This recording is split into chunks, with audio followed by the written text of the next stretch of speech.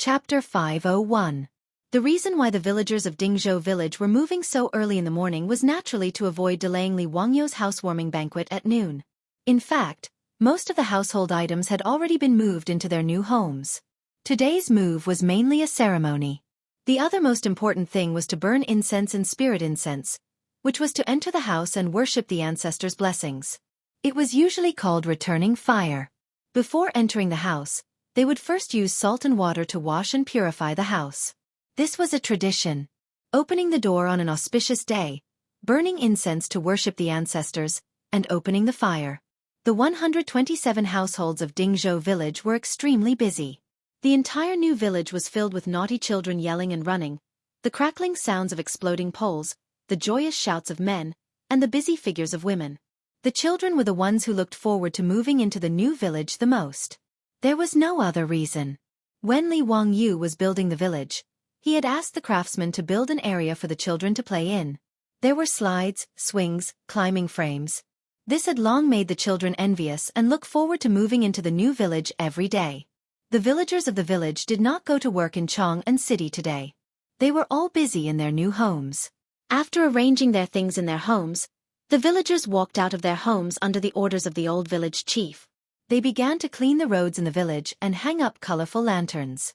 There was strength in numbers. It was only 9 in the morning, but Noda's Dingzhou village was already clean and tidy. There were lanterns and colored banners everywhere. It looked auspicious and festive.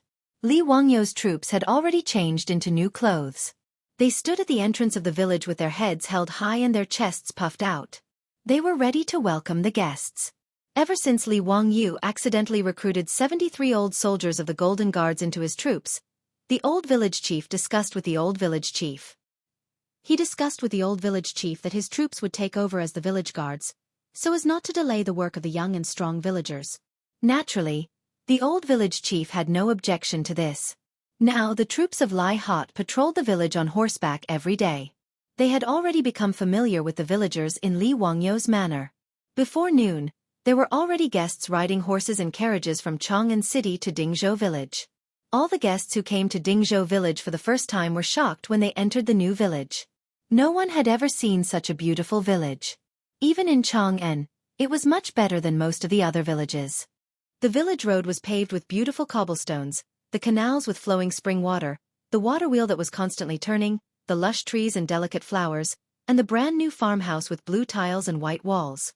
The scenery of the farmhouse with a small bridge and flowing water stunned countless guests. Grandpa Yu, this county earl is too generous. This old man has never seen a village like this in all my life. Today, Kong Ingda, Yu Shernan, and Lu Quan had come together. As soon as they entered the village, even a Confucian scholar like Kong Ingda gaped in shock. Haha, Zio is indeed extraordinary. The first time I saw him, he was still a commoner. I didn't expect him to be the county earl who founded the country. What's more, Zio didn't forget his roots. This village was built by Zio for his villagers. Yu Shernan couldn't help but stroke his beard and smile. He admired Li Wangyou's friendship despite the difference in age. The Minister of Rights, Lu Quan, also nodded. I heard that ever since County Earl Huxian moved to Dingzhou village, the village that used to be like mud has now become the wealthiest village in the area. The villagers of Dingzhou village are all well-mannered and different from ordinary farmers. Sure enough, they know etiquette when they have enough grain, and they know honor and disgrace when they have enough food and clothing. County Earl Huxian has done a great job of educating them. The group of big shots was full of praise for the new Dingzhou village.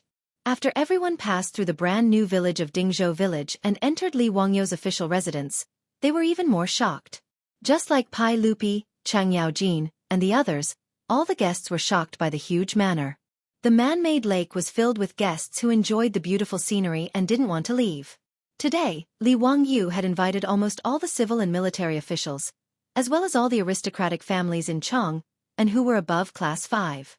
He wasn't showing off, but it was because of etiquette. If he didn't send out invitations, it would be rude.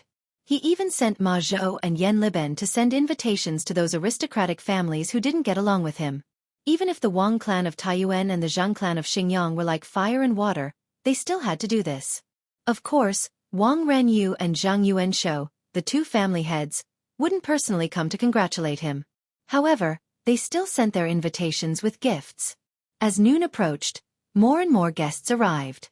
Fortunately, the roads in the new Dingzhou village were spacious, and Li Wangyou's manor occupied a large area, so the guests wouldn't be blocked on the road. The guests who entered the manor were received by the maids and servants. They respectfully led the guests to a lawn in front of the castle. The lawn was already covered with high-quality carpets. Li Wangyu had spent a lot of money to buy these carpets from the western region from the Hu merchants in the western region. Several tables were placed on the carpet for the guests to sit. A huge umbrella was thoughtfully set up above to block the sun. On the lawn, there were hot singers and dancers. They were playing musical instruments hard and swaying their waists, which made the atmosphere very lively. Li Wangyu and his beautiful boss kept greeting the officials and inviting them to sit. Sitting down on the outdoor lawn, it was the first time for these guests who came to attend the banquet, and they felt that it was very fresh. Wahahaha, nephew, what are you up to today? Why aren't you holding a banquet in your stone house? Why are you here on the lawn? After Chang Yaojin arrived, he didn't hold back and directly asked the guests what was on their minds. Hee, Uncle Cheng, look at this hillside. Isn't the scenery beautiful? There are green mountains and clear waters, and there's also a gentle breeze. Isn't it great to drink and have fun while enjoying the beautiful scenery? It's better than staying in that house and not seeing the light of day, right? This place is very spacious. Uncle Cheng, when you're happy, you can have a friendly match with any of the uncles. You can also show off your fists and kicks. Li Wangyou's explanation made Cheng Yaojin laugh heartily. He couldn't help but use his large palms to rub Li Wangyou's shoulders. The other guests also felt that Li Wangyou's arrangement was pretty good. The Tang people originally liked to go on excursions. They had a few friends, and bringing along singers to eat and drink in the wilderness. It was also an elegant thing to do. Moreover, Li Wangyou's mansion, whether it was the lawn or the scenery, were all carefully polished. Naturally, it was more comfortable. Thus, the guests didn't pretend to be pretentious. They all took off their shoes and socks, stepped barefoot on the thick carpet, and sat at the tables. There were maids who immediately brought over cups of iced wine. It was very comfortable. While Li Wangyu and his beautiful boss were busy greeting the guests, they saw a young man who they had never met before walk over to their beautiful boss. Lady Su, I haven't seen you in a long time. Boy misses you. Chapter 502. Upon hearing this, Li Wangyu looked over. The man who was talking to his beautiful superior was about 30 years old. He had a 3-inch long beautiful beard, and his appearance could be considered decent. However, Li Wangyu instinctively felt disgusted at the first sight of this person. In addition to the fragrance of perfume, this person also had a temperament that Li Wangyu was very disgusted with. Hello, young Master Zheng. I trust you have been well since we last met. When the beautiful superior saw the man, she smiled and curtsied to the man. Lady Su, I wonder if it's convenient for you to take a tour of this county magistrate's mansion with me? The man surnamed Zhang smiled gently and elegantly. However, from beginning to end, he didn't look at Li Wangyu at all, as if he was transparent. The beautiful superior looked at Li Wangyu with embarrassment. Li Wangyu laughed and said, Chongqing, you can accompany this young Master Zhang to visit our house. I will take care of the guests here. When he spoke, he enunciated the words, our house, very clearly. Li Wangyu clearly noticed that the man who had a gentle smile before obviously stiffened after he said those words. However, he immediately recovered his previous indifferent smile, but still didn't look at Li Wangyu. How could the beautiful superior not understand his thoughts? She glanced at him angrily and made a pleased gesture to the man surnamed Zhang. The two of them talked and laughed as they walked toward the castle. Li Wangyu looked at the man's back and finally understood why he hated this person so much. In Li Wangyu's eyes, the arrogance that came from his bones was simply unbearable. In the movies of later generations, there were countless rich second generation with such a persona. He didn't expect to meet one today. However, it seemed that he was the top rich second generation, and tall, rich, and handsome of the Tang dynasty, right? Why was this person acting so arrogant in front of him? When this person met him, not only did he not greet his master, but he also didn't congratulate him. Instead, he went straight to the beautiful superior. His tone seemed gentle, but it clearly carried a kind of indisputable tone. If it weren't for the fact that the guests who came to his residence today were all invited guests, Li Wangyu would have the urge to throw this man into the lake. He stretched out his hand and waved at the foppish young masters beside him. Brothers, who was that person just now? He, Zhang Boyi of the Zhang family in Xinjiang, the eldest son of Zhang Shanghua. Zhang Konghua, who had a conflict with your family before, is his cousin. Fang Yai chuckled and said, Zio, in my opinion, this Zhang Boyi seems to be interested in your Madame Su? You have to be careful not to let others take advantage of you. I see that your Miss Su hasn't combed her hair yet. You haven't succeeded yet, right? If you don't hurry up, the golden phoenix might fly to another nest. In ancient times, women would comb their hair and change their hairstyle after they were taken in. His beautiful superior had always been wearing the hairstyle of an unmarried woman, which was why Fang Ai said that. What nonsense are you talking about? Chongqing is my cousin. Li Wangyu still wanted to argue that the relationship between the two of them was pure. Bah! Do you think your brothers are blind? The way you and Miss Su look at each other is almost glued to each other, and you call her cousin? Besides, it was one thing for this cousin to fool others, but you, Li Wangyu, are a member of the royal family. Where did this cousin come from? Is there a registration in the imperial clan temple?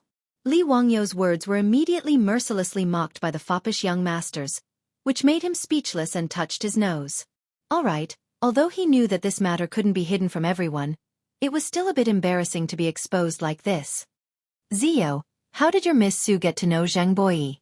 Didn't she and the Zhang family in Xinjiang have that incident with Zhang Konghua? Chai Lingwu asked in a gossipy manner. Li Wangyu shrugged his shoulders. How would I know? Zio, you have to be careful. I'm afraid you don't know? Your Madame Su is quite famous in Chang'an City. The lingerie shop and the four-wheeled carriage company are thriving under her management. Now, many noble madams in Chang'an City have a close relationship with Miss Su. I heard that many people are planning to be matchmakers for Miss Su. That's true. My mother is now a customer of the lingerie shop. After she got to know Miss Su, she asked my father if there were any suitable young talents in the family to be matchmakers for Miss Su, but she was scolded by my father. He said this with a smirk, which made Li Wangyu roll his eyes. This Madame Du was too boring. Fortunately, Du Ruhui gave him face and didn't blindly interfere. Yes, Zio, your relationship with Miss Su is unclear. It's not a big deal. Miss Su is good at everything, but she's a bit old. But if you have the heart, don't keep delaying it. Fang Yai persuaded Li Wangyu with the appearance of an experienced person. Li Wangyu waved his hand. Little brother, aren't I still in cutting decline? It's not urgent. Let's talk about it in 2 years. You're not in a hurry, but someone else is. I heard that Zhang Boyi is still unmarried. Aren't you afraid that Miss Su will be taken away by him? Li Wangyu curled his lips. Him. I'm not bragging, but I really don't care about this kind of person, let alone coax Chongqing. Cheng Chumo smiled. Although Zhang Konghua is a good-for-nothing with a bad reputation, you shouldn't underestimate this Zhang Boyi. This person is 28 years old this year, but he's already a scholar in the Hongwen school. He's famous for his talent. Fang Yai nodded. Even my master praised him, saying that he's overflowing with talent and will have great achievements in the future. Yes, I've also heard of this Zhang Konghua. He's very good at poetry and songs. Many great scholars in the imperial court praise him. Li Wangyu secretly curled his lips. He had never heard of this person in history. How good could he be? What kind of poems and articles could be better than the works of great gods that he plagiarized? Speaking of which, Zhang Konghua is very arrogant and always looks down on everyone. He's even somewhat ignorant of the ways of the world. However, he can be considered a young talent. Moreover, don't you think that Madame Su is a perfect match for him? She's much more compatible than you, Zio. The age difference between you and Miss Su is too big. My beloved's words are reasonable. The group of fops nodded their heads and laughed. It was needless to say how despicable they were. Li Wangyu angrily raised his middle finger at the group of fops. What kind of people were they? They actually dared to say that their girl was compatible with others. They really deserved a beating. The newly made sunglasses would not be given to this group of bastards.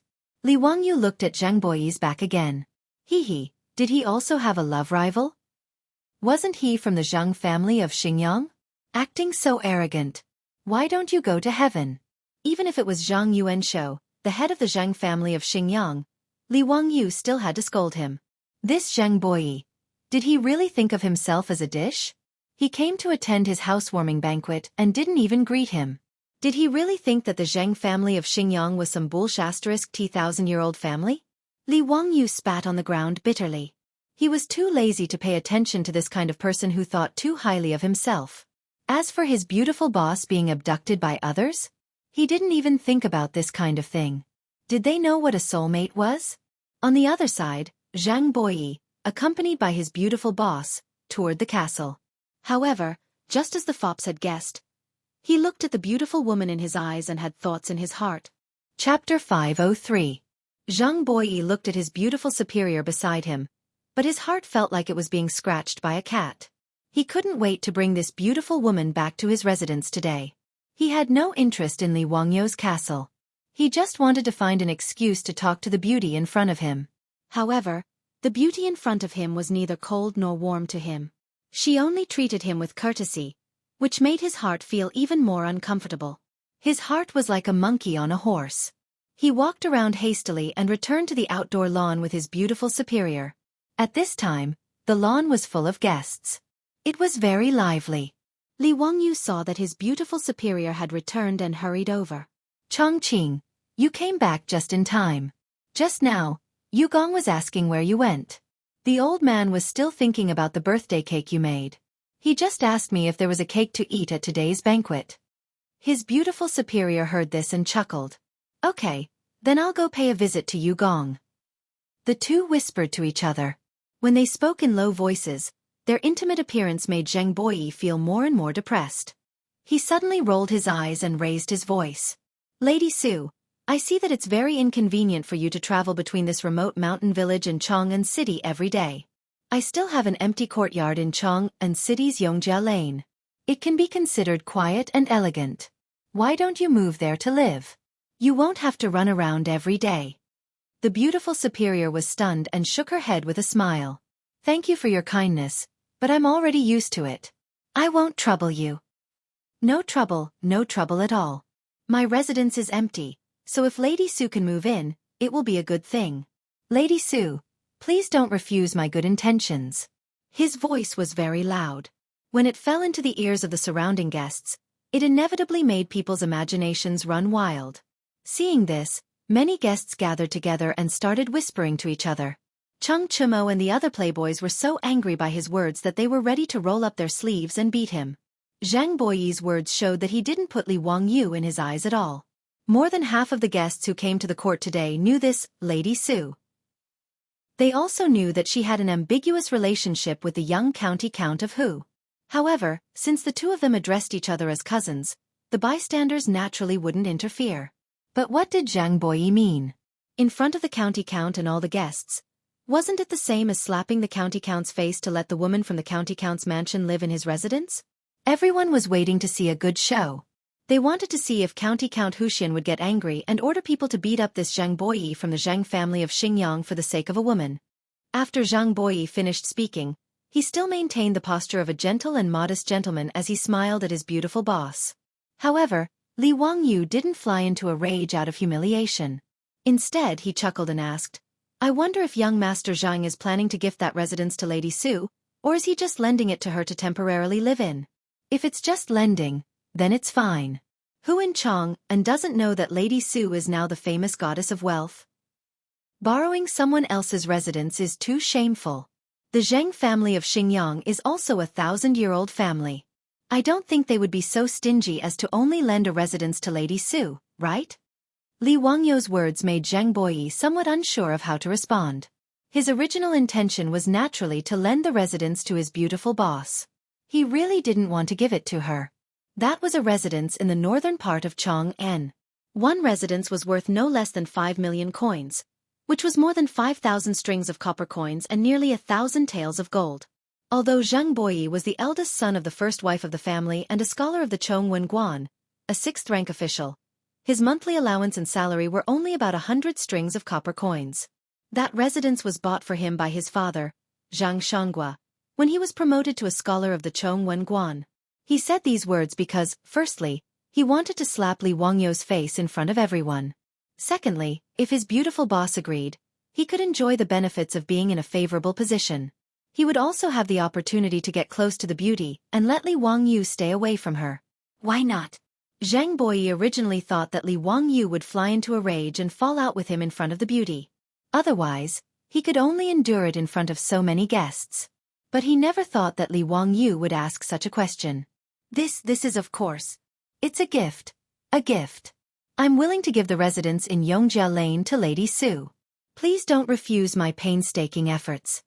At this time, Zhang Boyi swallowed his broken teeth and blood. He was very reluctant to give it up, but he still said so. Otherwise, in front of so many guests, if he said that he only wanted to lend the residence, it would really be a shameful thing. Sometimes, these aristocratic families valued their face more than anything else. Li Wangyou naturally understood this characteristic of aristocratic families, so he asked such a question in front of so many people. The beautiful boss rolled her eyes at Li Wangyou and was about to continue to refuse, but Li Wangyou beat her to it and said, "Haha, young Master Zhang is indeed generous. Then I'll thank you on behalf of Lady Su. I'll accept the residence on behalf of Lady Su." His words made Zhang Boyi want to cry. How could there be such a person who didn't play by the rules? Shouldn't you refuse it and I'll push the boat with the current so that both sides will be happy? How could he be so shameless as to just open his mouth and accept it? Seeing Zhang Boyi's aggrieved expression, the beautiful boss couldn't help but laugh. Young Master Zhang, don't listen to Wangyou's joke. I don't deserve that residence, so how can I accept it? Young Master Zhang, please don't mention this matter again. Hearing the beautiful boss say so, Zhang Boyi couldn't help but breathe a sigh of relief. He planned to take advantage of the situation and say a few beautiful words. Lady Su, what are you talking about? I'm willing to give you that residence. It's not a joke. Li Wangyou continued at this time. Chongqing, you see, I said that young Master Zhang wasn't joking, right? How could the world-famous Zhang family of Xingyang care about an insignificant residence? If you take it back, where will young Master Zhang put his face? Where will the Zhang family of Xingyang put their face? Zhang Boyi's face turned red because of Li Wangyou's words, and he didn't know what to say for a long time. The beautiful boss silently rolled her beautiful eyes. How could Li Wangyou hide his thoughts from her? Obviously, this guy was jealous, so he targeted Zhang Boyi like this. However, the beautiful boss couldn't help but feel very sweet in her heart. Women were all like this, even if the beautiful boss was a goddess. How could she be angry when the person she loved was jealous of her? She quietly stretched out her hand and secretly pinched Li Wangyou. Wangyou, don't make trouble with young Master Zhang. Young Master Zhang, I really can't accept that residence. Don't mention this matter again. Zhang Boyi had suffered a loss from Li Wangyou, so he didn't dare to put on a facade. He could only awkwardly smile at the beautiful boss and didn't say anything. Li Wangyou sneered in his heart. This guy with low EQ had the nerve to be this young master's rival in love? He secretly made a victory sign in his sleeve and ignored Zhang Boyi. He pulled the beautiful boss to find Yu Shernan. When the banquet was about to start, the old housekeeper Li Hang ran over breathlessly. Lang Jun, the sage is here. Quickly go and receive him. Li Wangyou was stunned. Why did Pai Lupi come again? Chapter 504. If other people knew what Li Wangyou was thinking, they would definitely want to beat this pretentious guy to death. Why did Pai Lupi come again? The sage personally came to the manor for a banquet. How great of a favor was this? You actually dare to be so disdainful? Li Wangyou really was disdainful. If Pai Lupi came, then so be it. It wasn't like it was the first time he came. Li Er, Chang Yaojin and the others had moved in before him, the owner of this manor. However, this was only Li Wangyou's ridicule in his heart. After hearing Li Heng's words, Li Wangyou didn't dare to delay. He quickly jumped on his horse to welcome Pai Lupi. The manor was too big, but it had a small problem. It was that from the castle to the entrance of the manor, one had to ride a horse. Walking was tiring. Pai Lupi not only came today, he also brought the three little ones. Li Chengqian, Li Tai, and Li Lizzie obediently greeted Li Wangyou. They curiously sized up the manor in front of them, which they had never seen before. This was the first time the three of them had come to Li Wangyou's new manor. Nephew greets uncle. Li Wangyu greeted Pai Lupi. Haha, Zio, there's no need to be so courteous. Come, take a look at the congratulatory gift I've prepared for you. Li Er waved his hand behind him, and 2 eunuchs carried a board over. Founding County Count Manor of Hu County. Li Wangyu recognized these words. They were Pai Lupi's handwriting. In this regard, Li Wangyu cursed in his heart. Just a plaque written by yourself? Too insincere. Why didn't you give me something valuable? On the other hand, the old housekeeper Li Hang, as well as the group of troops and maids, were so excited that they couldn't control themselves. It was such an honor for the saint to write the plaque of his Langjun mansion. In the whole of Chang'an, the number of people who could make Pai Lupi do this could be counted on one hand, and all of them were top nobles like the founding dukes. Although Li Wangyu didn't care for it, he still had to put on a happy expression. Thank you, uncle. This nephew will have it hung up. Uncle, please. Everyone has arrived and is waiting for uncle to start the banquet. Li Chengqian instead bowed towards his father and Li Wangyu. Father, teacher, can we go to the village to play for a while? Just now, when everyone rode past Xindingzhou village, the 3 little ones had already seen many of their playmates in the village. They had also seen the amusement park, and their hearts were already itching. Pai Lupi was stunned. Then he laughed. Haha, let's go then. Yes, thank you, father. The 3 little ones cheered and turned to run out of the mansion. A few eunuchs and guards quickly trotted after them. Zio, look at Chengqian and the others. They are more like children when they come to you. Pai Lupi looked at the 3 little ones' excited backs and couldn't help but sigh. Li Wangyu smiled slightly. Uncle, children like to play with their peers. It's also in their nature. Plus, it's not the palace, so there aren't so many rules. Of course they're happy. Yes, I like them like this. They can interact more with the children of the common people and understand the hardships of the common people.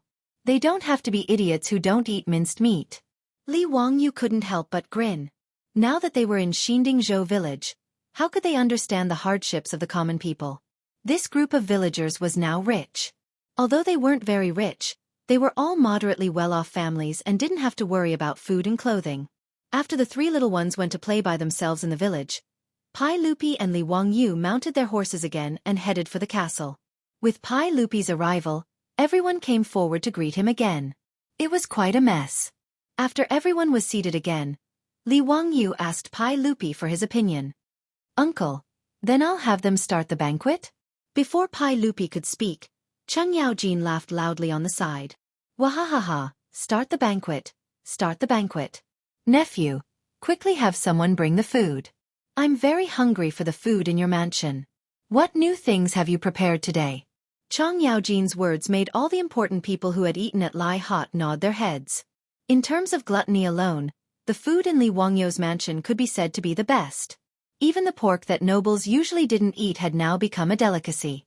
Many important people had asked Li Wangyu for the secret recipe so that the chefs in their manors could learn how to make it. Now, pork in Chang'an City had become a hot commodity from a cheap meat that no one cared about. Even the price of pork had increased from 40 copper coins per catty to 60 copper coins. Li Wangyu's recipe had contributed greatly to this. Hee, Uncle Cheng, I've prepared a delicacy today. It definitely won't disappoint Uncle Cheng and everyone else. Wahahaha, then what are you waiting for? Quickly have someone bring it up. Cheng Yaojin laughed loudly. Pai Lupi glared at him and turned his head to Li Wangyu. Zio, it's fine if we start the banquet at noon, but why don't we even light up the incense sticks? Before the Tangs started the banquet, they would first light incense and worship their ancestors. They would first light firecrackers in front of the court to ward off evil spirits to show good luck. Li Wangyu couldn't help but touch his nose. Uncle, today the farmers will be entering the mansion together. The ordinary incense sticks in the mansion will be used by the farmers. The rest of the incense sticks will cause too much of a commotion. I'm afraid it will disturb everyone. Let's just forget about it. Cheng Yaojin interrupted again. Nonsense, how much of a commotion can a few incense sticks cause? His Majesty is right. How can we not light up the incense sticks before the banquet? Quickly go and get the incense sticks. Let's have some fun. Hee, Uncle Cheng. The incense sticks in my mansion are specially made by me. Don't underestimate them. I don't believe that the incense sticks in your mansion are any different. Get someone to bring them here. I'll light them up for you to see. Cheng Yaojin shook his head. Pai Lupi also smiled but didn't say anything. Obviously, he didn't believe Li Wangyou's words. The incense sticks in the Tang dynasty were filled with saltpeter in a bamboo tube. After it was lit, it would make a louder sound and make a thicker smoke. However, the sound it made was only slightly louder than the crackling sound of the burning bamboo. While everyone was talking, Zhang Boyi came over. Your Majesty, perhaps it's because the Count of Wuxia is young and timid. He can't stand being scared and can't hear anything. That's why he's afraid of the incense sticks exploding. Your Majesty, why don't you just let it go? It's fine if you don't light up the incense sticks. His words sounded like he was helping Li Wangyu explain, but it sounded disgusting no matter how one listened to it. The surrounding guests all thought to themselves, is this Zhang Boyi trying to pick a fight with the Count of Wuxia today? Provoking the Count of Wuxia time and time again? This is interesting. Pai Lupi frowned unhappily. He thought to himself, how come this Zhang Boyi doesn't know how to speak? However, Li Wangyu didn't seem to care at all. Instead, he cupped his hands towards Zhang Boyi. Young Master Zhang must have a lot of guts, right? That's great. Niu Wu, go get some firecrackers and have young Master Zhang help light them up. Niu Wu and the others had long since found Zhang Boyi to be an eyesore. When they heard Li Wangyu say this, they naturally grinned foolishly and ran off to grab a bundle of incense sticks. Li Wangyu had someone bring over a brazier and gestured towards Zhang Boyi. Young Master Zhang, please. I'll have to trouble you to light up the incense sticks for this young man who can't stand being scared. It won't be too hard on you, right? Zhang Boyi didn't expect Li Wangyu to do this. However, since he had already spoken, he could only coldly snort and walk towards the brazier. Haha, Count of Wuxia, the incense sticks in your residence are so small. How comical. Zhang Boyi casually picked up an incense stick and laughed. Most incense sticks in the Tang dynasty were made from bamboo tubes that were as thick as bowls. This way, they would make even louder sounds. However, the incense sticks that Niu Wu brought over were all made from bamboo tubes that were as thick as fingers. They truly looked very small. Li Wangyu didn't say anything. He only smiled and gestured towards him again. Zhang Boyi coldly snorted and muttered, pretending to be mysterious. Then, he threw the incense stick into the brazier. However, he didn't notice that when Niu Wu had his subordinates bring the brazier over, they had placed it far away from the lawn. When he picked up the incense stick and threw it into the brazier, Niu Wu and the others hid far away. Li Wangyu even covered his ears with his hands, as if he was waiting to watch a good show. Chapter 505. His beautiful boss saw this scene, but she didn't stop him. She just glared at Li Wangyu, annoyed that he was teasing her again.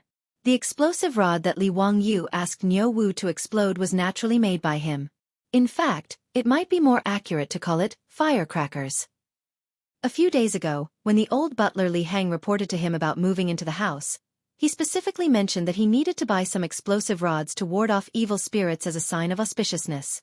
Li Wangyu was also bored at that time, so he casually said, the sound of an explosive rod is too small. It's really boring. Niu Wu heard it at that time and laughed. Lang Jun, there is an old shop in the East City that specializes in making explosive rods. Compared to other shops, their explosive rods make a louder sound and smoke more. Why don't I go and buy some? Li Wangyu disdainfully curled his lips. How loud can the sound be? It's not interesting. When I was 6 years old, I could make things that made even louder explosions. When the old butler Li Heng heard Li Wangyu's words, his beard couldn't help but tremble a few times. In his heart, he only thought that his Lang Jun was bragging. He had watched Li Wangyu grow up. How could such a thing happen? Niu Wu naturally didn't believe it. Although he didn't say it clearly, the look in his eyes said everything. Li Wangyu was talking about his experience in the future. He really wasn't bragging. When he was 6 years old, he and a few other naughty children in the village felt that the firecrackers weren't strong enough during the new year, so they took apart the firecrackers, poured out the gunpowder inside, and stuffed it all into a bamboo tube. When they lit the extra-large firecrackers and threw it into a toilet in the village, that spring festival, the whole village was filled with the smell of feces and urine. Li Wangyu and the other naughty children's buttocks were naturally beaten into 4 pieces. In the Tang dynasty, Li Wangyu certainly couldn't make real gunpowder, but he knew how to make black gunpowder that could be used to make firecrackers. This kind of black gunpowder was not something that the brats of the later generations were willing to play with. They thought that it was too weak to make firecrackers. Seeing that Niu Wu and Li Hang didn't believe him, Li Wangyu was also angry. He had to open the eyes of these two country bumpkins. Niu Wu, go prepare saltpeter for me and grind it into powder. Li Wangyu was too lazy to talk nonsense. He directly gave a list to Niu Wu and let him prepare it. Lang Jun, what do you want the chicken for? Can this thing make an explosive rod? Niu Wu was puzzled. If I tell you to go, then go. Cut the crap. Li Wangyu was too lazy to explain the binding effect of egg white to this fool. He directly sent him to buy all the things he wanted. After Niu Wu had prepared all the things Li Wangyu needed, he followed Li Wangyu's instructions and dried them. Then, he ground them into powder and mixed them together according to a certain ratio. Then, the egg white was added, and after mixing well, the mixture was sifted into particles of the same size. Finally, the particles were dried in the shade. After busying himself for 2 days, Li Wangyu's black gunpowder could be considered a success. The thing was made, but whether it was useful or not, Li Wangyu actually didn't know in his heart. Although their village originally had a small firecracker factory, but in the future, even the firecracker factory in the village workshop didn't use black gunpowder. Li Wangyu knew the so-called black gunpowder formula, but it was simply from a certain encyclopedia in the future. Whether it was accurate or not, he didn't know. Moreover, he was also very scared to make the black gunpowder with Niu Wu. He didn't even dare to make it in his own old house, for fear that he would accidentally blow up his house. There was no other reason other than the fact that black gunpowder was not safe. This thing was very sensitive and easy to burn. It could be ignited with a spark. Fortunately, he only made a few firecrackers and used a small amount, so it wasn't a big problem. Niu Wu, go find a bamboo tube. Today I will open your eyes and let you see what a real explosive rod is. What a thunderous explosion! Niu Wu was skeptical, but since it was his Longjuan's order, he naturally followed it.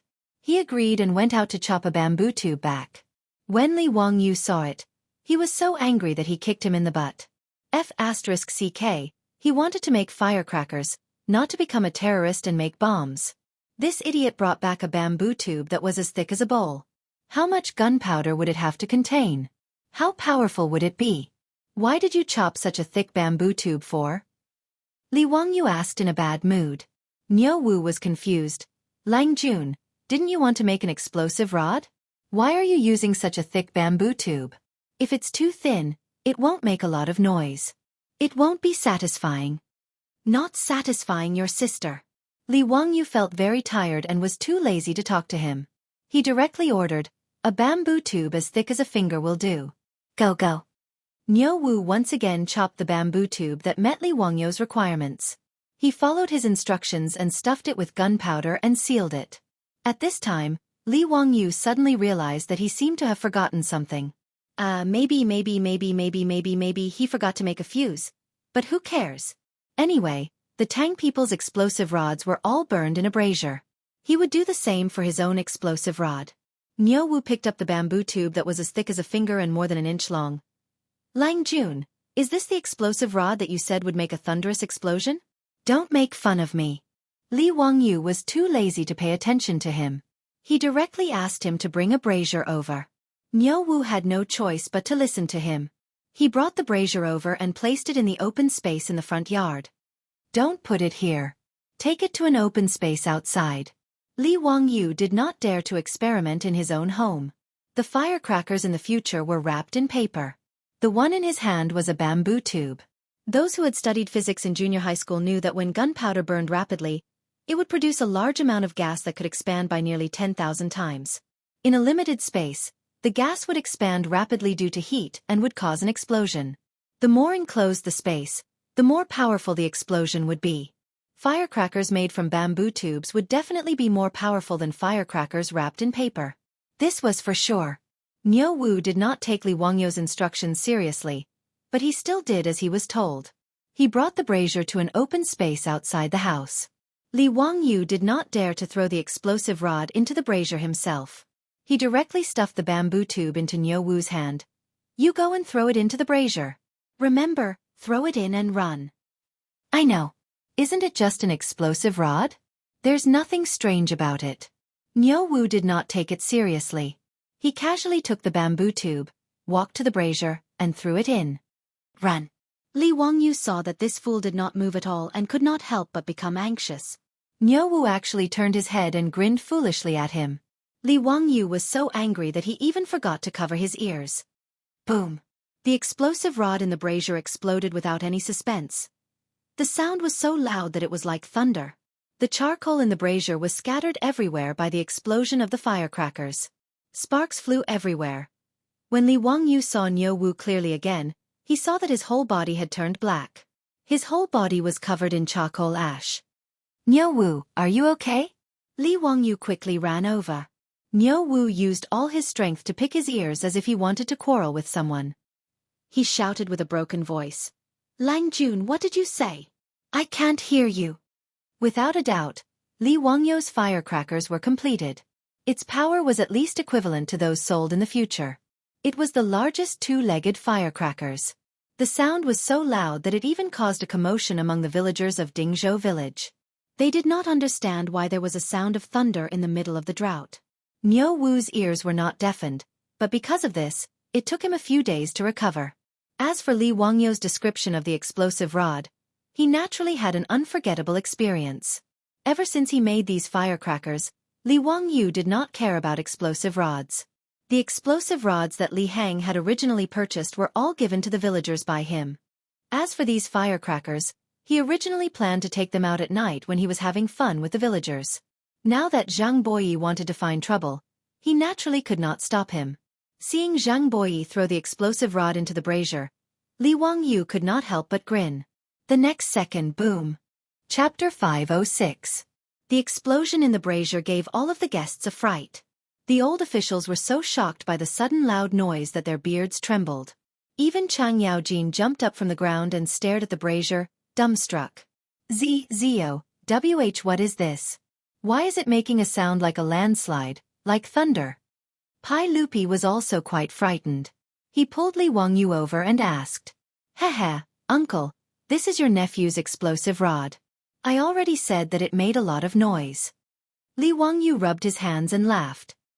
He was very pleased with himself.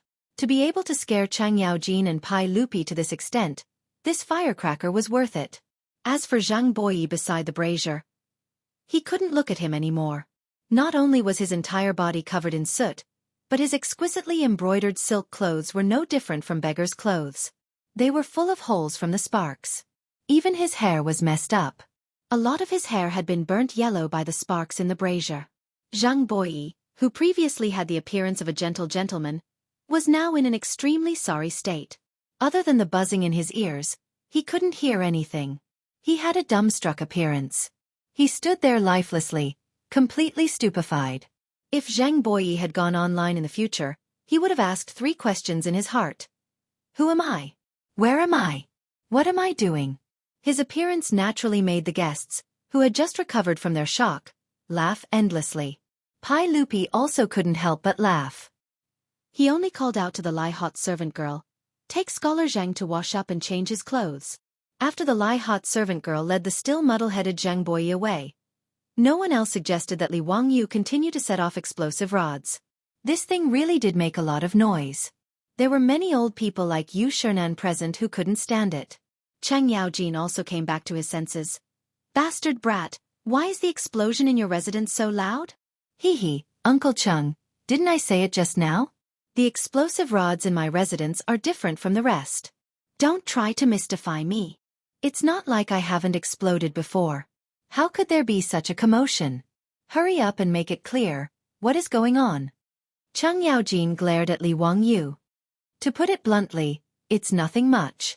It's just that the herbs I added in the bamboo were different. These herbs were concocted by your nephew himself, so they burned even faster. As a result, the sound of the explosion was extremely loud. Hee, Uncle Chung, didn't you say you were going to give it a try? Little nephew still has some explosive rods. Do you want to show them to me? Chang Yaojin's face couldn't help but turn red. Just a moment ago, he wanted to burn the pole himself. But thinking about Zhang Boyi's fate, if he were to go, it might not be any better. Humph. You brat, all you do is ponder over these useless things. Chang Yaojin's face was so dark that it was turning red. Why aren't you ordering the servants to bring the food?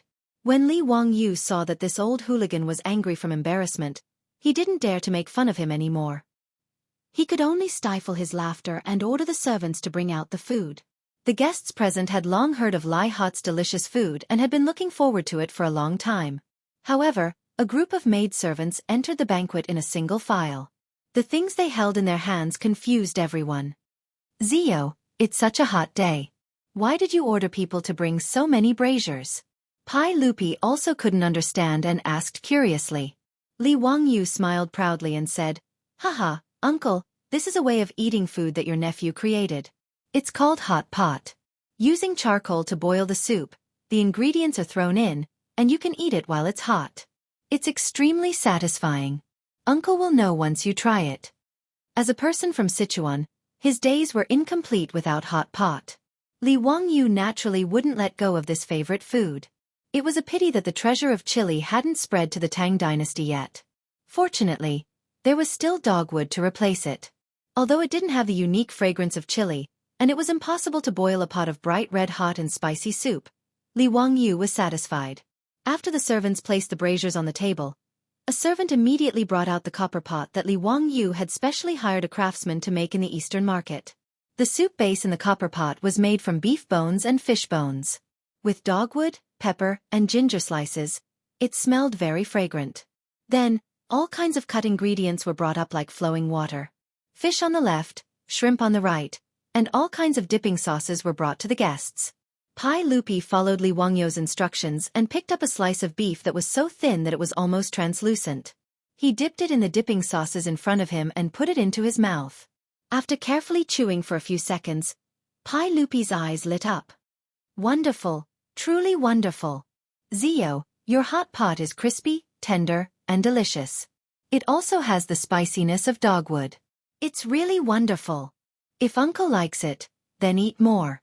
This duck intestine is also of the highest quality. Uncle, try it. There's also a particular way to boil this duck intestine. It can be eaten after 7 or 8 strokes. It's quite crispy and refreshing. Li Wangyu smiled as he explained to Pai Lupi how to eat the various ingredients in the hot pot. When the surrounding guests heard Pai Lupi's praise, how could they hesitate? They all learned from Pai Lupi's method of eating and began to boil the ingredients they liked. The group of guests surrounded the steaming hot pot and chatted with each other. They raised their chopsticks and ate heartily. It was very lively. Everyone was quite satisfied with the hot pot. Lai Hot's reputation was well deserved.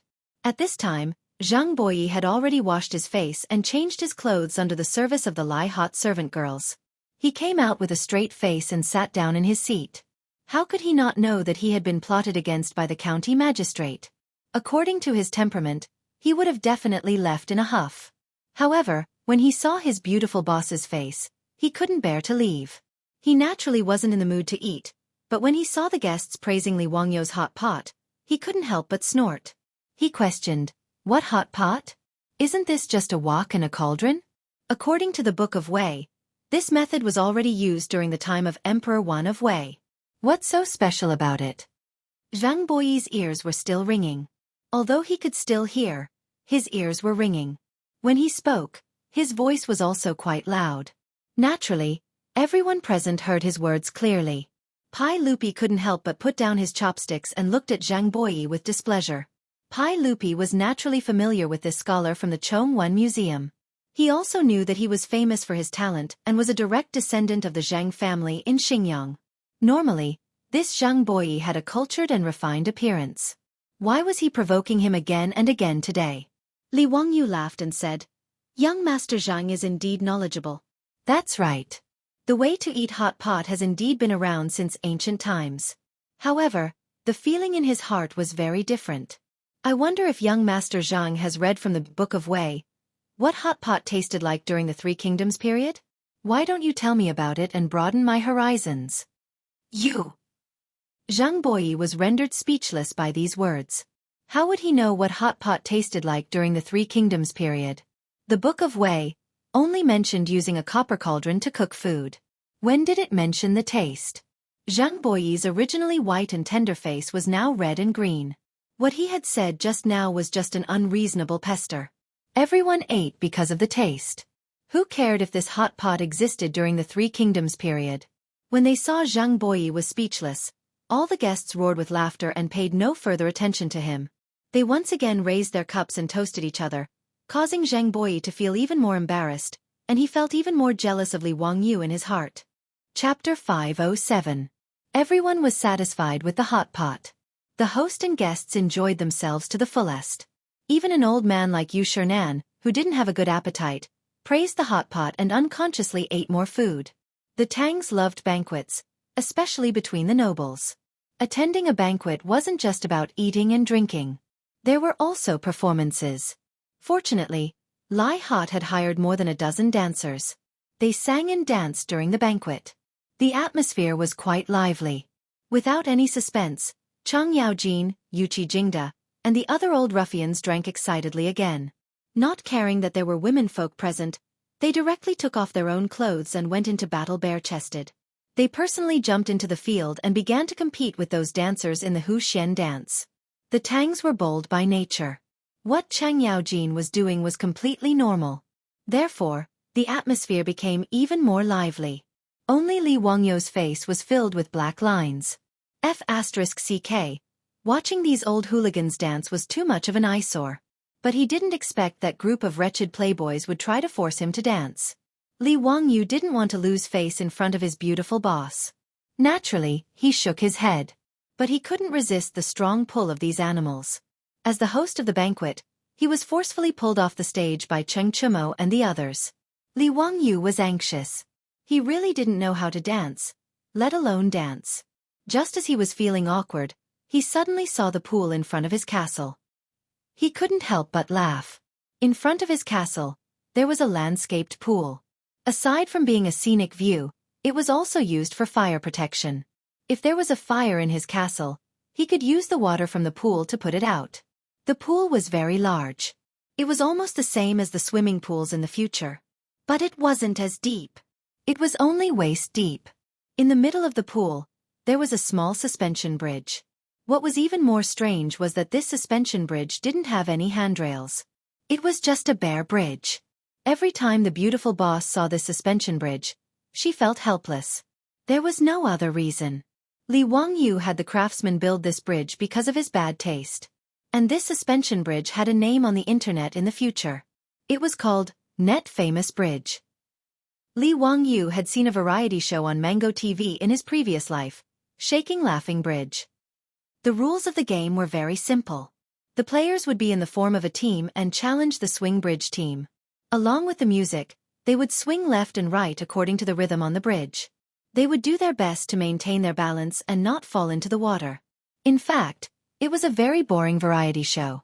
Li Wangyu liked to watch it purely because of the beauty. There were a few beautiful female teams, especially those with long legs. Li Wangyu almost licked his screen when he saw them. Li Wangyu had thought of this when he built the pond in his mansion. He had a wicked taste and insisted that the craftsman build him such a swinging bridge. What made the beautiful superior even more speechless was that this guy actually organized all the maidservants in the mansion and even arranged them into several teams. He let them go to the swinging bridge to fight PK, which was a glorified excuse of exercising their bodies. How could the beautiful boss not understand his thoughts? But this kind of thing was harmless, so she just let him be. Under Li Wangyou's insistence, the servant girls in his mansion quickly fell in love with the swing bridge.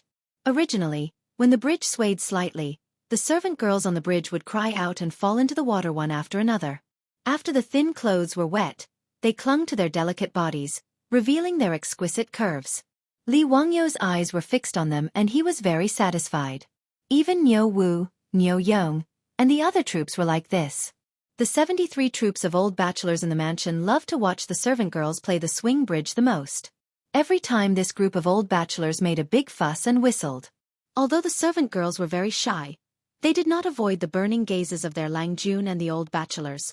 Some of the bolder ones even stuck out their chests after falling into the water, as if to show off their strength, which caused the surrounding crowd to howl. It was not that these servant girls were shameless, but that the people of the Tang dynasty were so valiant. In addition, in these servant girls' hearts, How could they not hope to be taken in by their Lang Jun or the troops of Kong Wu? So they naturally had no scruples. With Li Wangyo's experience and guidance from watching the videos, they soon learned how to play the swing bridge. They could swing their bodies neatly on the swing bridge without falling into the water. Even Niu Yong, Niu Wu, and the 73-old soldiers liked to play the swing bridge.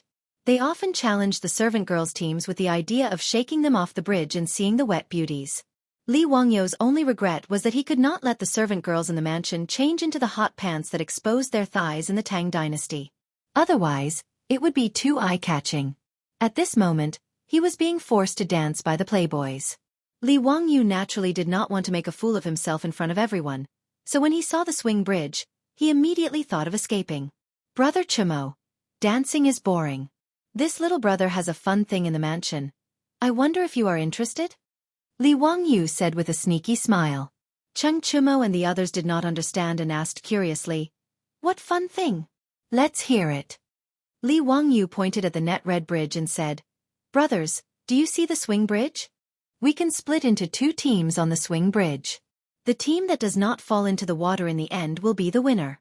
Brothers, are you interested?" Cheng Chimo and the other playboys were naturally playful people. When they heard Li Wangyo's words, they were naturally interested and nodded in agreement. The group of playboys pulled Li Wangyu to the side of the pool, which attracted the attention of all the guests. Pai Lupi could not help but laugh and scold them. "What are these little brats doing? Zhijia, let's go and take a look." With Pai Lupi taking the lead, all the guests naturally followed and ran to the side of the pool to watch. "Ziyu, your family's swing bridge is quite strange. It doesn't even have handrails? Aren't you afraid that people will fall into the water?" Pai Lupi looked at the swing bridge and could not help but laugh. Li Wangyu nodded as if it was a matter of fact. "Uncle is right. This swing bridge is meant to make people fall." "Why is that?" "Hee uncle, just watch the show." Li Wangyu did not explain and only let Pai Lupi wait and see. The group of playboys, with Li Wangyo's explanation, had already figured out how to play with the swing bridge. They immediately split into 2 teams and walked onto the swing bridge from both ends. The swing bridge, as the name suggests, swayed and swayed. Even if one did not deliberately swing it, just walking on it was already quite frightening. Fang Yai lost his balance and almost fell off the swing bridge. If it was not for Cheng Chuliang who pulled him from behind, he would have been the first to fall. When the playboys were all on the swing bridge and faced each other, Li Wangyu waved his hand and had someone bring over a large drum. He personally beat it and shouted at the same time, "Swing it up!" Accompanied by the sound of the drum, the group of playboys giggled and started swaying the swing bridge. In the next moment, splash, splash, 3 people started falling into the water. This comical scene naturally caused the guests, including Pai Lupi, to roar with laughter. On the swing bridge, the remaining few playboys were also dancing with joy, trying to maintain their balance. However, as the swing bridge swayed more and more violently, in the end, none of these people who were playing the swing bridge for the first time were spared and all fell into the water. This caused the laughter of the people around the pool to become even louder, but the group of playboys did not seem to mind at all. Instead, they laughed along, feeling that it was quite interesting. "Wahahaha, this bridge is very interesting. This old man will also try. Gentlemen, which one of you is interested in fighting with this old man?" Cheng Yaojin was itching to fight and jumped out to provoke them. "Old bastard Cheng, don't be so arrogant. This old man will fight you. How could Yuqi Jingda be willing to fall behind?" He immediately stood up to accept the challenge. With these 2 big shots taking the lead, the other generals and nobles present naturally did not want to fall behind and all spoke up to accept the challenge. The swing bridge prepared to swing again. Chapter 508. With a big shot like Cheng Yaojin taking the lead, the guests were all eager to try.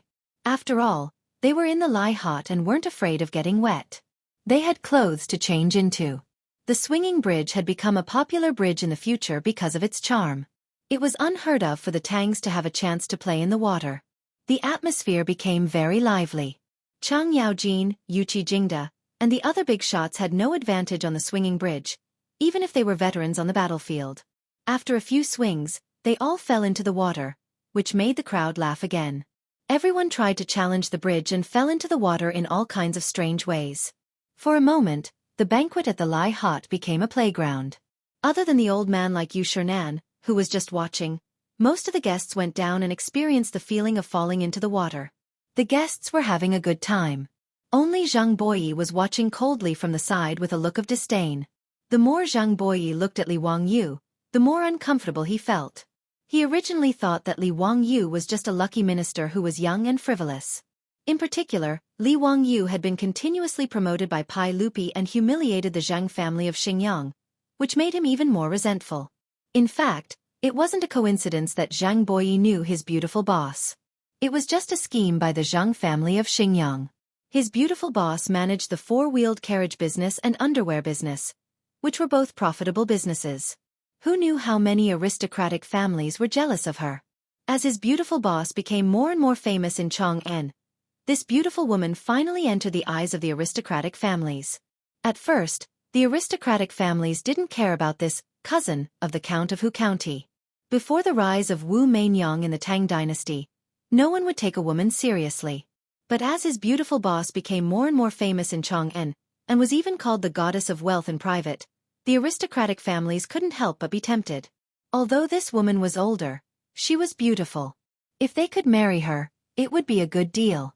Not to mention whether or not he could dig out a piece of meat from Li Wangyou's business. Even if he married such a woman who could manage the family business, it would not be a loss. The aristocratic families had a good idea. Therefore, when their beautiful boss went to Chong'an City, there would often be all kinds of wild bees and butterflies around her. They would use all kinds of means to attract her attention. However, for his beautiful boss, who had been the campus belle since she was young, she had seen many such methods in the future. The so-called expensive gifts given by those aristocratic sons were not even worth mentioning in the eyes of their beautiful superiors. The beautiful boss had never paid any attention to these aristocratic sons who shamelessly tried to get close to her. Zhang Boyi, on the other hand, used the excuse of apologizing to his cousin, Zhang Kongbua, to get to know his beautiful superior. The beautiful superior originally did not want to pay attention to the clansmen of the Zheng family in Xingyang, but this Zheng Boyi also put down his face and waited in front of the Shun Feng carriage company every day regardless of rain or shine, just to say a few words to the beautiful superior. After a while, his beautiful boss couldn't treat him coldly anymore. Sometimes, they would even invite him in for tea and chat. The beautiful superior just felt that Zhang Boyi was quite steady and could be treated as a friend. She had no interest in these ancients, not to mention that her heart was now tied to Li Wangyu. However, Zhang Boyi felt good about himself and thought that he would soon capture the beautiful woman's heart and bring her home. Although Zhang Boyi was hinted by his family to get close to his beautiful superior, this guy really fell into the charm of his beautiful superior. He was now 28 years old. In the Tang dynasty, a man of this age would have already been the father of several children. Zhang Boyi had not been married, mainly because of his psychological problems. This guy had a bit of an Oedipus syndrome. His biological mother, Zhang Shanggua's first wife, died of illness when she was about 30 years old. Zhang Boyi was a filial son. He always remembered his mother and thought that women like his mother were the most beautiful. Therefore, he had no interest in those 14 or 15 years old girls who were about to get married. How could a woman with a good family background and appearance not be married in her 20s? Because of his unwillingness, Zhang Boyi's marriage was delayed.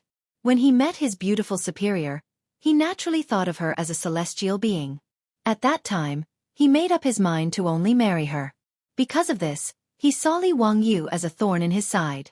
He was the most unforgivable love rival. Zhang Boyi was like a peacock in heat. He wanted to show off his talent in front of his beautiful superior at all times. However, today, he was continuously targeted by Li Wangyu. This made him feel that he had lost all face in front of the beautiful woman. Seeing that the guests were having so much fun playing with the swinging bridge, Zhang Boyi had another idea. Count Hu, how about you and I have a duel on this bridge? However, the loser will take off all his clothes and jump into the lake in your residence. Do you dare? Zhang Boyi suddenly spoke. His voice was so loud that it covered the noise of the crowd. The guests all turned to look at him. What was he doing? Was this guy crazy? At Count Hu's banquet, he had provoked the host several times. Even if Xingyang's Zheng family had a grudge with Count Hu, they shouldn't be so rude. Everyone looked at Zhang Boyi with dissatisfaction. Pai Lupi was about to reprimand him. However, Li Wangyu suddenly said, "Haha, since young Master Zhang is in such a good mood, I will naturally accompany you. However, it would be boring for just the two of us to go on the bridge. How about this? He pointed at the hot servant girls serving everyone. Young Master Zhang can choose 10 servant girls from my residence to go on the bridge with me. Young Master Zhang also brought a platoon from your family today, right? You and your platoon will fight me and my servant girls. If all of you fall into the water, you will do as young Master Zhang said. Take off all your clothes, run to the lake in my residence, and jump in. What do you think, young Master Zhang? Li Wangyou's words stunned all the guests. What was this county count who thinking? Using a group of delicate servant girls to fight Xingyang's Zhang family's wolf-like troops? Was he crazy? When Zhang Boyi heard Li Wangyou's words, he raised his head and laughed. He immediately nodded in agreement. The reason he dared to provoke Li Wangyou was because he had been watching from the sidelines for a long time. He felt that he had learned a lot. Although he was the son of an aristocratic family and was well-read, he wasn't a weak scholar. The scholars of the Tang dynasty had to be skilled in the 6 arts of nobility. Among them, riding included riding horses and carriages. Zhang Boyi figured out that to play this swinging bridge, one had to be in a stable horse stance. It was as if one was riding on a horse's back. One had to adjust one's posture as the horse ran. This way, one wouldn't fall into the water. The previous winners of the swinging bridge were almost all veterans who were skilled in horsemanship. It was because of this observation that Zhang Boyi challenged Li Wangyou. He wanted to humiliate him and redeem himself from the humiliation he suffered today. Zhang Boyi didn't care about the disdainful looks of the surrounding guests. He was afraid that Li Wangyou would go back on his word, so he immediately nodded in agreement. He also chose 10 relatively thin and weak servant girls from the surrounding servant girls to be his opponents. His attitude attracted the ridicule of the people around him. The rich playboys were so angry at his despicable actions that they started cursing him. Li Wangyou didn't care at all. He just smiled and waited for Zhang Boyi to gather his troops and prepare for the battle on the bridge. For people like Zhang Boyi, if you're willing to die, I'm willing to bury you. Chapter 509. Zhang Boyi's shamelessness was not only despised by the officials present, but also by the aristocratic families who had come as guests. Despite County Count whose words, Zhang Boyi had agreed without hesitation. Moreover, he had chosen those thin and weak maidservants. This was truly a disgrace to the aristocratic families. Many of the Confucian scholars who had previously thought highly of Zhang Boyi shook their heads and sighed at his actions. Zhang Boyi didn't care about that. All he was thinking about was how to make Li Wangyou lose face in front of his beautiful superior. He didn't care about anything else. It wasn't an exaggeration to say that Zhang Boyi had already gone mad and couldn't be understood by common sense. Cheng Chumo and the others couldn't help but jump out. Zhang, you're also a 3-foot man. Aren't you embarrassed to make a bet with a bunch of maidservants? Do you dare to make a bet with us brothers? Let's go on this rocking bridge. Whoever loses will have to run naked back to Chong'an from Dingzhou village. Do you dare? These foppish young masters were all smart people. After playing on the rocking bridge a few times, they had more or less figured out how to maintain their balance on the bridge. They naturally didn't fear a bet with Zhang Boyi and his subordinates. Humph, this is a bet between me and County Count Hu. What does it have to do with you? Besides, this condition was personally proposed by County Count Hu. Why can't I agree? Zhang Boyi ignored the clamoring of Cheng Chumo and the others. He turned his head to Li Wangyou. County Count Hu, if you're not prepared to admit defeat and break the bet, then let's start now. Okay, no problem. Li Wangyou smiled very easily. Cheng Chumo and the others couldn't help but panic. Zio, why bother? How did the maidservants in your mansion win against that bastard surnamed Zhang? That's right, Zio. Don't be angry with this bastard. If you lose, won't you have the nerve to deny it? If Zhang wins, we brothers can't afford to lose face like this. Li Wangyou only smiled and shook his head. Brothers, don't worry. I'm not a fool. Why would I trap myself? That Zhang guy can't win. His words were not persuasive at all. Ma Zhou and Yan Liben, these 2 disciples, also did not understand. Pai Lupi, Chang Yaojin, and the others also did not understand. But now that things had come to this, it was not good for them to say anything. On the other hand, the group of maidservants from Lai Hot, as well as Niu Yong and Niu Wu, all had smiles on their faces.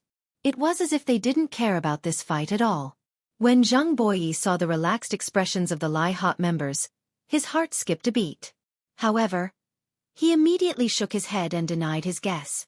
They were just weak and powerless women. So what if they had played on the swinging bridge? The troops that he brought were all valiant soldiers who were good at horsemanship.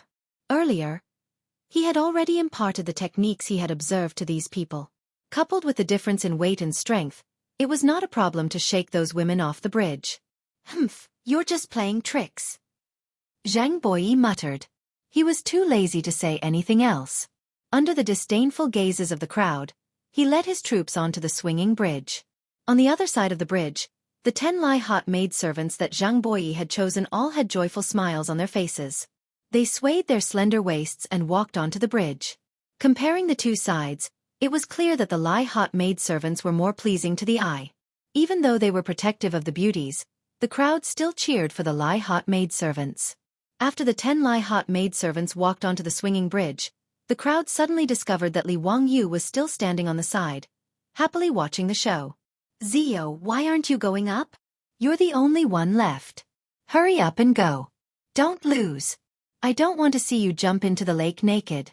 Zhang Boyi also shouted from the bridge. What, County Count who, are you scared? Then just admit defeat.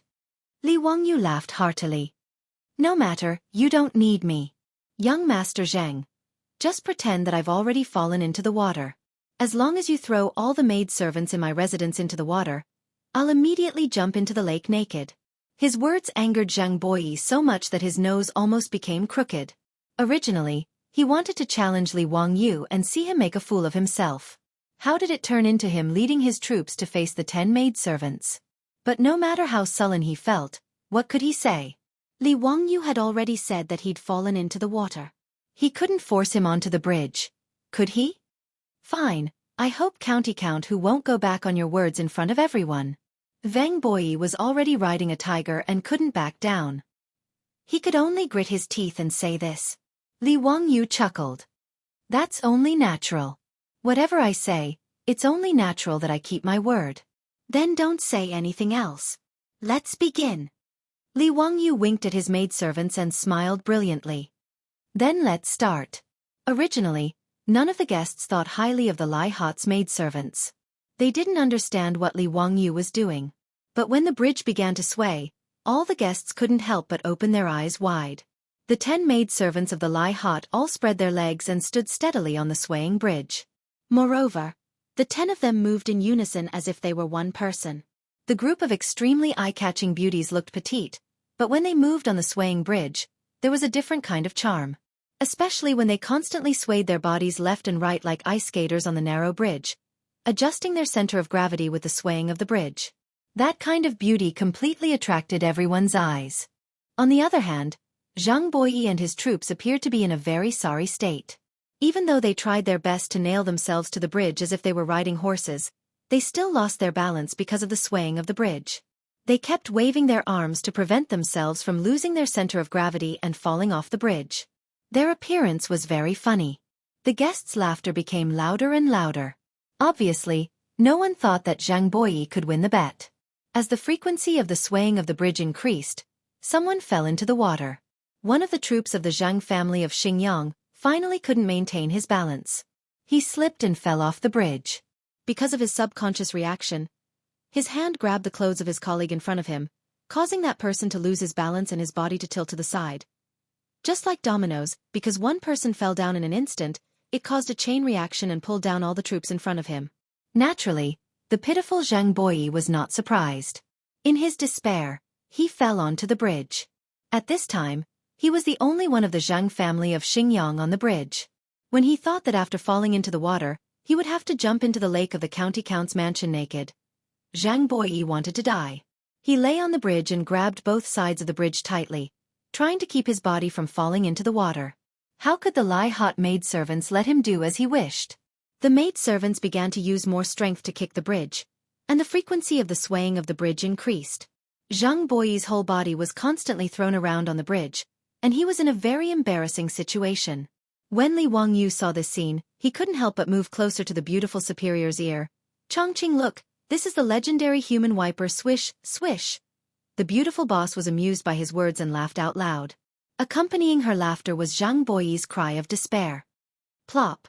He was finally thrown off the bridge and fell into the pool. Chapter 5:10. The Tangs lacked entertainment facilities, so the bridge was a great source of entertainment for the Tangs. The Lai-hot maidservants were all very happy after being taught by Li Wangyu. They would come here to rock the bridge whenever they had free time. They were all masters, and Zhang Boyi and his troops could not compare to them. Li Wangyu did not want to get on the bridge because he did not want to lose face. Although he had taught the maidservants how to rock the bridge, he was far inferior to these delicate maidservants in terms of technique. There was no beauty to speak of, so he naturally had to hide his skills. After Zhang Boyi was thrown off the bridge, the guests once again laughed mockingly. Even the guests from the aristocratic families who were on the same side burst into laughter. After Zhang Boyi fell into the water, the Zhang clan's troops who were in the water hurriedly helped him up. However, at this moment, his heart was already dead. When he thought of how he had provoked Li Wangyu and said that the loser would have to jump into the lake naked, Zhang Boyi felt his vision darken. He was a direct descendant of the Zhang family of Xingyang, a scholar of the Hongwen school, and a sixth-rank official of the Tang dynasty. How could he jump into the lake naked in front of so many people? He would become an eternal joke among the aristocratic families and nobles in Chang'an. At this moment, the mocking laughter of the people around the pool made Zhang Boyi's face more and more ugly. He ignored his embarrassment and shouted at Li Wangyu, "County count who, you tricked me!"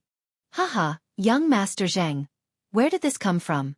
The maidservants who fought with you were all chosen by you. How could I trick you?" "What, young Master Zhang? Are you not going to admit your loss?" The maidservants of the Lai-hot won so quickly and neatly, which was also beyond everyone's expectations. Cheng Chimo laughed heartily and shouted at Zhang Boyi who was in the pond. "Surnamed Zhang, you lost to a group of women and you still have the nerve to say that others are scheming against you. Have you lived for so many years in vain?" With the help of the Central Chu family, Zhang Boyi finally climbed out of the pool. His body was dripping with water and he looked very embarrassed. Fang Yai went over and teased, "Tut, Scholar Zhang, you really showed your face today.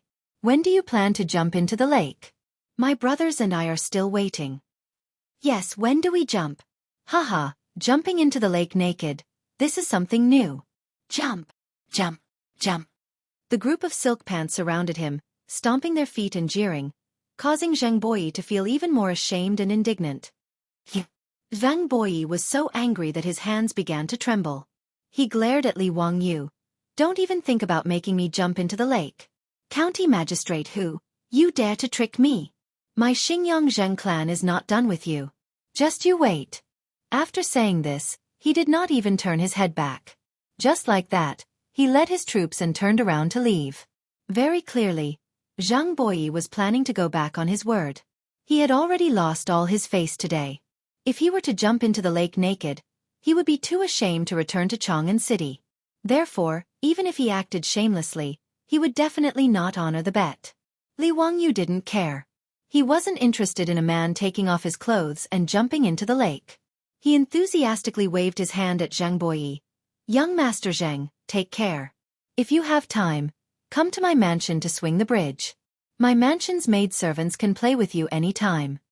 Zhang Boyi, who had just mounted his horse with the help of his troops, almost fell off when he heard Li Wangyu's words. He gritted his teeth, but there was nothing he could do. He could only whip his horse and gallop away. After Zhang Boyi left in a sorry state, the silk pants roared with laughter again and continued to swing the bridge. This time, everyone asked to challenge the Lai-hot maidservants. They were having so much fun that even after falling into the water, they were still laughing. On the other hand, Pai Lupi shook his head and beckoned Kong Ingda over. He whispered to the old man, "The scholars, direct scholars, and professors of the 6 schools and 2 academies, besides knowledge, moral character is also very important. Master Kong should rectify this. A teacher should have moral character. ZUs on teachers should be taught more in the 6 schools and 2 academies." As the Chancellor of the Imperial College, how could Kong Ingda not understand the meaning behind Pai Lupi's words? He naturally nodded in agreement. If nothing unexpected happened, Zhang Boyi's position as a direct scholar of the Hongwen school should have come to an end. He would probably be thrown into some obscure corner of the government office to rot. Li Wangyu sneered in his heart. This kind of trash, how could he have the nerve to be his rival in love? He really didn't know what he was talking about. After Zhang Boyi left in a hurry, the atmosphere of the banquet became more and more lively. The Lai Hot's fine wine was served up one by one. In the end, even Pai Lupi was drunk. With Mi Tuo's help, he reluctantly got on his horse and returned to Chang'an City. The host and guests enjoyed themselves. When the sun set in the west, they left one after another. Only the silk pants stayed behind. Ziyu, we'll be staying in your mansion for a few days. You don't have any objections, right? Cheng Chumo laughed. How could Li Wangyu have any objections? They could stay as long as they wanted. Moreover, it would be more lively if the silk pants stayed in his mansion. Anyway, the mansion was very big now. There was no lack of guest rooms in the castle.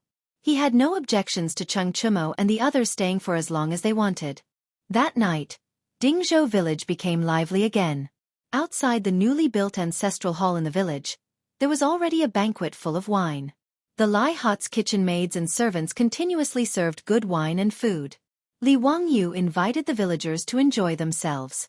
Not only did Li Wangyu and his beautiful superior squeeze together with the villagers to drink, the silk pants also did not have any intention of looking down on the villagers. They squeezed into the crowd without any care for their image, eating and drinking to their heart's content. The beautiful superior saw Cheng Chumo and the others' image and laughed. She moved closer to Li Wangyu and whispered in his ear, Cheng Chumo and the others don't look like the top silk pants of the Tang dynasty at all. It's rare to see a noble who can be so close to the villagers. Li Wangyu raised his wine glass and took a sip. He smiled and said, Yes, that's why I like them. They are not pretentious, and they don't have the arrogance of a high duke. It's very rare. The beautiful superior's eyes flashed. I don't know much about history, but I remember that many of them did not end well.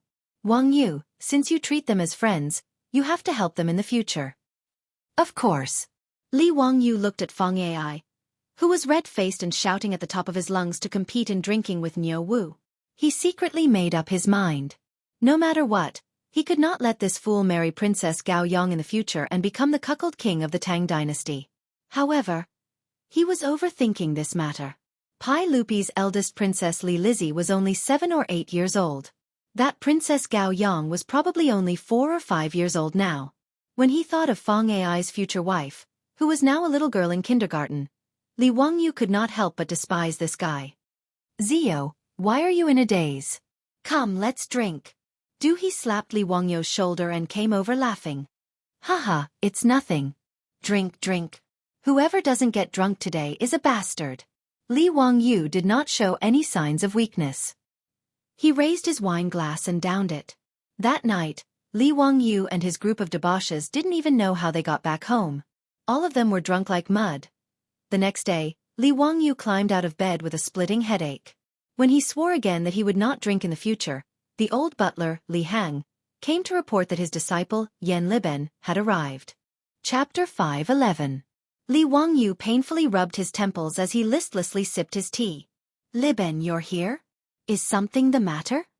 Yan Liben smiled and said, Teacher, this matter should have been reported to you yesterday, but I saw that yesterday was your big day, so I didn't want to disturb you. That's why I came early this morning to report to you. Teacher, can you guess what it is? Li Wangyu looked at him and suddenly stood up. Is the hydraulic forging machine finished? Haha, teacher really guessed right. The hydraulic forging machine was finished 3 days ago. I had the craftsman run it for 2 days. Everything was normal, so I came to report the good news to teacher. Yan Liben was very proud. To be able to lead the construction of such a magical machine, to him, it was even better than winning the lottery. Let's go take a look. Li Wangyu also became spirited. Li Wangyu did not call the silk pants. After all, this matter needed to be kept secret without Pai Lupi's approval. Not far from the Huangyu Chui Wei Palace, beside a river called Qi River, a row of workshops had already been built. Qi River was not wide, but the current was fast. Beside the workshops, there were more than 10 large water wheels with a diameter of 4 to 5 meters. Under the push of the river, they were constantly spinning. Teacher, look, this is the furnace for smelting private money. Yan Liben introduced the various facilities in the workshops to Li Wangyu. Li Wangyu did not know anything about steel smelting, so he could only listen to whatever Yan Liben said. Li Wangyu also knew that during the Tang dynasty, steel smelting and forging techniques were very advanced. Not only did they have the method of frying steel, but they also had the method of quenching and annealing, as well as various advanced steel forging techniques. The Tang sword was able to destroy everything, which was one of the reasons why the Tang army was invincible. Only the blast furnace used charcoal as fuel, which Li Wangyu remembered in his heart. He vaguely remembered that it was at the end of the Southern Song dynasty that they began to use charcoal as fuel for steel. When coke was used to make steel, the furnace temperature would be higher and the quality of the molten steel produced would be better. Li Wangyu didn't know much about coke, so he wasn't in a hurry to bring it up to Yan Liben. Piles of money were thrown into the blast furnace. Under the constant heating of the charcoal fire, they slowly melted into a furnace of molten copper. The craftsman poured the liquid copper into the mold and waited for it to cool down. This is a copper strip that is as thick as a copper coin. After the copper strip cools, it can be sent out of the hydraulic foundry to be stamped into copper coins. Yan Liben proudly invited Li Wangyu to a huge forging hammer and said, "Teacher, this is the hydraulic forging machine we made according to your blueprint. It's amazing. Look at the hammerhead. It weighs over 20 stones and is made of pure steel. It is extremely powerful. Under the push of the water wheel, it can be hammered twice every minute, day and night." Li Wangyu calculated in his mind. 20 dawn was 2,000 caddies. A hammer that weighed 1 ton was indeed very impressive in the Tang dynasty. The 1 minute that Yan Liben mentioned was not the 1 minute of the later generations. The Tang dynasty inherited the day calendar from the Sui dynasty. They used a tool called hourglass to accurately measure time. It was a tool that measured time by dripping water. A day was divided into 24 hours, and each hour was 500 minutes. 1 minute was equivalent to 14 seconds. In other words, this hydraulic forging machine that weighed 1 ton could be hammered 8 times per minute. It was quite amazing. Li Wangyu curiously asked, "Liben, how did you solve the problem of the hammerhead swinging?" The biggest problem with this kind of primitive hydraulic forging machine was that the hammering accuracy was poor. It was difficult to perform fine processing like the forging machines of later generations. After all, every time the hammerhead was raised and fell, it would sway to a certain extent. It was very normal. But to use it to forge copper coins, the hammerhead must accurately land on the same spot every time. It was precisely because Li Wangyu didn't know how to solve this problem that he simply threw all the work to Yan Liben to figure out. Yan Liben was very proud. He pointed at the thick lever connected to the hammerhead. "Sir, I made a device to connect the lever here. When it falls, it will slide into this funnel-shaped hole. This ensures that the hammerhead will land on the same spot every time." Li Wangyu carefully pondered for a long time before he roughly understood Yan Liben's design. He couldn't help but give Yan Liben a thumbs up. Amazing, really amazing. Who said that the ancients weren't smart?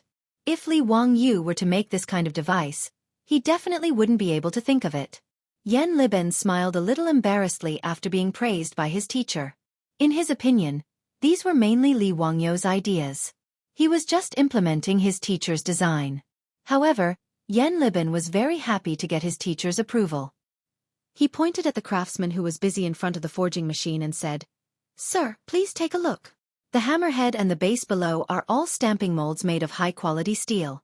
The craftsman put the cast copper bar on the mold and waited for the hammerhead to fall on its own. A high-quality copper coin was then cast. Compared to casting coins in the past, this is much simpler. Moreover, only one craftsman is needed to operate it. This disciple truly admires Sir's talent. Li Wangyu accepted Yan Liben's praise without blushing. In any case, he was used to being flattered like this. His skin was getting thicker and thicker. He nodded and smiled pretentiously as he watched the craftsman cast the coin. The water wheel rotated along with the flow of water. The hammerhead was lifted up high and then fell heavily. With a loud bang, it accurately hit the copper bar below. The hammerhead slowly lifted up again. A copper coin that shone with a metallic luster fell into the bamboo basket below. It made a crisp and pleasant sound. Li Wangyu reached out and picked up the copper coin that was freshly cast. The 4 words, "Kai Yuan Tong Bao," were evenly spaced. The handwriting was clear and vigorous. These 4 words weren't written by an ordinary person. They were written by the calligraphy expert Ouyang Sun. Li Wangyu took out a piece of official coin from his money pouch and compared it with the other one. The 2 coins were about the same weight. However, unlike the cast copper coins, the stamped copper coins were more delicate and had a metallic luster. If one had to choose between the two coins, Li Wangyu believed that most people would choose the stamped coin. How many of these stamping machines have been built? There are already 10 machines. The others are still under construction. Li Wangyu silently calculated in his heart. A hydraulic stamping machine could be hammered 8 times per minute. In other words, it could make 8 copper coins. 1 hour meant 480 coins. If there were 3 shifts a day, it could make 5,700 copper coins. 10 machines meant that it could make 57 strings of coins a day. This was very different from when he bragged to Pai Lupi that he could make 1,000 strings of coins a day. However, this hydraulic forging machine could continue to be expanded. If there were 100 of them, it could make more than 500 strings of coins a day. If there were 200 of them, it wouldn't be a problem to make 1,000 strings of coins a day. Haha, Liben, you did better than I thought. Niu Wu, take my goldfish talisman immediately and go to Taiji Palace to find me Tua. Tell him to tell the saint that the coin has been minted. See if the saint wants to personally inspect it. Come back quickly. I'll wait for you here. Yes. Niu Wu didn't dare to hesitate. He took Li Wangyu's goldfish talisman and ran out of the workshop. Chapter 5:12. Inside the coining workshop, the hydraulic forging machine was constantly hammering, making loud thumping noises. Li Wangyu didn't stay in the workshop for long before he felt upset. He couldn't stand the noise and simply pulled Yan Liben out to talk. Liben, do you know if there are other uses for this hydraulic forging machine? Replying to Master, this disciple has thought about it since I made this forging machine. If the craftsmen of the Tang dynasty use it to forge armor and weapons, they will be able to get half the result with twice the effort. Nowadays, the best material in the Tang dynasty is 100 refinement steel, which is time-consuming, labor-intensive, and labor-intensive. If this disciple reduces the weight of the hammer and makes the hammering speed faster, 100 refinement steel won't be difficult. It will be easy to forge a large amount of 100 refinement steel.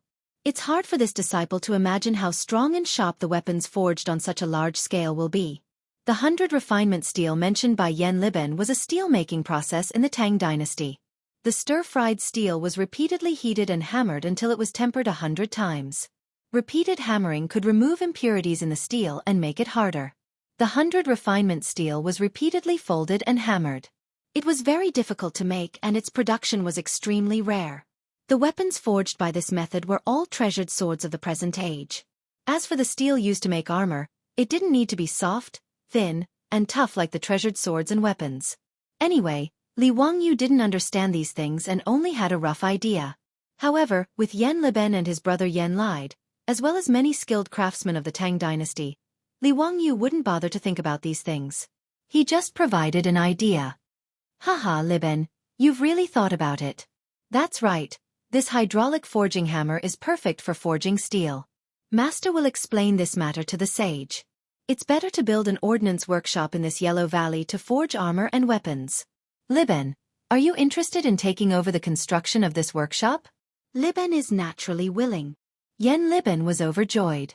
What he liked the most were things related to construction, so he naturally agreed to Li Wangyu's request. The master and disciple chatted happily. Li Wangyu simply dismissed the troops and rode back to the mansion to fetch the stove and tea leaves. He and Yan Liben sat on the shore of the Qi River, admiring the beautiful scenery while sipping tea and chatting about the crafting of various weapons. As a man, there wasn't anyone who didn't like swords, weapons, and armor. And the Tang Dao was originally famous in history. So naturally, Li Wangyu was also interested. It had been more than half a year since he transmigrated to the Tang dynasty. In fact, he had never seen a real blade that was tempered 100 times. Pai Lupi should be wearing a sword that had been tempered 100 times, but he couldn't ask Pai Lupi to let him play with his own sword. Yan Liben was the junior supervisor of the general supervisor, so he was very familiar with the weapons of the Tang dynasty. He gave Li Wangyu a detailed introduction of the advantages and disadvantages of the various weapons of the Tang dynasty. Li Wangyu listened with great interest.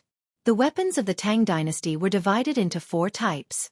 According to the martial library decree of the 6th Tang dynasty, there were 4 types of weapons. The first was the ceremonial blade, the second was the wand blade, the third was the hungdao, and the fourth was the mo blade. The ceremonial blade was a ceremonial weapon. It was worn by the officials of the Tang dynasty and the palace guards. The one Li Wangyu was wearing belonged to the ceremonial blade. The wan blade was a short blade shaped like a dagger and was used for self-defense. The Hungdao and the Mo blade were the real killing weapons. The Mo blade was a huge long sword with two edges. When in formation, it could enter like a wall. When waved, it could crush men and horses. It could be called a great killing weapon. The Mo blade was about 3 meters long. The blade and the handle were 1.5 meters long, and it weighed about 50 pounds. The Mo blade wielders of the Tang dynasty were all strictly selected fierce soldiers. Their arm strength, stamina, and courage were outstanding. Otherwise, they would not be able to wield the heavy and slender Mo blade. A fully equipped Mo blade wielder would cost at least 3,000 strings of copper coins. The cost was huge. Even in the Tang dynasty, it was difficult to equip them in large quantities. However, the Mo blade wielders' deterrence and fighting power were extremely strong. They were the only infantry that could face the cavalry head-on. In the face of the cavalry's attack, the wall-like Mo blade could cut the cavalry and their horses into two. Its power could be imagined. Li Wangyu could only think about such a great killing weapon like the Mo blade. Even if it was given to him, he would not be able to wield it. However, the Hungdao was the one that Li Wangyu was most interested in. He knew that the Hungdao was the ancestor of the Japanese samurai sword in the later generations. However, the Hungdao did not have an arc and the blade was straight. In history, the Hungdao was once given as a gift to the members of the diplomatic mission to the Tang dynasty and was brought back to Japan by them. Along with it, the forging technology of the Hungdao was also introduced to Japan, which later evolved into the samurai sword. Seeing that Li Wangyu was very interested in the Hungdao, Yan Liben immediately patted his chest and promised that when the military equipment workshop was completed, he would definitely forge a Hungdao made of well-tempered steel for his teacher. Li Wangyu naturally nodded and accepted it. However, he asked someone to bring a pen and paper and drew the design of the Song dynasty's Zanmadeo on it. The Song dynasty's Zanmadeo originated from the Tang dynasty's Hungdao, but the straight blade became an arc. In this way, it could prevent the blade from being damaged while maximizing the power of the blade. This included the Arabian scimitar and the Japanese samurai sword. Liben, take a look at your teacher's blade. Is it possible to forge it like this? Yan Liben carefully looked at the Zanmadeo drawn by Li Wangyu for a long time, but he was a little confused. Teacher, it is possible to forge it, but why does the blade have to be an arc? What are the benefits?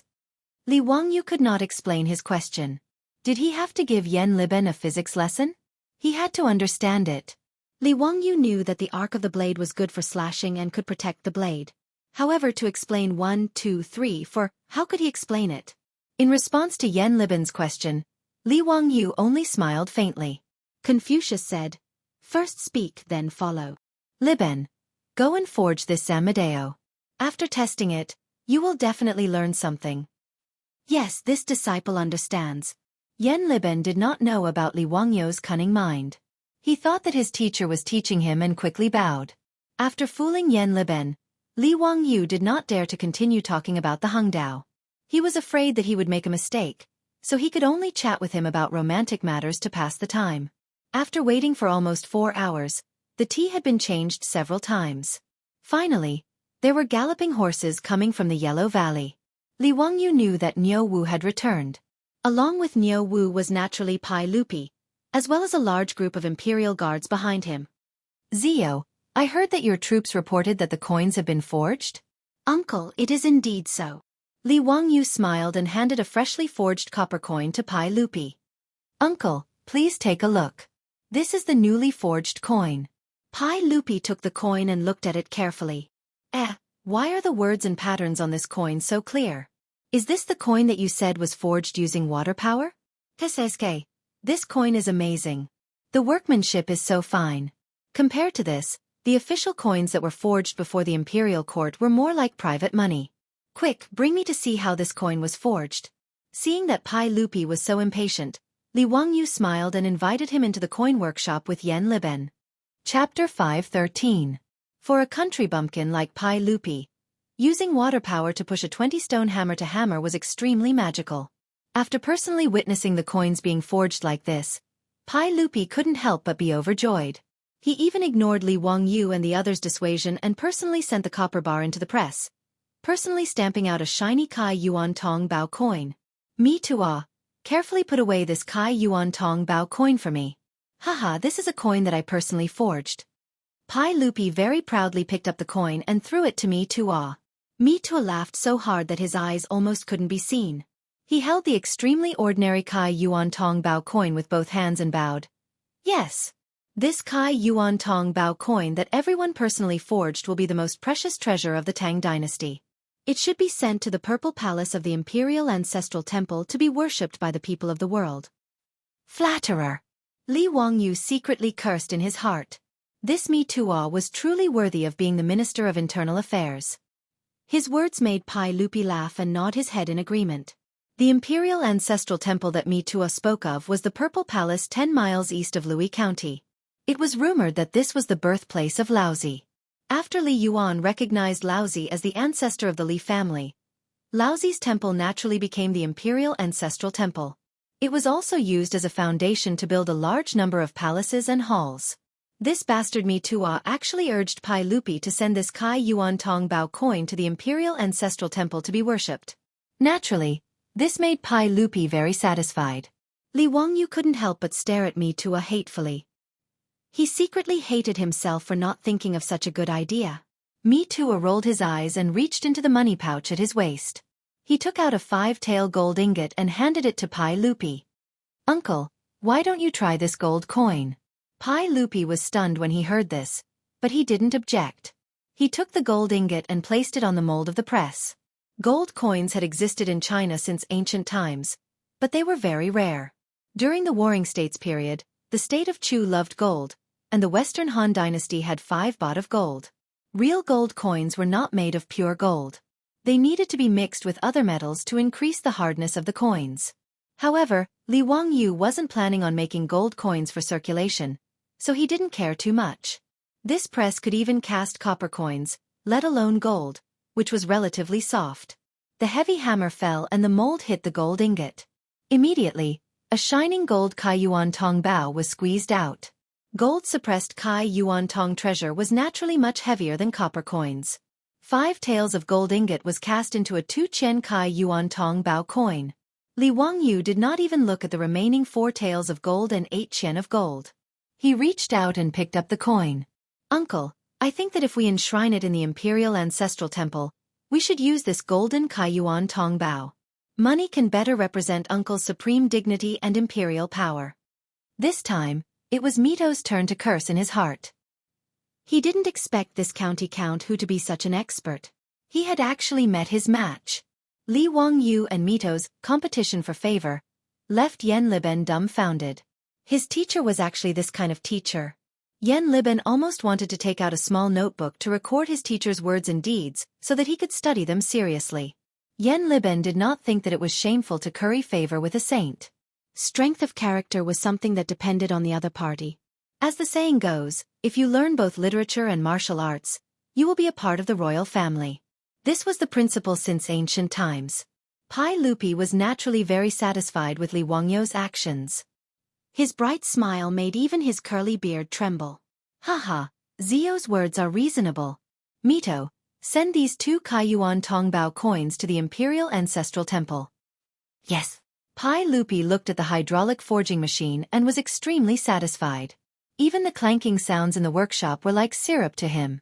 Li Wangyu couldn't stand the attack of the noise, so he invited Pai Lupi to the riverside to serve tea. After Pai Lupi nodded in agreement, Li Wangyu picked up the remaining gold ingot and threw it to the craftsman who had previously operated the forging machine. Well done. This gold is your reward. The craftsman who had been kneeling with his head lowered hurriedly kowtowed to Li Wangyu. Thank you for your reward. These craftsmen were all servants of the government. Their status was extremely low. Craftsmen with official status were not allowed to be a part of the various colors. This meant that their occupation was hereditary and could not be changed. Moreover, their descendants would all be craftsmen. Pai Lupi had also once said, the people of the various colors in the trade and commerce can only be given a lot of wealth, but they must not exceed the ranks of officials. They must stand shoulder to shoulder with the noblemen of the court and eat together. the low status of craftsmen in the trade and commerce and the various colors could be seen from this.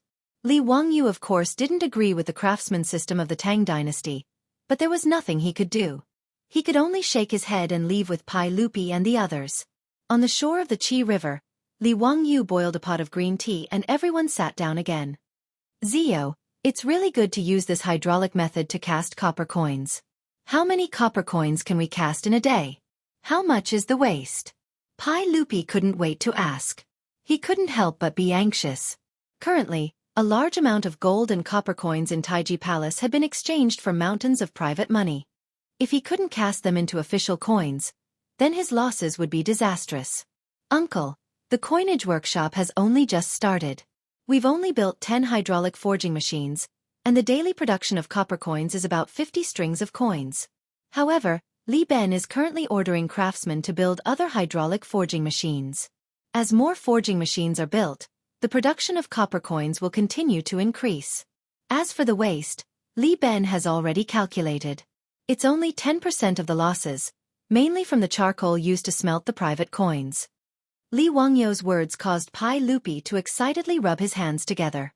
In his opinion, 10% of the losses was completely insignificant. It must be known that when the government wanted to cast copper coins, they had to start by mining copper, lead, and tin mines to obtain the raw materials. Then, they had to invest a large amount of manpower, charcoal, and model casting. They also had to add the transportation costs of the raw materials and copper coins. During the most prosperous period of the Tang dynasty, it was recorded that a Qian Guan would cast 3,300 strings of coins every year, spending 220,000 caddies of copper, 3,700 caddies of lead, and 500 caddies of tin. The cost of the charcoal was close to 20%. After calculating, every time a string of coins was cast, it would cost 750 strings of coins. However, even so, the government still had a third of the profits from the coins cast. Moreover, the aristocratic families didn't mine copper for copper, but rather smelt ancient coins for recasting, so the profits were even higher. After all, in the storehouses of these millennium-old aristocratic families, who knew how many generations of Han Dynasty 5 baht coins and Sui Dynasty Yuan Kong coins had accumulated. After the Tang Dynasty abolished the 5 baht coins, these ancient coins were piled up like hills in the aristocratic families. If they weren't smelted again, they wouldn't be able to circulate in the market. However, due to the limitations of the casting process, the aristocratic family's private coins could only be 2 or 3 times 1. Even so, the aristocratic families didn't suffer any losses. Naturally, they were willing to smelt and cast large amounts of ancient coins in their storehouses. Pai Lupi and Li Wangyou's private coins were all exchanged from the aristocratic families and merchants according to the ratio of 1 to 2. Even if 10% of the losses were to be cast, Pai Lupi would still be able to earn a lot of money. Haha, as expected, I didn't trust the wrong person. Zio, this is a profitable business. Not bad, I'm quite satisfied. After your private coins are recast, I'll give you 10% of the profits. Don't think it's too little, Zio. How could Li Wangyu think it's too little? He smiled and thanked Pai Lupi. Uncle, this nephew has another business. I don't know if Uncle is interested. This business isn't profitable, but it can protect the foundation of the Tang dynasty. Uncle, are you interested? Li Wangyou's words naturally aroused Pai Lupi's interest. Chapter 5:14. To Pai Lupi, gold and jewels were naturally not as important as the stability of the Tang dynasty.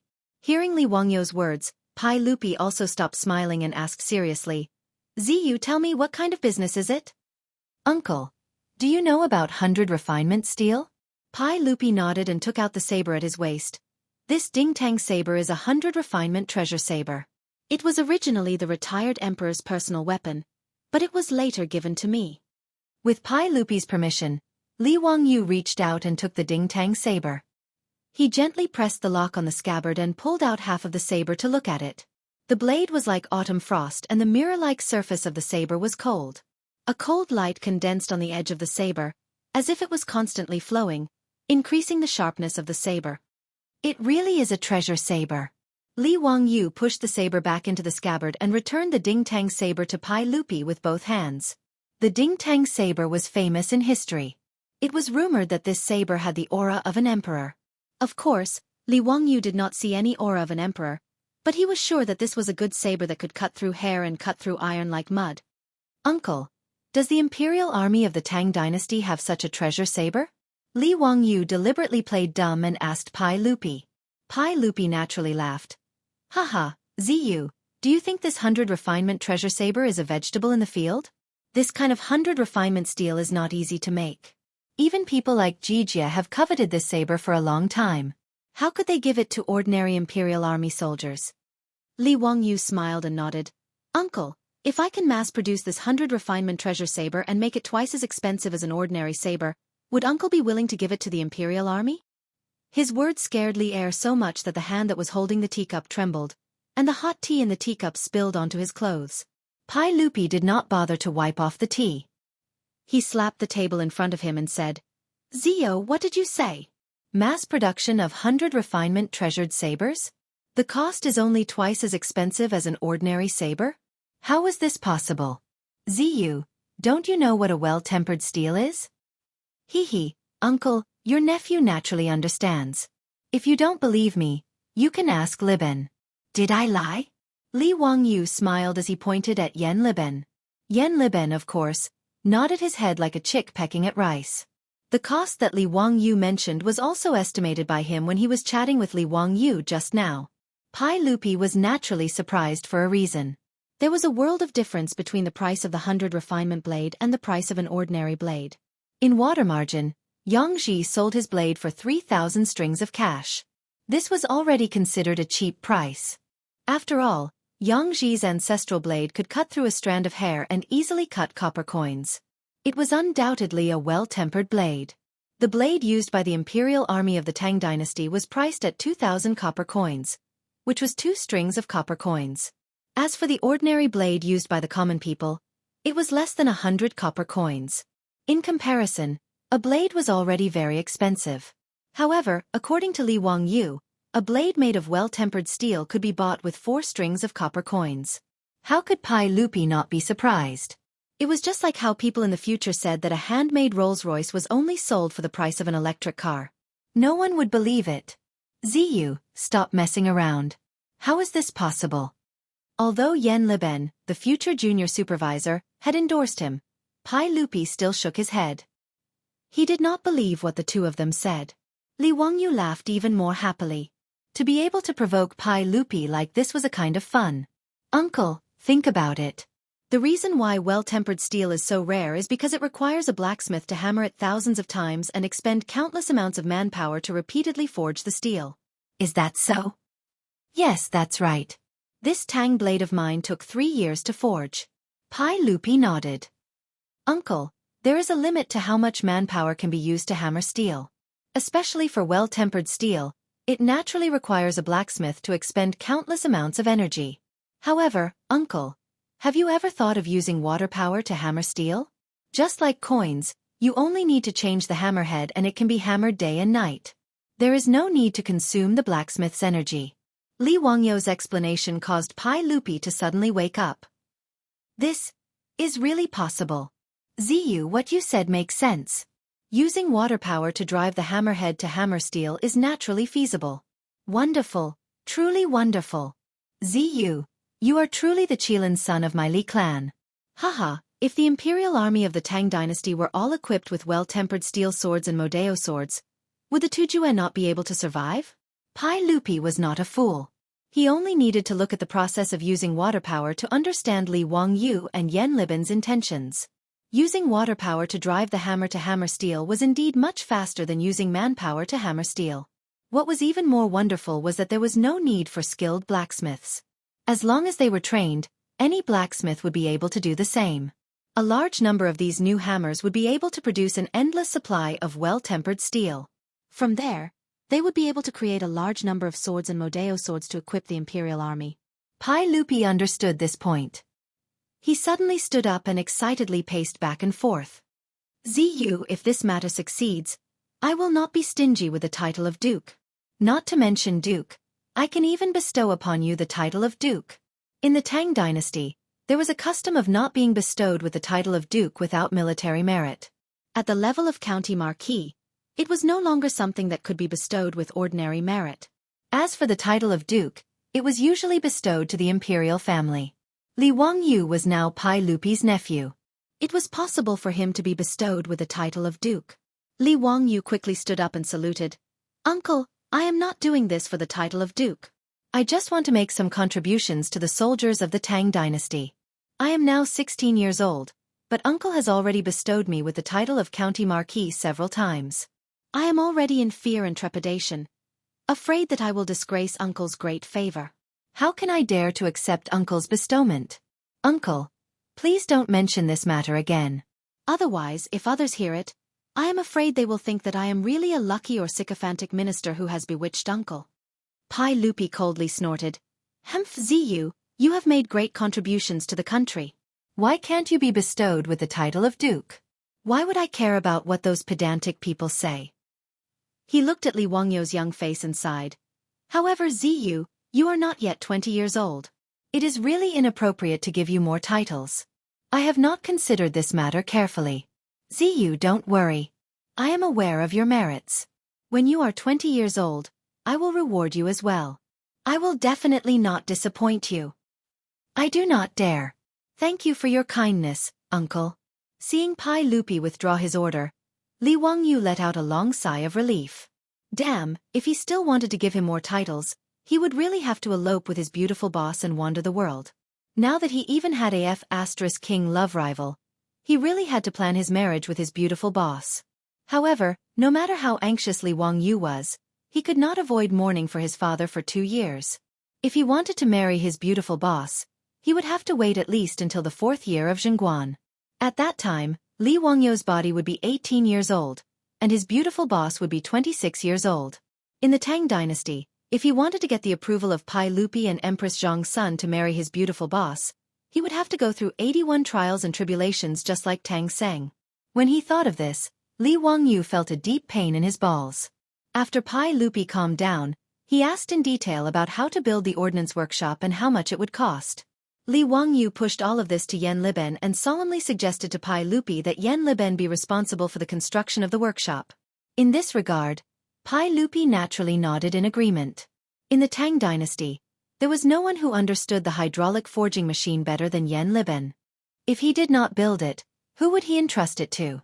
Pai Lupi happily gave Yan Liben 50,000 strings of copper coins to expand the coinage workshop and build the ordnance workshop. As for Huang Yu, it was completely sealed off by the imperial guard sent by Pai Lupi. Except for Li Wangyu and Yan Liben, no one else was allowed to enter or leave. Not even a fly was allowed to enter. Li Wangyu naturally had no objections. He just looked at the black smoke coming out of the blast furnace of the coinage workshop and laughed in his heart.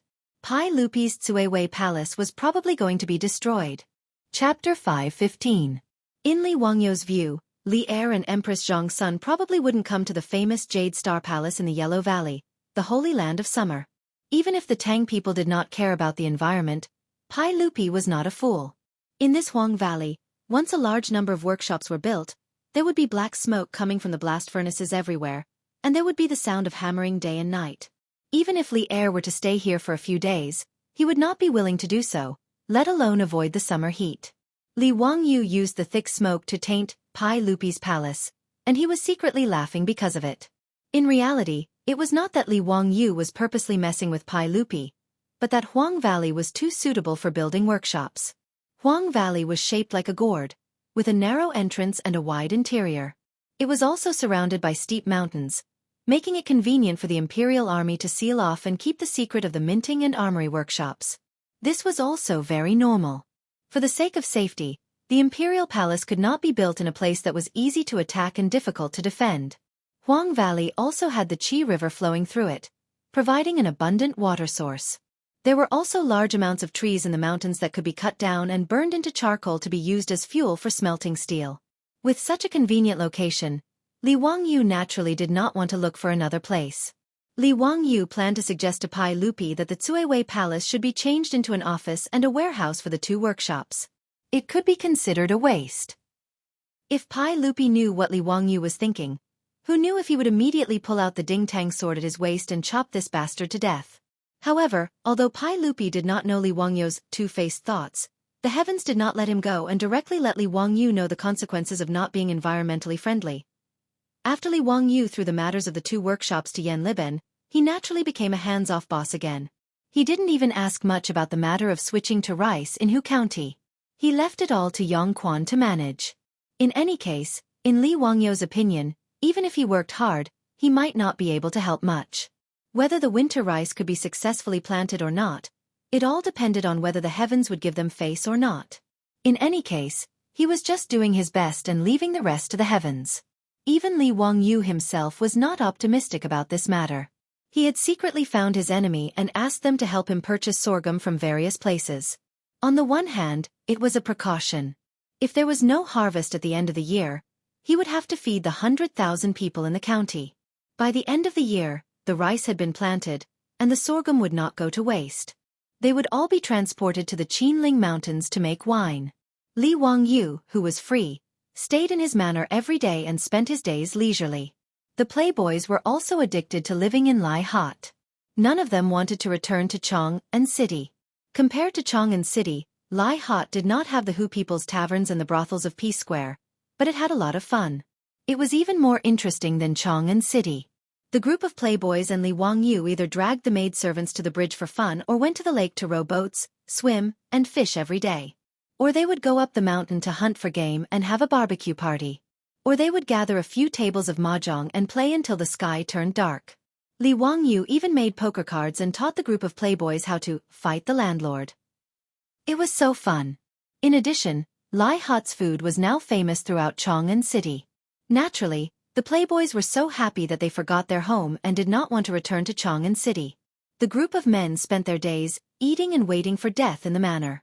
On the other hand, their beautiful boss would still ride a four-wheeled carriage to work in Chang'an City every day.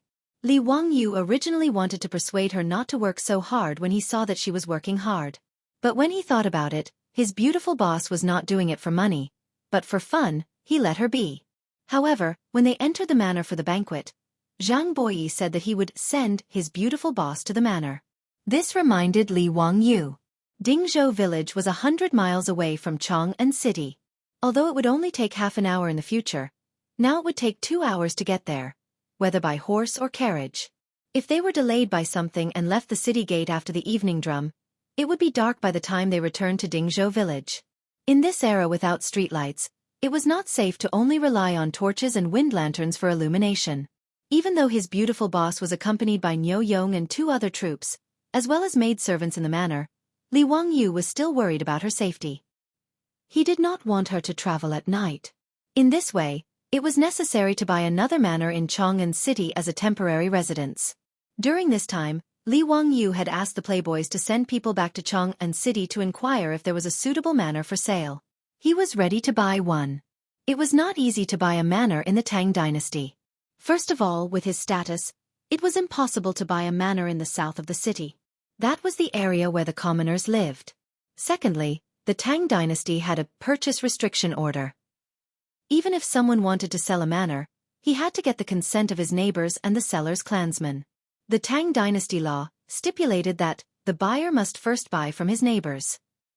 In other words, neighbors and clansmen had the priority to buy. As for the extremely expensive housing in Chang'an City, it was not a problem for Li Wangyu. He was not short of money. This was not a bad thing for Li Wangyu, who had spent all his savings, paid the down payment, and bought a house with a mortgage in the future and was prepared to be a mortgage slave for 20 years. Being hit by his beautiful boss and brought to the Tang dynasty was not a bad thing. In the future, it was simply a daydream for him to live in a manor that covered an area of thousands of acres. He would not be able to dream of it even if he worked hard for a lifetime. This day, Fang Yai found Li Wangyu. Zio, don't you want to buy a manor in Chang'an City? My troops just came from Chang'an City. They said that there is a manor next to the Jianfu Temple in Kaihua Square. The owner is going to sell it. If you are interested, you can go and have a look. The manor belongs to a retired official. It has 3 courtyards. The owner said that no one in the square is going to buy it, and his clansmen have no intention to buy it. Li Wangyu heard this and nodded. Kaihua Square was located in a good location between the east and west cities. It was only 2 streets away from the imperial city. It was a prosperous area in Chang'an City. To be able to buy a house, there was naturally nothing better than that. Brother Yai, Of course I have to go and have a look. Why don't you go with me now? Fang Yai immediately shook his head. Zio, you go by yourself. I will let the troops from the estate go with you. I also have an appointment with Chumo and the others to play, Fight the Landlord. Li Wangyu was angry. These bastards would rather play Fight the Landlord than accompany him to look at a manor. He angrily raised his middle finger at Fang Yai and scolded with a smile. Brother Yai, this younger brother wishes you to draw 2,346 cards and never catch a ghost in two, haha.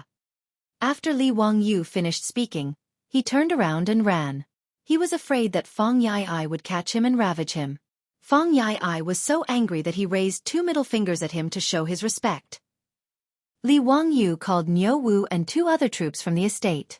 Under the lead of the troops from the Fang estate, the group rode towards Chang'an City. When they were still a few miles away from Chang'an City and could even see the towering city walls of Chang'an City, the sky suddenly darkened. Then, a few thunderclaps sounded, and bean-sized raindrops began to fall. This sudden rainstorm instantly drenched everyone like a drowned rat. However, there was no place to hide from the rain at this time. They could only continue to ride in the pouring rain towards Chang'an City. Chapter 5:16. The rain came quickly and heavily. As their vision was obstructed, even though it was only a few li away, the group was still drenched for almost an hour before they finally entered the illustrious Virtue Gate. Li Wangyu took out his goldfish talisman and asked the guards at the gate to borrow a few raincoats. The rain was not as heavy as before. The rainstorm turned into moderate rain. Since they were already drenched, Li Wangyu urged his horse forward and headed for the Kaihua Square. However, not long after, Li Wangyu regretted it. The current Chang'an City of the Tang Dynasty was not the same as the current Chang'an City of the Han Dynasty. When Chang'an City of the Han Dynasty was at its peak, it had a population of hundreds of thousands. All kinds of sewage and garbage were difficult to deal with, so they were casually buried or discharged through abandoned wells. Even the rich and powerful would dig deep wells for sewage. Over time, sewage seeped into the ground and seriously polluted the water quality of Chang'an City. During the Sui Dynasty, the old Chang'an City was no longer suitable for living. According to the Sui Dynasty book, this city of the Han Dynasty is about to be 800 years old. The water is salty and not very pleasant. With so many people in the capital, coupled with the fact that the water has accumulated over the years, the water will be salty and salty. Therefore, Emperor Wan of Sui appointed the Minister of Works, Yuan Kai, to redesign Chang'an City. Yuan Kai was a design genius. He designed the new Chang'an City into 108 squares, with a total of 25 main streets spanning from north to south. Among them, Vermilion Bird Avenue was the main street, located between the central axis. This was the current capital of the Tang Dynasty, Chang'an City. In order to learn from Chang'an City, Yuan Kai designed drainage ditches that were more than 2 meters wide on both sides of the 25 main streets. The drainage ditches on both sides of Vermilion Bird Avenue were even 3 meters wide. These drainage ditches would discharge the sewage out of the city. However, the terrain of Chang'an City was higher in the south and lower in the north. The north of the city was where the imperial city and the palace were located. If they followed the normal drainage route, all the sewage in the city would flow to the north of the city. Naturally, this would not work. Therefore, during the design, they chose to make the road high in the middle and low on both sides to discharge the sewage out of the city from the east and west. However, things did not go as planned. Because of Chang'an's topography, other than being higher in the south and lower in the north, there were also high topography all around and low topography in the middle. As a result, although Chang'an had perfect drainage facilities, there was still the danger of waterlogging every time there was a rainstorm. Li Wangyu and his group encountered a waterlogging in the heavy rain. The heavy rain caused the sewage in the gutters on both sides of the street to be unable to be discharged in time. After the gutters were filled with water, it overflowed and turned the street into a swamp. Although the waterlogging was not serious, the water that overflowed was not even up to the knees of pedestrians, and Li Wangyu and the others were riding on horseback, so they were not affected much. It would have been fine if it was just a waterlogging, but the yellow and white things floating on the surface of the water disgusted Li Wangyu.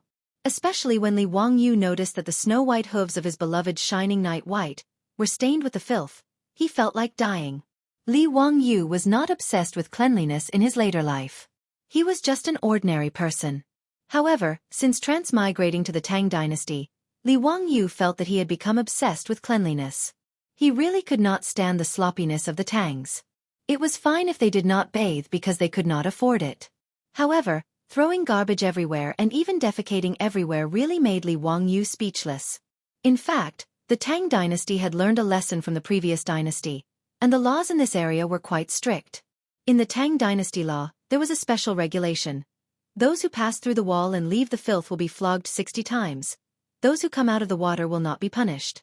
The head of the department will be punished as well. It meant that those who casually dumped sewage or garbage would be punished by 60 flogs if they were discovered by Wu Ho or other bad people. However, even with such strict laws, there were still people who secretly dumped sewage and defecated everywhere in Chang'an. In fact, the Tangs could not be blamed for this. After all, there were no public toilets in the Tang dynasty, and Chang'an was huge.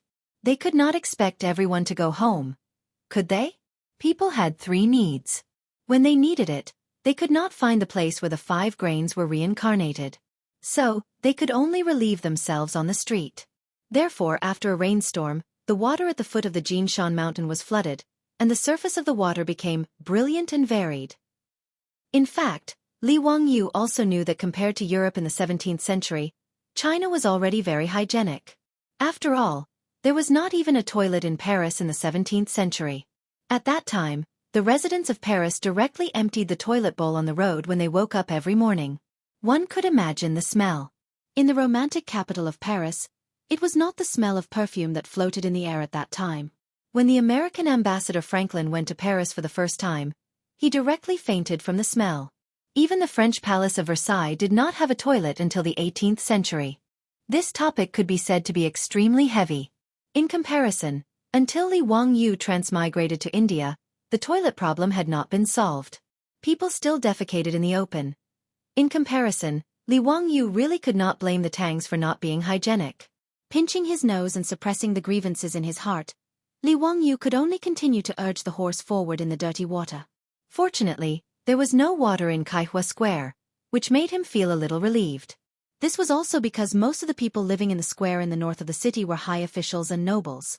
The square in the square and the Wu Ho in the square were used to this kind of waterlogging after a rainstorm. In order not to affect the nobles, sandbags would be used to block the door every time there was a rainstorm to prevent the dirty water from flowing into the square. The owner of the house in Kaihua Square had already returned to his hometown. Only a housekeeper and a few servants were left to guard the house. Under the guidance of the butler, Li Wangyu looked around the house inside and out and was quite satisfied with it. The 3-section courtyard was slightly smaller than the house of the Li family in Wuxia, but it was quite good for temporary residence. Although the courtyard was a little old, it was not a big problem to renovate and decorate it. The location of the house was good, and the owner asked for 4,000 strings of coins, which was a reasonable price. Li Wangyu directly made the decision. He immediately had the housekeeper of the house go with him to Wanyan County's Yamen in Shenyang Square to handle the documents for the sale of the house. Because the other party needed to carry the money on the road, Li Wangyu was very considerate and had Niu Wu go to the Cho family. He asked the Cho family for an advance of 600 taels of gold and gave it to the housekeeper to make it easier for them to carry. Since then, the money was settled, and the house in Kaihua Square belonged to Li Wangyu. After spending 2 hours, Li Wangyu bought a house. He was very generous with his money. At this time, the rain had stopped. After the rainstorm, the sky was blue. It made people feel relaxed and happy, but they could not lower their heads. The dirty water on the street was also slowly receding, but it left all kinds of filth on the street, making people unable to look at it directly. Li Wangyu sighed and turned his head away from those disgusting things. He had the troops behind him go to the clothing store to buy some clothes to change into.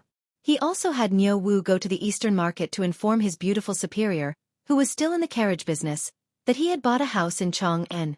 Chapter 5:17. After receiving Niu Wu's talisman, she immediately led Niu Yong and Niu Wu over.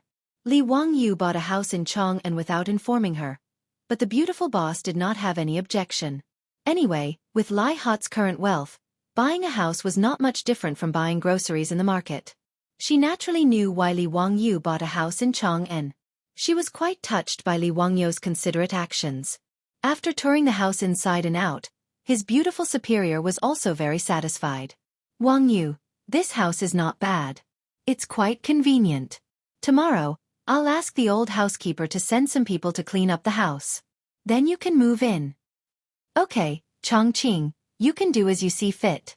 Li Wangyu replied absent-mindedly while watching Niu Wu and the others wash the horse and clean the dirt on Zhao Yebai. She also frowned. Why is Zhao Yebai so dirty? Is it too disgusting? Wangyu, where did you go? Hearing her say that, Li Wangyu felt wronged. It has nothing to do with me. Did you know that there was a rainstorm earlier? The streets of Chang'an were flooded with these filthy things. Niu Wu and the others happened to enter the city at that time. We couldn't avoid it, but I was so disgusted. She had been staying in the East Market, so it was naturally not flooded. She was in the carriage when she went out, so she didn't see the terrible situation on the streets. Really? Oh, it's too disgusting. She didn't want to talk about it anymore. She led the maidservants to check the house. Li Wangyu was also speechless. This was the worst thing he had encountered since he transmigrated to the Tang dynasty. He was in a daze for a long time. Then he stomped his foot and shouted at Niu Wu. Niu Wu, get me another horse. I'm going to Taiji Palace. He didn't want to ride Zhao Yebai again. He had to change to another horse. Lang Jun, let me go with you. There's no need. You guys help Chongqing clean up this residence. I'll go by myself. It's only a few steps away. Li Wangyu refused Niu Wu's company. He mounted a date red horse and headed for the imperial city. This house was indeed very close to the imperial city. Li Wangyu felt that if he had to attend the imperial court in the future, he could stay here one day in advance. That way, he would not have to get up before dawn and rush to Chang'an in the dark to attend the imperial court. The Vermilion Bird Gate of the imperial city was less than 800 meters away from Kaihua Square. If it wasn't because he felt that the ground was too dirty, he wouldn't have ridden a horse here. In front of the Vermilion Bird Gate, Li Wangyu flashed his goldfish talisman. Naturally, he was unimpeded. Riding a horse was not allowed in the imperial city. He threw the horse to the guards of the imperial army and walked towards Taiji Palace.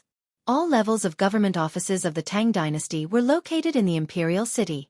When Li Wangyu walked towards the gate of heaven influence of Taiji Palace, he happened to meet the Minister of Civil Affairs, Dai Zhou. Zio, are you going to Taiji Palace to meet the saint? Greetings, Elder Dai. I have something to report to the saint. Li Wangyu quickly greeted Dai Zhou. Dai Zhou smiled and said, Haha, I happen to have something to ask the saint.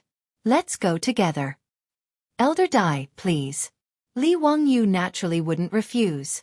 He and Dai Zhou chatted and laughed as they walked towards the gate of heaven influence. They handed over their goldfish talismans and asked to see Pai Lupi. Not long after, an imperial eunuch came to the gate and welcomed the two of them. He led them directly to the Li Zheng Hall. Zio, Elder Dai, why have the two of you come here together?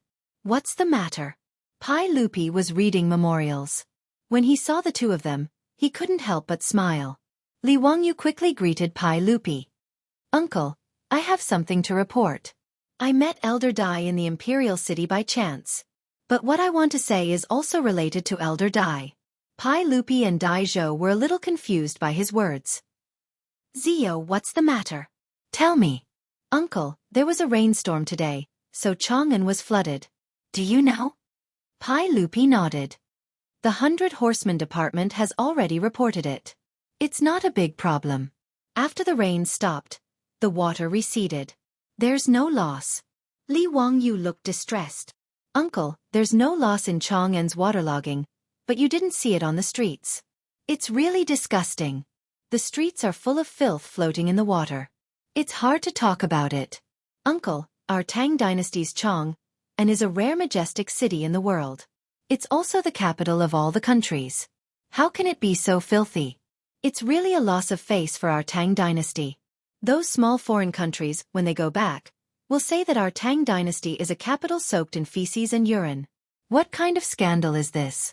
His words made Pai Lupi and Dai Zhou's faces a little ugly. But they also knew that Li Wangyu was telling the truth. Pai Lupi was actually very angry about this matter. He was an emperor who cared about face. When he left the palace, he saw yellow and white things everywhere on the streets of Chang'an with his own eyes. This matter is also a headache for me. The government has already strictly prohibited defecation, but it still doesn't stop. There are hundreds of people caught by Wu Ho every month, but they still can't stop it. Hey, Zio, do you have a good plan? Li Wangyu nodded. Yes, build a public toilet. Won't all the problems be solved? Public toilet? What's that? I've never heard of it. Please tell me in detail. Dai Zhou looked puzzled. It's a latrine. But it's not a private latrine. It's a latrine built in the square and on the street for passers-by to use. Li Wangyu explained. Dai Zhou suddenly understood. Oh, a public toilet. Although it was recorded in the rights of Zhou that there were public toilets built on the side of the road 3,000 years ago in Wuxia. But in fact, until the Republic of China, there were no public toilets in Wuxia. Naturally, there were no public toilets in the Tang dynasty. Otherwise, there wouldn't be people everywhere in Chang'an. Pai Lupi nodded and shook his head at Li Wangyu's words. Public toilets can indeed solve the problem. But in Noda's Chang'an, 1 or 2 public toilets can't solve the problem. There are hundreds of public toilets, and we have to arrange for people to clean them. It's a waste of money. I'm afraid we have to discuss it with the officials. Dai Zhou also nodded slightly. That's right. It's difficult for the Ministry of Civil Affairs to come up with such a sum of money to build public toilets.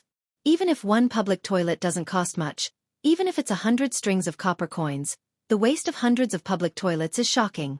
Li Wangyu laughed. Uncle Grandpa Dai, how can this matter be considered extravagant? Not only is there no need to spend money, but the Ministry of Civil Affairs can also make a lot of money. Why is that? Li Wangyu chuckled. Uncle, Elder Dai, you've forgotten that excrement can also be sold for money. Many a little makes a mickle. I estimate that I can make a lot of money in a year. It would have been better if he hadn't said that. After he said that, Pai Lupi's expression changed. He looked very embarrassed. Li Wangyu didn't understand. He looked at Dai Zhou. Did he mean that he had said something wrong? Dai Zhou smiled bitterly.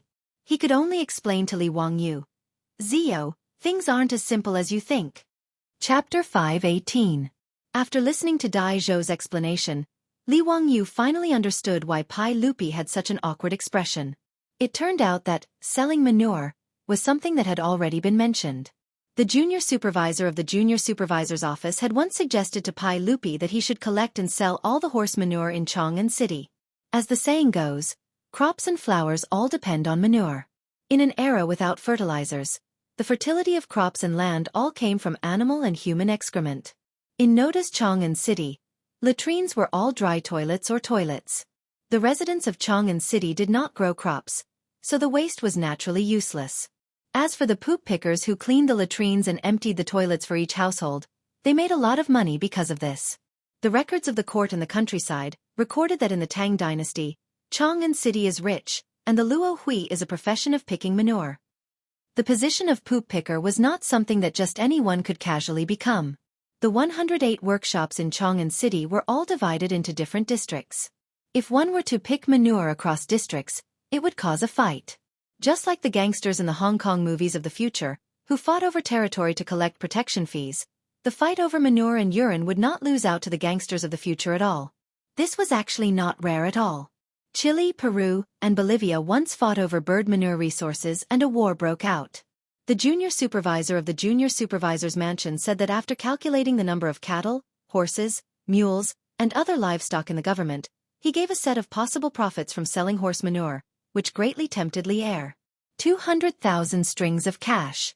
The Tang dynasty only minted 300,000 strings of cash a year, but selling horse manure could earn 200,000 strings of cash a year. How could Pai Lupi turn a blind eye to this? However, when Pai Lupi gathered the officials to discuss this matter, he was met with opposition. Especially the officials of the aristocratic families, who were even more against it.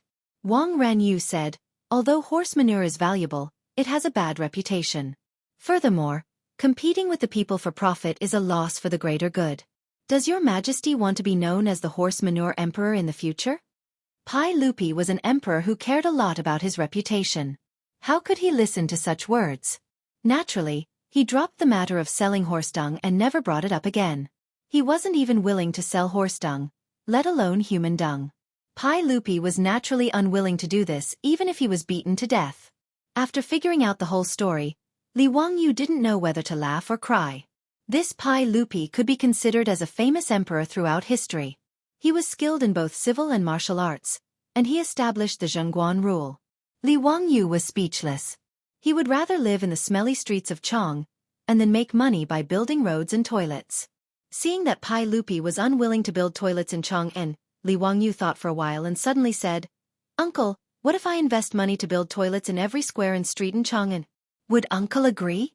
This nephew needs the land for building toilets in Chong'an and Wanyan counties. It doesn't need to be too big. A single toilet was enough for one person. I can split the profits from the toilets with the imperial court." His words made Pai Lupi and Dai Zhou stunned. Li Wangyu was going to invest in building toilets? And he wanted to split the profits with the imperial court? Zio, why do you want to do this? I will order the marquis and bad people to strengthen the patrols in Chong'an and prohibit people from urinating anywhere. Running toilets is not a good reputation. Pai Lupi shook his head. Naturally, he didn't want to agree.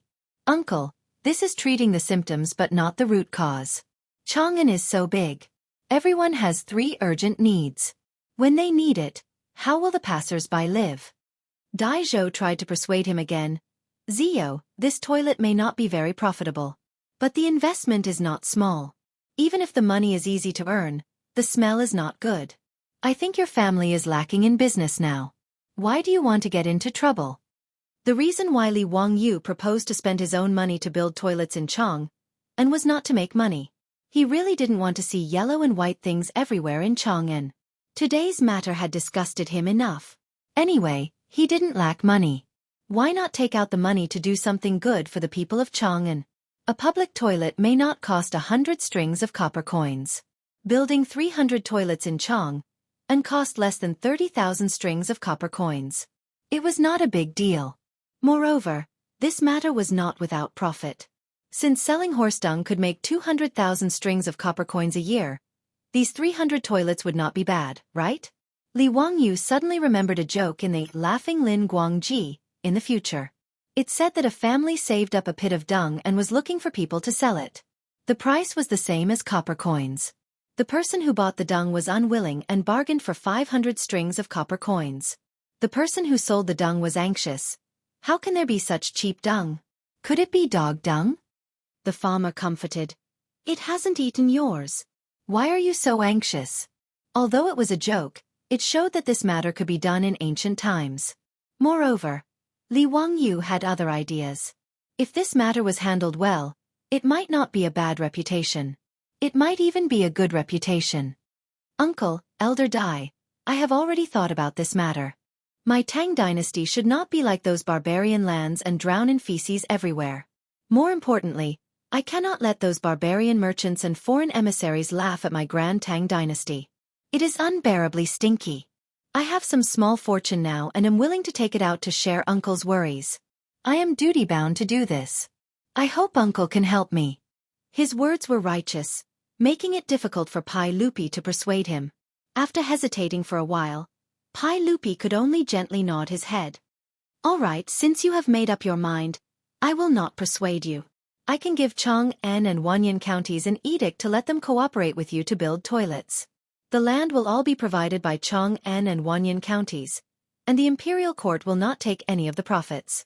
It will all belong to you. Pai Lupi could not persuade Li Wangyu, but he did not plan on taking the money from selling the dung. He did not want to be known as the Prince of Excrement selling, because of this small amount of money. Thank you, Uncle. Li Wangyu hurriedly bowed to express his thanks.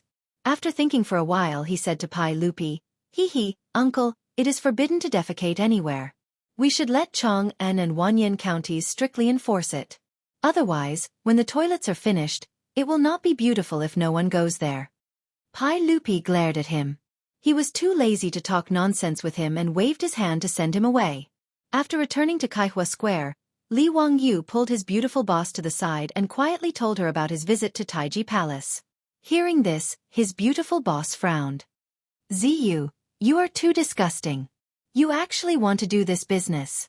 In the future, stay away from me. Don't smoke me. The beautiful boss said in a half-joking, half-serious manner. Li Wangyu was speechless. He rolled his eyes and told her about his plan. This made the beautiful boss nod her head. That is possible. 30,000 strings of string of cash is not much. If this is successful, it will be greatly beneficial to our Li family. The beautiful boss's affirmation made Li Wangyu very happy. What was even more surprising was that the beautiful boss said, "Our Li family." This was something she had never said before. Li Wangyu excitedly moved to the beautiful boss's cheek and gave her a big peck. Laughing loudly, he turned around and ran. Chapter 519. The news that Li Wangyu, the founding county magistrate of Hu County, wanted to build 300 toilets in Chang'an City quickly spread throughout Chang'an. Everyone had different reactions to this. Some people had already gotten used to the county earl's extravagant spending and prodigal behavior. Compared to the huge amount of money he had spent on the polo field and his arrogant claim that he would support an entire county, building 300 toilets in Chang'an was not a big deal. There were also people who praised Li Wangyu's actions and felt that he was being generous and generous. There were so many filthy things on the streets of Chang'an, and that no one wanted to see, but they had no choice before. Now that the county earl was paying for the toilets, everyone would be happy to have a place to relieve themselves. Some people snorted at Li Wangyu's actions and felt that he was just trying to please the crowd. Some of the aristocratic families even started to mock Li Wangyu in private as the county earl of the toilets. Li Er's imperial edict quickly reached Wanyan and Hu County. Li Wangyu ran over to the county yamen and discussed it with Cui Zhua and Lu Deheng, the two county magistrates. On the map, they outlined 300 locations for the construction of toilets. Cui Zhua and Lu Deheng, the two county magistrates of Chang'an and Wanyan, naturally welcomed Li Wangyu's actions. After all, they didn't have to pay for the toilets, and it could solve the problem of the two counties. Why not? The ordinary people of Chang'an were fine, but these two were fifth-rank officials of the imperial court and came from aristocratic families. How could they be used to the filthy things on the streets of Chang'an? Especially in the middle of summer, the mosquito flies and smelly things in the corners of the streets in the south of the city gave the two of them a headache. However, other than strictly ordering the yamen runners to patrol the streets, there was no better way. This made Cui Zhua and Lu Deheng very angry. Although the toilets were seen in ancient books, it was a new thing for the Tang dynasty. Cui Zhua and Lu Deheng invited Li Wangyu and prepared to inspect it. He could also ask Li Wangyu face to face about the toilets, how he was going to build them, and how he needed the cooperation of Chang'an and Wanyan counties. There were 300 toilets. Excluding the second toilet that had been converted into a polo field, there were still 106 toilets left. Li Wangyu planned to build a toilet in each square. Due to the large flow of people in the east and west cities, 4 toilets were built in each. These were more than 100 toilets. The rest of the toilets were all built on the 25 main streets of Chang'an. County Count Hu, how do you plan to build the toilets? I'm not sure, so please enlighten me. Cui Zhua bowed and inquired. Now, he and Lu Deheng were truly convinced by this young man in front of them. Thinking back to the time when he went to Dingzhou village and met Li Wangyu, he was just a commoner. Compared to his status as a fifth-rank court official, the difference was like the difference between heaven and earth. However, in just half a year, this young man had risen like a rocket. He had been promoted 3 times and was now a county earl of the founding county. Cui Zhua could only secretly rejoice that he hadn't completely offended this young man. He had also lowered his head quickly. Otherwise, he really wouldn't know what to do. He sighed in his heart, but how could it not be that Lu Deheng, the Wanyan county magistrate, was sighing in his heart? Li Wangyu called over Niu Wu and took a stack of paper from his hands. Cui Ming House, Lu Ming House, please take a look. This is a sketch of the toilets that I drew. The construction of the toilets is very simple. You only need to dig out the latrine pit and solidify it with mirage mud to prevent the sewage from seeping into the ground. The toilets on the ground will be piled up with black bricks. It's square and very simple. He spoke very lightly, but in Cui Zhua and Lu Deheng's ears, they were inwardly speechless. Using something as precious as mirage mud to build toilets? This county count who was indeed a rumored prodigal. County Count Hu, mirage mud is a good thing, but it's not cheap. Moreover, the production rate is low. Isn't it a bit wasteful to use it to build toilets? Li Wangyu smiled and said, It's fine. I've already informed the saints about this matter. This mirage mud was originally the formula that I offered. Now that I've transferred some, it's not a big deal. As for being wasteful, it's not a problem. It's just a matter of tens of thousands of strings of cash. Cui Zhua and Lu Deheng were speechless. Fine, you can be willful when you're rich. Lu Deheng pointed at the drawing in confusion and asked, County count who? May I ask why the toilets are divided into left and right toilets? What's the purpose? His question made Li Wangyu feel very strange. He answered matter-of-factly, naturally, it's divided into men's and women's toilets. Li Wangyu's words were said casually, but Cui Zhua, who was twirling his beard, trembled. He almost pulled out a few strands of his beard. County count who, don't joke around. How did you build the women's toilets? What kind of scandal is this? What? Why can't the women's toilets be built? Li Wangyu was a bit confused. He looked at Cui Zhua and Lu Deheng, hoping to get an explanation. Cui Zhua sighed and said, there's a difference between men and women. How can a woman use the toilets outdoors? It's really indecent. Even though I've looked through ancient books, there are toilets, but women can't use them. County count who, the women's toilets must not be built. Lu Deheng also had the same attitude. He echoed, County count who, how can a woman use the toilets outside? What kind of scandal is this? This can't be done. Their words made Li Wangyu burn on the outside and tender on the inside. He didn't expect that it would be so difficult to build a women's toilet in the Tang dynasty, which was famous for its openness in history. In fact, Li Wangyu didn't know that there were no women's toilets in China since ancient times. Even in the Republic of China, many women's schools couldn't find toilets in their dormitories. When they needed to use the toilet, they had to take the toilet out from under the bed. In 1935, in order to build the women's toilets, the Guangzhou Health Bureau published a special report, saying that they would build 2 women's toilets somewhere, which were only for women. They reminded men not to break in, and if they deliberately violated, they would be arrested. They looked to the people and others to take note of this. At that time, the Guangzhou Health Bureau published such a serious matter in the newspaper because before that, all the public toilets were men's toilets. After the women's toilets were built in many cities, there were often cases where men were used to it and didn't know that there were women's toilets. It caused a lot of embarrassment. This was the case in the Republic of China, not to mention the Tang dynasty 1,400 years ago. Li Wangyu wanted to build a women's toilet. In the eyes of the Tang people, it was completely incomprehensible. It was even a betrayal of the orthodoxy. After understanding all this, Li Wangyu was also shocked speechless. He really didn't know what to say. He suddenly understood why his beautiful boss didn't want to ride a horse now and wanted to take a 4-wheeled carriage. It seemed that this was also the reason. There was no toilet in Chang'an City, but a toilet could be carried in the horse carriage. Cui Zhua's and Lu Deheng's words made Li Wangyu very depressed. According to the customs of the Tang people, he didn't care about only building a men's toilet. But he was afraid that if his beautiful boss knew about this, would she beat him to death? Even he couldn't understand this kind of thing, let alone his beautiful boss. Li Wangyu thought for a while, and finally gritted his teeth and said, let's build it like this first. We'll talk about it after it's built. In this regard, Cui Zhua and Lu Deheng shook their heads. When this matter spread out, it would cause another wave in Chang'an City. Chapter 520. The toilets that Li Wangyu wanted to build were still on the drawing board, but because he wanted to build a women's toilet, it caused quite a stir. The ordinary people of Chang'an did not care about this. As for the matter of etiquette, no one paid much attention to it. After all, it was not the Ming and Qing dynasties that had so many restrictions and prejudices against women. In the Tang dynasty, even if women went out to work, it was not a new thing. The people were already used to showing their faces in public. Therefore, to the people, the idea of building toilets and separating the toilets into men's and women's toilets was just a joke. But when this reached the ears of the scholars and aristocratic families in Chang'an, it was a big deal. The aristocratic families, led by the 5 surnames and 7 hopes, did not like Li Wangyu. The Wang clan of Taiyuan and the Zhang clan of Xingyang were even more at odds with him. Now that they heard that this person was going to do such a heinous thing, they immediately exploded. The next day, Li Wangyu was impeached in the morning court as expected.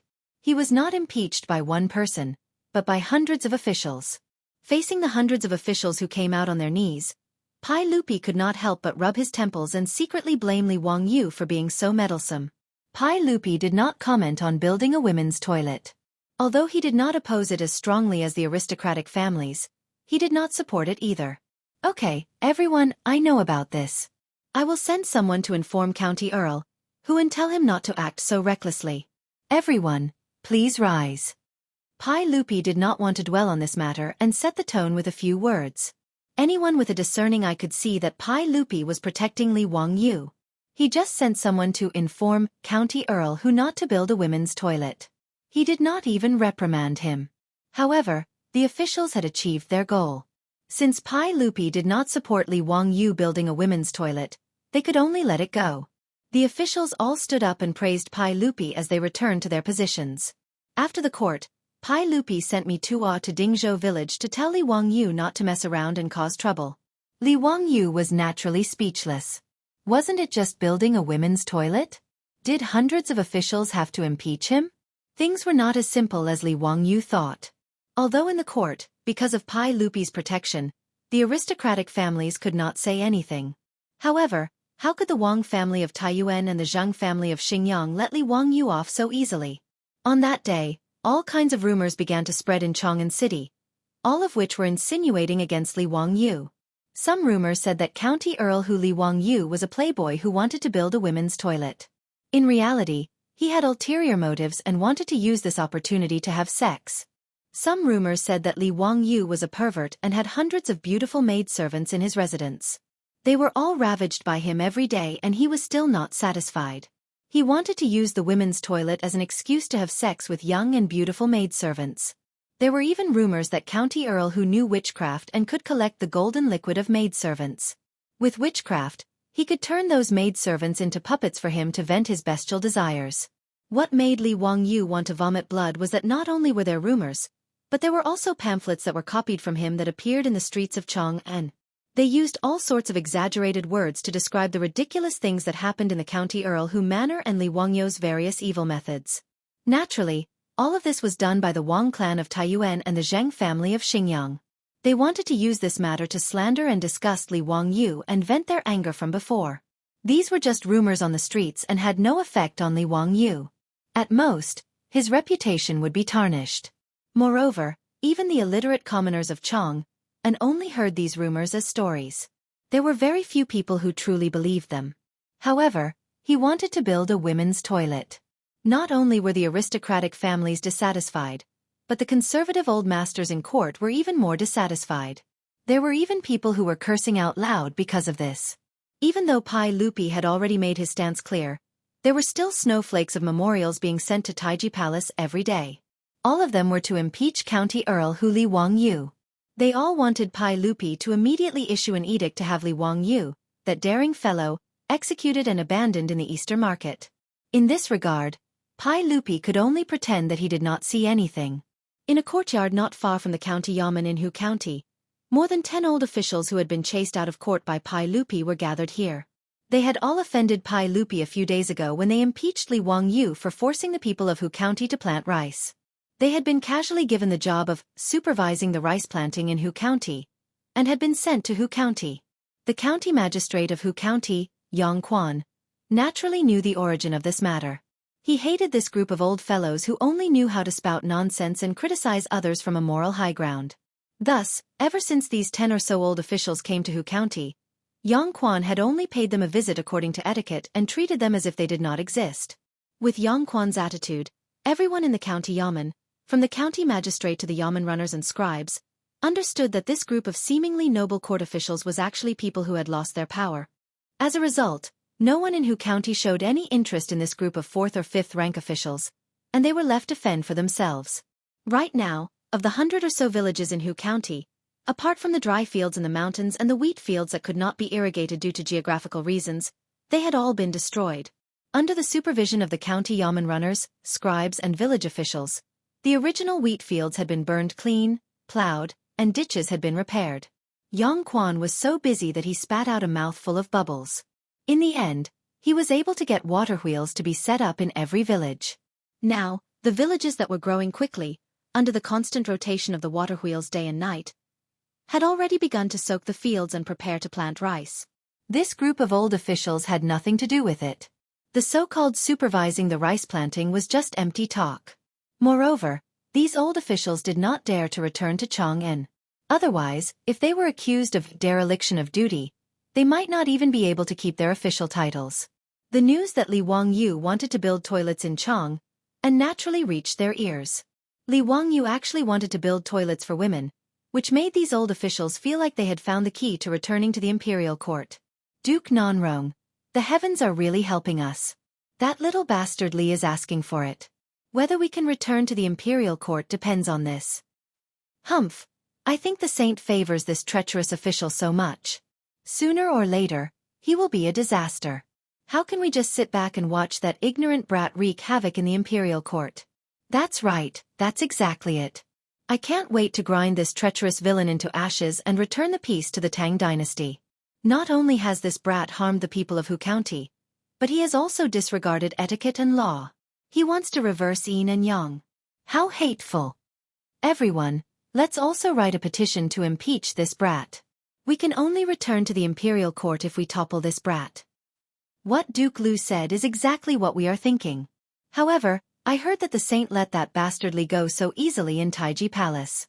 As for those petitions to impeach him, they are all kept in the palace. Do you have any good ideas? These old officials were also troubled by Pai Lupi's attitude of protecting Li Wangyu, but there was nothing they could do. Everyone pondered for a long time. Suddenly someone asked, "Why is Duke Tuoba not here today?" He caught a cold a few days ago and felt depressed. He has been bedridden these days. Sigh, I think Duke Tuoba's health is getting worse and worse. I'm afraid he will have to leave soon. What a pity. We are going to lose a close friend again. It's sad and lamentable. Everyone sighed again. Suddenly, someone lowered his voice and said, "Everyone, this old man has a plan." Chapter 521. In just a few days, Li Wangyu had been impeached nearly 100 times. Based on these impeachments, Li Wangyu would not be considered a righteous victory unless he was torn to shreds. As for these memorials, Li Er was too lazy to even look at them now. He directly asked me Tua to carry them away and burn them all. Li Er was also sick and tired of these defenders. It was just a trivial matter, yet they kept pestering him endlessly. It was a good thing that Li Wangyu wanted to build toilets in Chang'an, and Pai Lupi supported it. Even if there was something wrong with building toilets, there was no need to go through so much trouble. Pai Lupi thought that if he ignored these people and if Li Wangyu did not build toilets, the matter would be over in a few days. But he did not expect that something that shocked the entire court would happen when Pai Lupi was not prepared for it. Early in the morning, the soldiers guarding the illustrious Virtue Gate pushed the heavy winch to open the heavy city gate of the illustrious Virtue Gate. The hinges of the city gate squeaked loudly. It was very ear-piercing in the early morning. The soldiers had long been used to this kind of noise and turned a blind eye to it. There were already many people waiting outside the city gates to enter the city. These were the villagers from the villages around Chang'an City. They were going to the Chang'an City market to sell their crops. There were also merchants who were in a rush and missed the closing time of the city gates. They were forced to stay outside the city gates for the night. Seeing that the city gates had opened, everyone obediently lined up and waited for the soldiers guarding the gates to inspect the city. Just as the city gates were in a mess, a group of people came from not far away. The strange movement gave everyone a shock. More than 10 white-haired old men in dark and light red official robes carried a thin coffin with great effort. Their faces were filled with grief and indignation. They walked toward the illustrious Virtue Gate without saying a word. This naturally frightened the guards. They did not dare to stop this group of 4th and 5th ranked officials. Someone immediately ran to inform the colonel in charge of the illustrious Virtue Gate. When the colonel received the news, he was also shocked. What was the matter with carrying a coffin into the city? In the history of Chang'an, only coffins were transported out. A group of officials carrying coffins into Chang'an had never been seen. "Gentlemen, may I ask where you are heading?" The colonel had his duty and blocked the group of old officials. "Out of the way! This is the coffin of Tuoba Zhengyang, the Imperial Academy's scholar Tuoba Zhengyang. We're going to send him to the Taiji Palace to attend the imperial court. Don't get in our way," the leading old man reprimanded. His words shocked the colonel even more. The coffin of the academician? To be carried to Taiji Palace? Are these old officials crazy? However, This wasn't something that a small gatekeeper colonel like him could stop. Naturally, he could only step aside and watch as the group of old officials carried the coffin away. When they were far away, he grabbed a soldier beside him and said, "Quickly ride a horse and report to the Vermilion Bird Gate. Something is going to happen." The group of old officials had not even carried the coffin into the imperial city. At this moment, the officials in the imperial city who were preparing to attend the imperial court already knew about this matter. The Imperial Academy's scholar Tuoba Zhengyang was someone that everyone naturally knew. This person was a scholar from the Sui dynasty. After joining the Tang dynasty, he had been working in the Imperial Academy. This person was 67 years old this year, and could be considered a great scholar in the imperial court. He had quite a reputation. A few days ago, Tuoba Zhengyang had been chased to Hu County by Pai Lupi because of the impeachment of Li Wangyu. It had only been half a month, so why was he carried back in a coffin? Du Ruhui's expression changed. He hurriedly pulled Fang Xianling to the side and said, "Xianling, I'm afraid something is wrong. Don't let them carry Tuoba Zhengyang's coffin into the imperial city. If I'm not wrong, these old officials probably didn't come with good intentions. I'm afraid it has something to do with the Huxian Count matter." Being reminded by him, Fang Xianling came to her senses.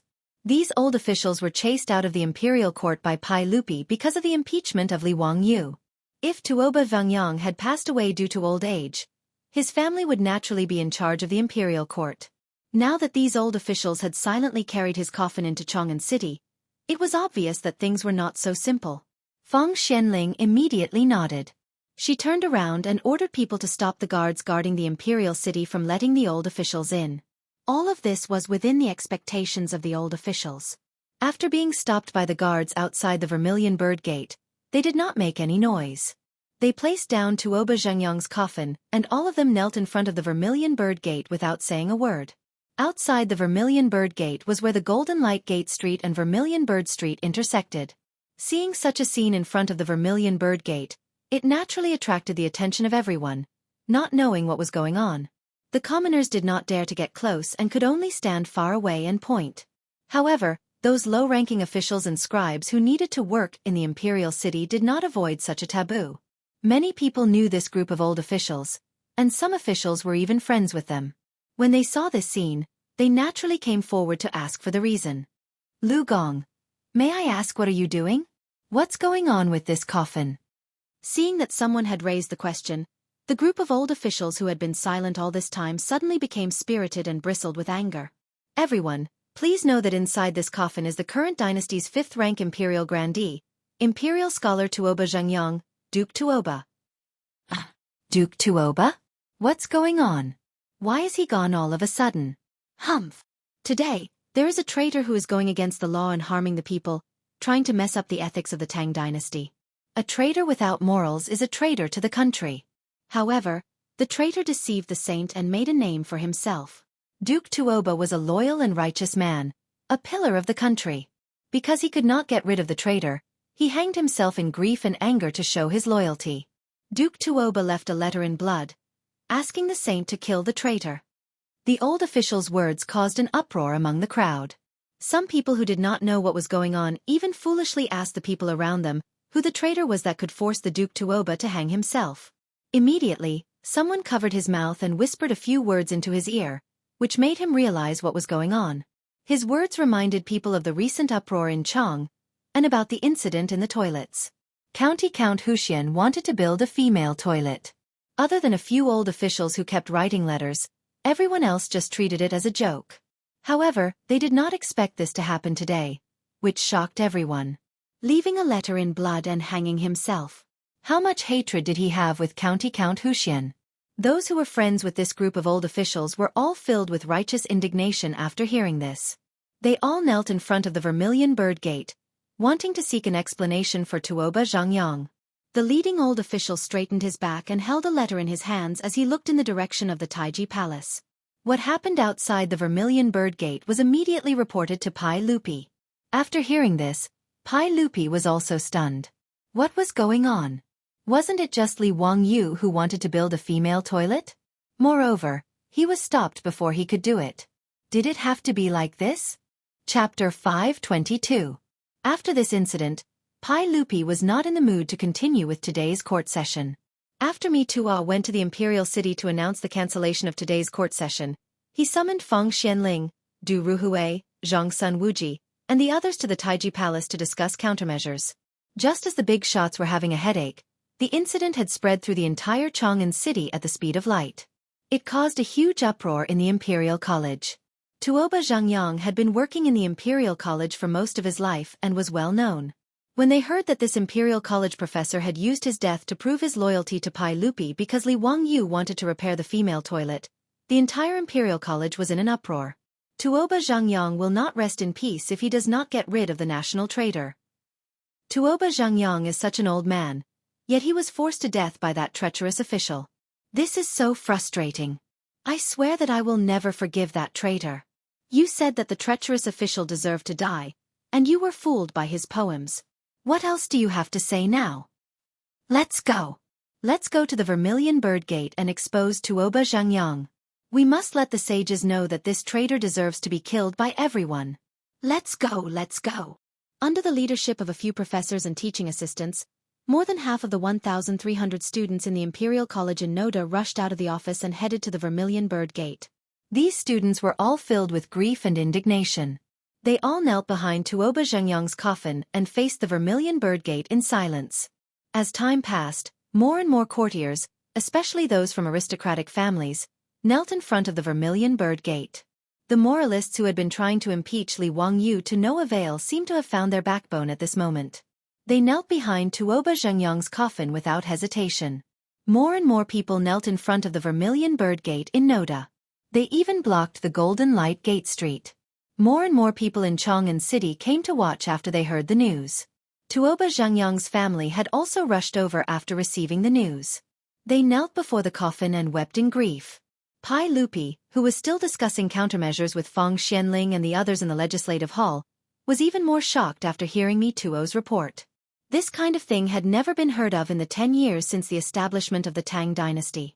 Pai Lupi was also a little flustered. He had never expected things to turn out this way. Master Feng, Master Du, Fu Ji, what do you think of this matter? What should we do now? Feng Xianling and Du Ruhui didn't know what to say.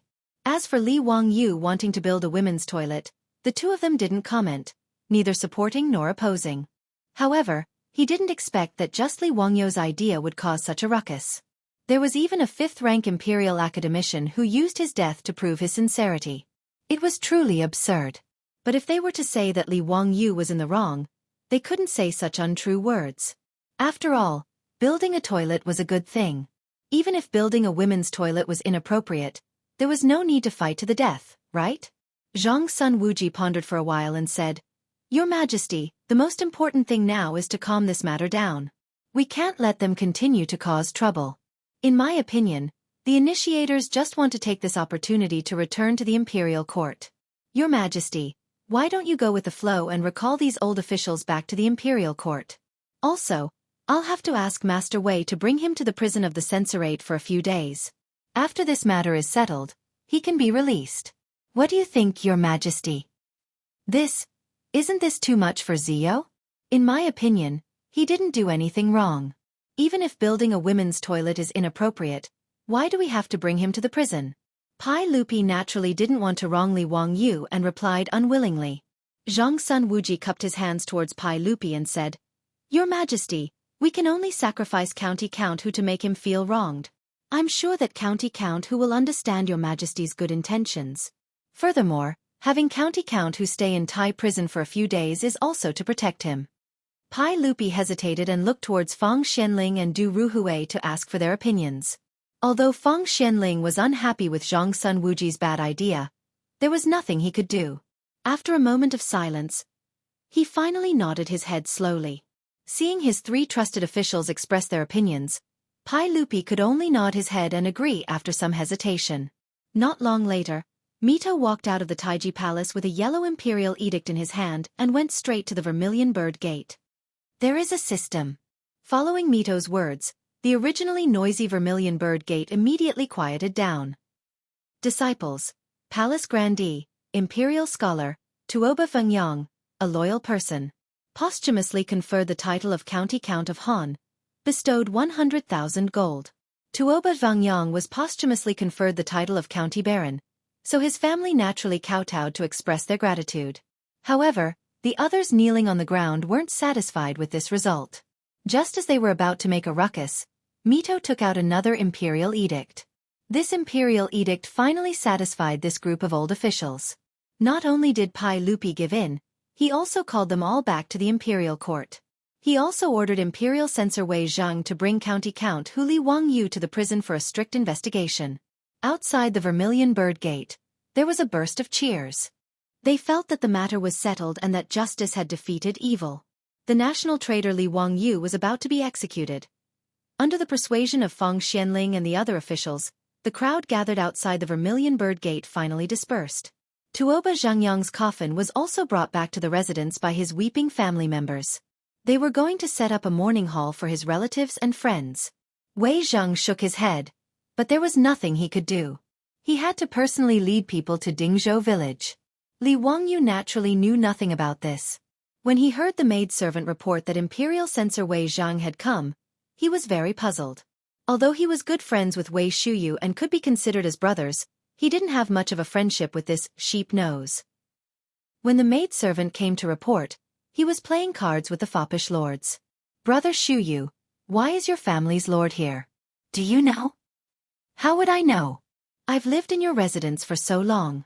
I haven't returned to Chang'an, and I haven't seen my father." "Hee. Maybe he's looking for you on official business?" Wei Shuyu answered casually as he threw out a card from his hand. 4 twos. Bum. Wahahaha, I still have one card left. Pay up, pay up. Feng Yi looked at the card in his hand, blinked, and instantly threw it into the pile of cards. "Why are you still playing cards? Quickly go and welcome your lord. F***CK. Last love, are you going back on your word again?" "No, I'm just afraid that your lord will be anxious from waiting." "Then pay up first." "We haven't lost yet, why should we pay up?" The foppish lord stopped playing cards and went to welcome Wei Zhang. Wei Zhang's first sentence shocked everyone. They wondered if this old man had gone crazy. "Li Wangyu, come with me. The saint has issued an edict to take you down for investigation." Wei Shuyu stuttered.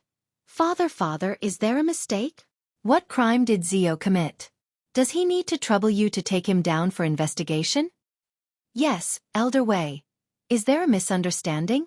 Zio was perfectly fine. Why would the saint issue an edict to take him down for investigation?" The foppish lords also started to make a ruckus. Wei Zhang was so angry that he glared at them. "Shut up. What do you know? Isn't this bastard brat's own fault? The saint's action is to protect him." Li Wangyu was even more confused. What? Everything was fine, but he was sitting at home, and trouble came from the sky? What did he do wrong this time? Why was he being taken to the prison? Chapter 523. The whole Lai Hot was in chaos when they heard that Imperial Physician Wei Zhang was going to take their Lang Jun to the stage prison. Li Hang, the old housekeeper, was so shocked that he didn't know what to do. He knelt down in front of Wei Zhang and asked, "Mr. Wei, what law did my Lang Jun break? Why is he going to be taken to the stage prison?" Niu Wu stood in front of Li Wangyu and prevented Wei Zhang from taking him away. Li Wangyu, on the other hand, was relatively calm. He pushed Niu Wu aside and helped Li hang up before bowing to Wei Zhang and asking, "May I ask Wei Gong what exactly happened? Even if I die, you should at least let me know what happened." Wei Zhang glared at him and said, "It's all because of your toilet." He made a long story short and recounted what had happened in Chang'an today. However, Li Wangyu and the foppish playboys all stared at each other in bewilderment, feeling that it was simply too ridiculous. That old man called Tuoba Zhangyang was also a lunatic. Even though he was going to build a female toilet, he had no choice but to give up the idea after Pai Lupi said so. But now, there was not even a single toilet in Chang'an City. What did this old man mean by seeking death for no reason? "Young man, I know you can't be blamed for this. However, Tuoba Zhangyang died because of you. The sage can't pretend that he didn't see anything. Letting you stay in the stage prison for a few days is for your own good. When this matter is settled and Tuoba Zhangyang is buried, you will be released. Don't worry. The sage has also instructed this old man to not mistreat you. Even if you stay in the stage prison, you won't be wronged. Just think of it as a change of place to cultivate your character. What the hell? Who the hell wants to cultivate their character in the stage prison? In response to Wei Zheng's words, Li Wangyu could only roll his eyes and had nothing to say. Since Wei Zheng was here, what else could he say? Since that's the case, let's go. I'll have to trouble eunuch Wei to take care of me. Li Wangyu turned around and gave a few instructions to Li Hang and Niu Wu, telling them to listen to their beautiful superior's orders and to guard the door well. Just as she was about to mount her horse and leave with Wei Zhang, Aphrodite and Perrin also ran over after being notified by the servants of the residence. The two girls were weeping like raindrops on pear blossoms, making me feel pity for them. Lang Jun, what happened? Why did Master Wei want to take you out of the prison? Lang Jun, I'll go with you. I'm not afraid of going to jail. I'll go with you. The two women's cries made the other hedonistic young masters wink at Li Wangyu with wretched expressions on their faces. They were now clear that Li Wangyu was fine this time. He had just suffered an unexpected calamity. In order to appease the crowd, the saint let Li Wangyu stay in the stage prison for a few days. Since he couldn't bear the punishment and was fine, they all began to tease Li Wangyu. Li Wangyu hurriedly jumped off his horse and reached out to pull Aphrodite and Perrin into his arms while comforting them softly. At the same time, he didn't forget to raise his middle finger at the hedonistic young masters behind their backs to show his respect for them. Li Wangyu repeatedly assured them that he was fine and that he was only going to stay in the stage prison for a few days. Only then did Aphrodite and Perrin stop crying, though they were still skeptical. Lang Jun, are you really fine? You're not lying to me, are you? Don't worry, why would I lie to you? Be good and listen to Chongqing in the residence. After comforting the two women, Li Wangyu mounted his horse again and rode back to Chang'an City with Wei Zhang and the other imperial censors. How could the hedonistic young masters be in the mood to continue staying in Dingzhou village? They all called for their troops and followed Wei Zhang, Li Wangyu, and the others back to Chang'an City. The old steward Li Hang was at a loss at this moment. He pulled Niu Wu over and said, "Quick, bring some men and follow them. We must ensure Longjuan's safety.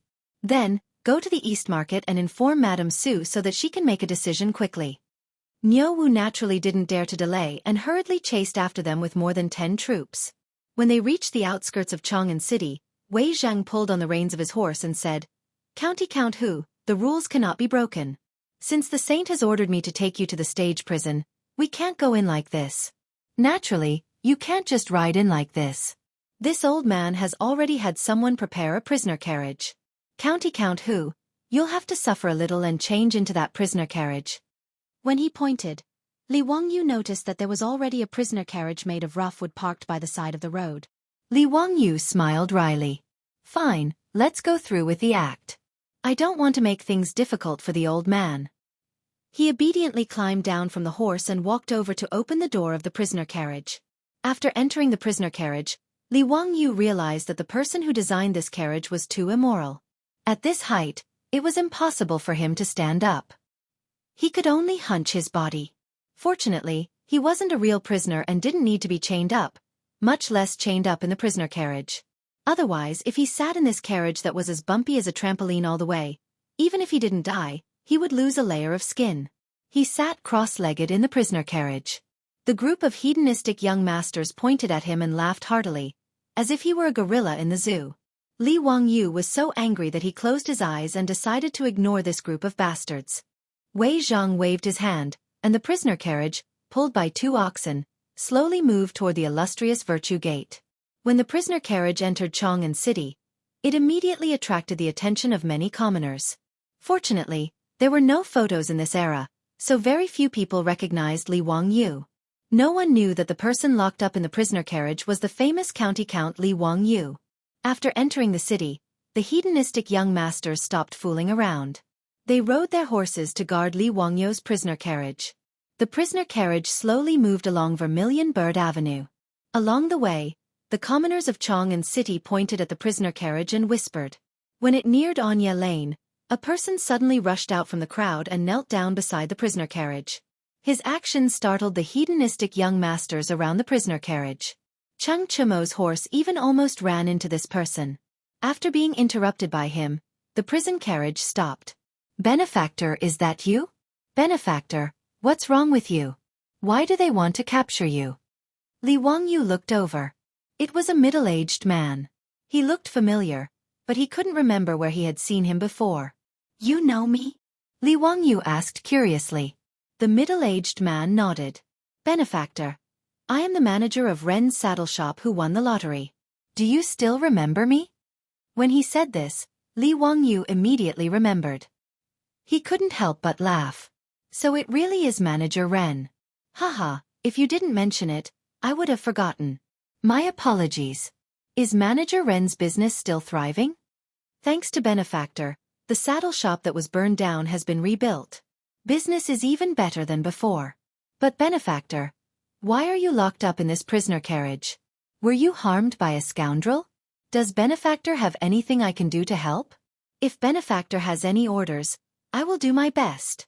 Even if I have to spend all my wealth, I will help Benefactor clear his name. Shopkeeper Ren's words made Li Wangyu very touched. He hurriedly cupped his hands and bowed to him. Many thanks for Shopkeeper Ren's kindness. However, this is a matter of the imperial court. You can't help. I appreciate your kindness. You can go back. Li Wangyu waved his hand at him.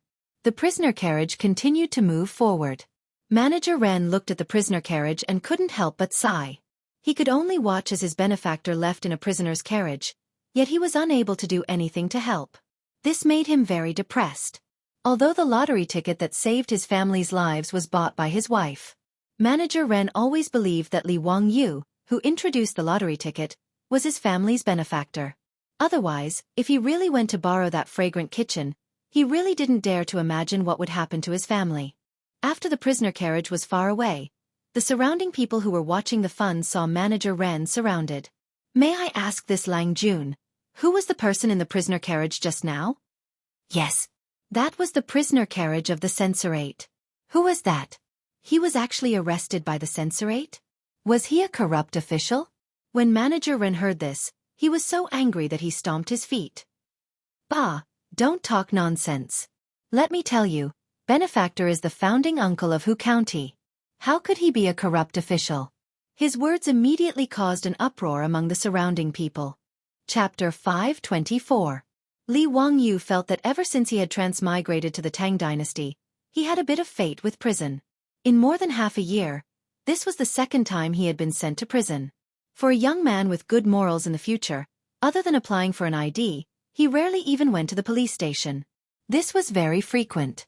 Although he had been prepared when he went to prison in Chang'an last time, even to the point of trapping the Li clan clansmen, he was not mentally prepared this time. The censorate was also in the imperial city, and so was the prison. The prisoner carriage slowly drove into the Vermilion Bird Gate. This was the first time he had entered the Vermilion Bird Gate's imperial city in this way, and it was a very novel experience. However, most of the people in the imperial city were officials, so they naturally knew Li Wangyu. They also knew that Pai Lupi had ordered him to be sent to the prison. Ever since the prisoner carriage drove into the imperial city, there were many officials pointing at him in the carriage. Many officials and officials who were supposed to be working in various government offices also ran out to watch the commotion. There were also many moralists and officials from aristocratic families who angrily spat on the ground. They looked as if they wanted Li Wangyu to be sent to the Eastern Market for execution right now. After the prisoner carriage drove into the censorate's prison, the cage was opened. Li Wangyu crawled out and struggled to move his muscles and bones. The short journey made him feel as if his bones were about to break. County Count Huxian. Go. This old man has already arranged a prison for you. I definitely won't let you suffer any hardships. As long as you do not leave the prison, I will not restrict your movements. When this matter is settled, I will let you go.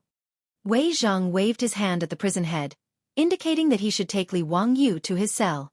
Hee, thank you for your kindness, Duke Wei. Li Wangyu was also open-minded. Since he was already here, he might as well take things as they came. In any case, Pai Lupi had ordered him to be sent to the prison. There was no point in crying. This was the first time the prison head had encountered such a situation. The people locked up in this prison were all officials captured by the censorate. When Li Yuan was in power, the Imperial Censorate's assistant minister and Imperial Censorate each arrested people. Those who were interrogated were all taken to the prison, often causing the prison to be overcrowded. Ever since Wei Zhang became the imperial censor of the censorate, he naturally couldn't tolerate the censorate acting so recklessly. Inside the stage prison, it was much quieter. There weren't as many criminal officials, but those who were caught and sent to the stage prison were all criminal officials with irrefutable evidence. Since they were criminal officials, there was naturally no need to be polite to them. Even the ordinary prison guards of the stage prison would often insult and reprimand these high and mighty officials. They would even use some private punishment. That was a common occurrence. But today, the head of the prison had received a notice from the imperial censor, asking him to find a dry and well-ventilated prison cell and clean it up for a noble to stay in. The jailer almost thought that he had misheard. A noble was staying? This was the prison, not the hostel of Chongren Square. What did he mean by checking in? Shouldn't he be in prison? The head of the prison was baffled. He could only lead a group of prison guards to find a cell in the stage prison and clean it up. Hearing that a criminal had arrived, he hurried out to pick him up. But the scene in front of him scared the jailer so much that his legs trembled. He didn't know Li Wangyu, but he knew Wei Shuyu. He was the eldest son of the big boss of the censorate. No matter how blind he was, he couldn't not recognize him. But just now, he clearly saw that the noble who was going to be locked in the stage prison kicked the son of Prime Minister Wei in the butt. But young Master Wei just laughed and didn't care at all. Even Master Wei acted as if he didn't see it. He led a group of imperial censors away.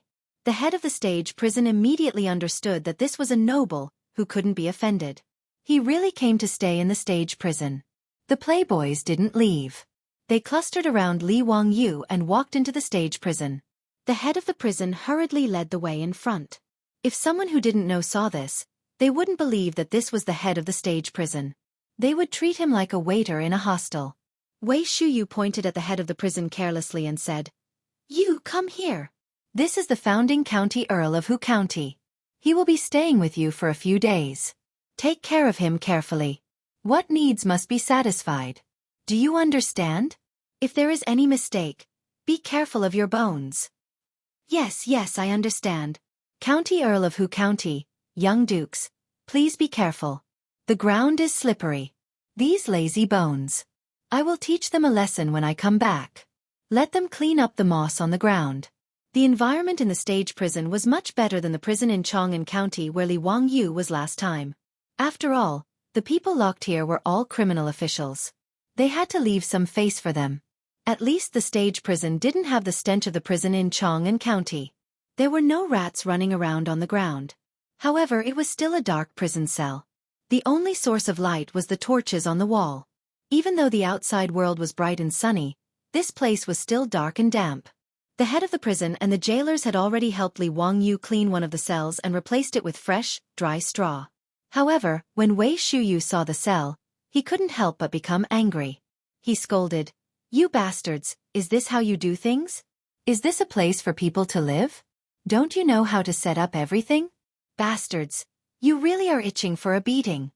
His words made the head of the prison and the jailers want to cry. The prison cell had been cleaned and the straw had been replaced with new ones. What else did he want? Did he really think the stage prison was a hostel? Was this County Earl of Hu County really here for a vacation? Li Wangyu smiled and stopped Wei Shuyu from continuing to be angry. "Brother Shuyu, don't make things difficult for these people. I reckon that my family's troops will be here soon. Just let them handle it." As soon as he finished speaking, a commotion could be heard from the entrance of the stage prison. A jailer jogged over and said to the head of the prison, "Head of the prison, someone is here to visit County Earl of Hu County. Master Wei has already said that anyone who comes to visit County Earl of Hu County is to be let through. If County Earl of Hu County needs anything, just let us do it." The head of the prison felt a headache coming on. Was this still a freaking stage prison? He didn't dare to say anything else and could only have the jailers invite the visitors in. Before long, his beautiful superior led Aphrodite, Perrin, Niu Yong, and Niu Wu into the stage prison, along with a group of Li family troops. "Chongqing, you're here?" "Aphrodite, Perrin, didn't I tell you to stay in the residence? Why did you come to Chong'an?" Li Wangyu asked curiously when he saw the two girls. Aphrodite and Perrin looked aggrieved. If it weren't for the fact that there were so many people around, they probably would have burst into tears. "Lang Jun, after you left, the old steward was worried that no one would take care of you, so he had us lead a few maidservants and troops to Chong'an on horseback. Li Wangyu nodded and looked at his beautiful superior. Chongqing, please take care of the family during this time. His beautiful superior was very calm, but there was a hint of anger on her pretty face. Wang Yu, I heard from Niu Wu that you were sent to the stage prison because of the toilet incident? Li Wangyu looked at his beautiful boss's face, which was flushed red from anger, and helplessly nodded his head. Chapter 525. His beautiful boss didn't get angry. She just took a few deep breaths and calmed herself down. Wang Yu, leave this to me. I can't let those people frame you like this. Humph, I don't believe it. Did they jump out from the cracks of a rock? Li Wangyu understood his beautiful boss. Although she wasn't a feminist, how many of the beautiful women in the later generations were easy to get along with? There were all kinds of jokes about men hiding money on the internet. Although it was a joke, it was also reality. His beautiful boss, who could hold up half the sky, now knew that Li Wangyu was framed and sent to prison because he only had the idea of building a female toilet. How could she not be angry? Chongqing, don't be rash. Let's think about this at length. As you can see, I'm fine. Wei Zhang and Li Shimin don't really want to lock me up. They're just putting on an act. Li Wangyu lowered his voice and whispered into his beautiful boss's ear. He was afraid that his beautiful boss would do something impulsive in her anger. His beautiful boss rolled her eyes at him. Humph, do you think I'm that stupid? All right, leave this to me. She looked at the environment of the prison and frowned. Since you're going to stay here for a while, you can't wrong yourself. I'll get Niu Yong and Niu Wu to bring the things in. Li Wangyu shrugged helplessly. He looked like he was telling her to do as she pleased. Seeing that the two had finished whispering, Cheng Chimo laughed and said, Zio, it's fine. We brothers will accompany you. Jailer, go prepare the food and drink. Today, we won't go home until we're drunk. The jailer's face became even more bitter. Damn, you still need to prepare food and drink? Do you want dancers? More importantly, who would pay for this? He naturally didn't dare to ask the rich kids for money, but he couldn't afford to pay out of his own pocket. As for asking Wei Zheng for money, wasn't that just asking for death? Li Wangyu saw the jailer's awkward expression and laughed. Brother Chimo, don't make things difficult for the jailer. I'll get Niu Yong and the others to bring it over. Besides, what's so good about the food in the restaurants outside? Perrin, bring some people back to the Kaihua workshop, cook some food, and have someone send it over. Yes, Lang Jun, I understand. I'll go now. Perrin nodded and immediately turned to leave. Although Perrin was only 12 or 13 years old, she was the best at cooking in Lai Hot, except for her beautiful boss. How could his beautiful superior have the time to personally cook? Perrin was the one in charge of the residence, leading several female cooks to prepare food for everyone. Niu Yong, Niu Wu, and the others also received orders from their beautiful superior. They led their troops back to the Kaihua workshop and prepared to transport the items to the stage prison. Not long after, the prison head and the jailers looked as if they had seen a ghost. Several four-wheeled carriages drove into the censorate and stopped in front of the prison gate. Inside the carriage, there were all kinds of exquisite furniture and decorations. Several Lai Hot's maidservants had already thrown out all the straw in the prison cell. Then, they took down several thick carpets from the carriage and spread them on the floor of the prison cell. Then, all kinds of tables, bookshelves, benches, and even a large bed were moved into the prison cell. As for the candlesticks and incense, the prison head and the jailers couldn't close their mouths for a long time. The candles that were as thick as a child's arm were lit, and the incense burner emitted a bit of incense. In order to drive away mosquitoes, the maidservants even used the residence's toilet water to spray the prison cell. The Lai Hot's maidservants even hung thick curtains around the prison cell to block the view. Not long after, the prison cell that used to hold the criminals looked brand new. A jailer asked foolishly, "Prison head, is this still the censorate stage prison? Don't tell me it's been changed to this county count's residence?" Scram! Don't talk nonsense here. You brats better listen carefully. You absolutely can't offend this noble. Be careful. Don't make any mistakes. Otherwise, you'll lose your head. Prison head, don't worry. Do you think us brothers don't have good eyesight? Tessese, I've long heard that this county count is the god of wealth. It seems that it's true. I've seen those carpets in the eastern markets who merchants shop. They were all shipped from the western regions. Guess how much they cost? How much? Don't tell me it's a few strings of cash? Bah, you want to buy it with a few strings of cash? Are you dreaming? Let me tell you, 100 strings of cash is not a penny less. Oh my God. Isn't this county count just spreading his money on the floor? I saw at least 3 carpets in this prison cell. Isn't that 300 strings of cash? TSK, what's the big deal? Did you forget that this county count spent a lot of money to build baseball fields in Da'an and Zhaoxing? Tisk TSA. Is there really a mountain of gold and silver in this county count's mansion? The layout of this prison cell is many times more luxurious than my home. What do you know? Aren't you ashamed to compare your doghouse? Do you see those arm-thick candles? One candle is worth a few strings of cash. Even if you sell everything in your doghouse, would it be worth a single string of cash? The prison guards and prison heads were envious of the Lai Hot's luxurious lifestyle. Not long after, the food and wine from the Lai Hot was sent in. The group of playboys and Li Wangyu laughed and laughed. They took off their shoes and socks and went to the table. They felt more comfortable than they did in their own homes. Although the censorate was in the imperial city, ordinary people couldn't enter. But after all, the prison only held criminals. Even if they were criminal officials, their family members were allowed to visit. The prison was close to the Jingfeng Gate on the east side of the imperial city, and Chongren Square was just 1 street away.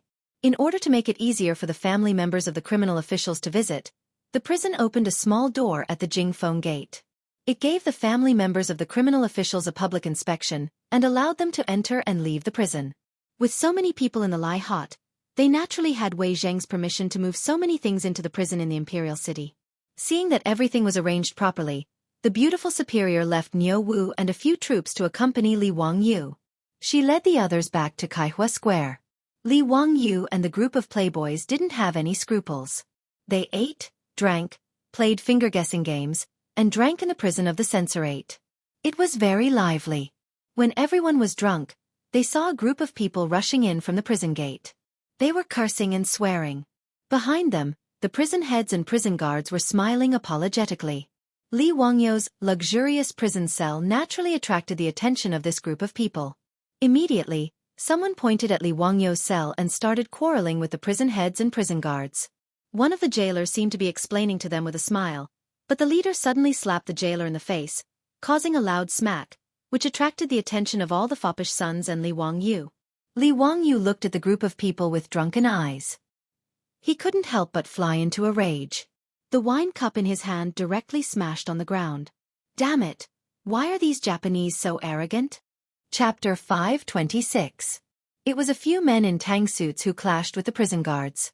However, Li Wangyu immediately recognized the identity of this group of people from their hair buns and strange voices. The Japanese. In the future, Li Wangyu was a little pink, and the people he hated the most were naturally the Japanese. Now that he saw a group of Japanese appearing in the prison and acting so arrogantly, he couldn't help but fly into a rage. Motherf *****. How dare you be so arrogant in the territory of the Tang dynasty? Li Wangyu was already a little drunk. Under the stimulation of alcohol, he grabbed the wine jug on the table and threw it at the group of Japanese. The Japanese who were cursing the jailers didn't expect Li Wangyu to suddenly attack. Caught off guard, their leader was hit by the wine jug. The porcelain wine flask smashed into the head of the Japanese, causing his head to split open. Blood mixed with the wine and flowed out. Baka! The group of Japanese finally reacted and cursed. They rolled up their sleeves and prepared to attack. Li Wangyu was even faster. He ran out of the cell and waved his fist at them. Li Wangyu made his move. Although the silk pants didn't know what was going on, they didn't care about that and rushed out. As for Niu Wu and the other Lai Hot troops, they naturally couldn't sit idly by and watch their Lang Jun fight with other people. Without any hesitation, they rushed over and started punching and kicking the group of Japanese. The group of Dongying people only had 7 or 8 people, while Li Wangyu had more than 10 silk pants, not to mention Niu Wu and a few Jinwu guards. This was basically a one-sided battle.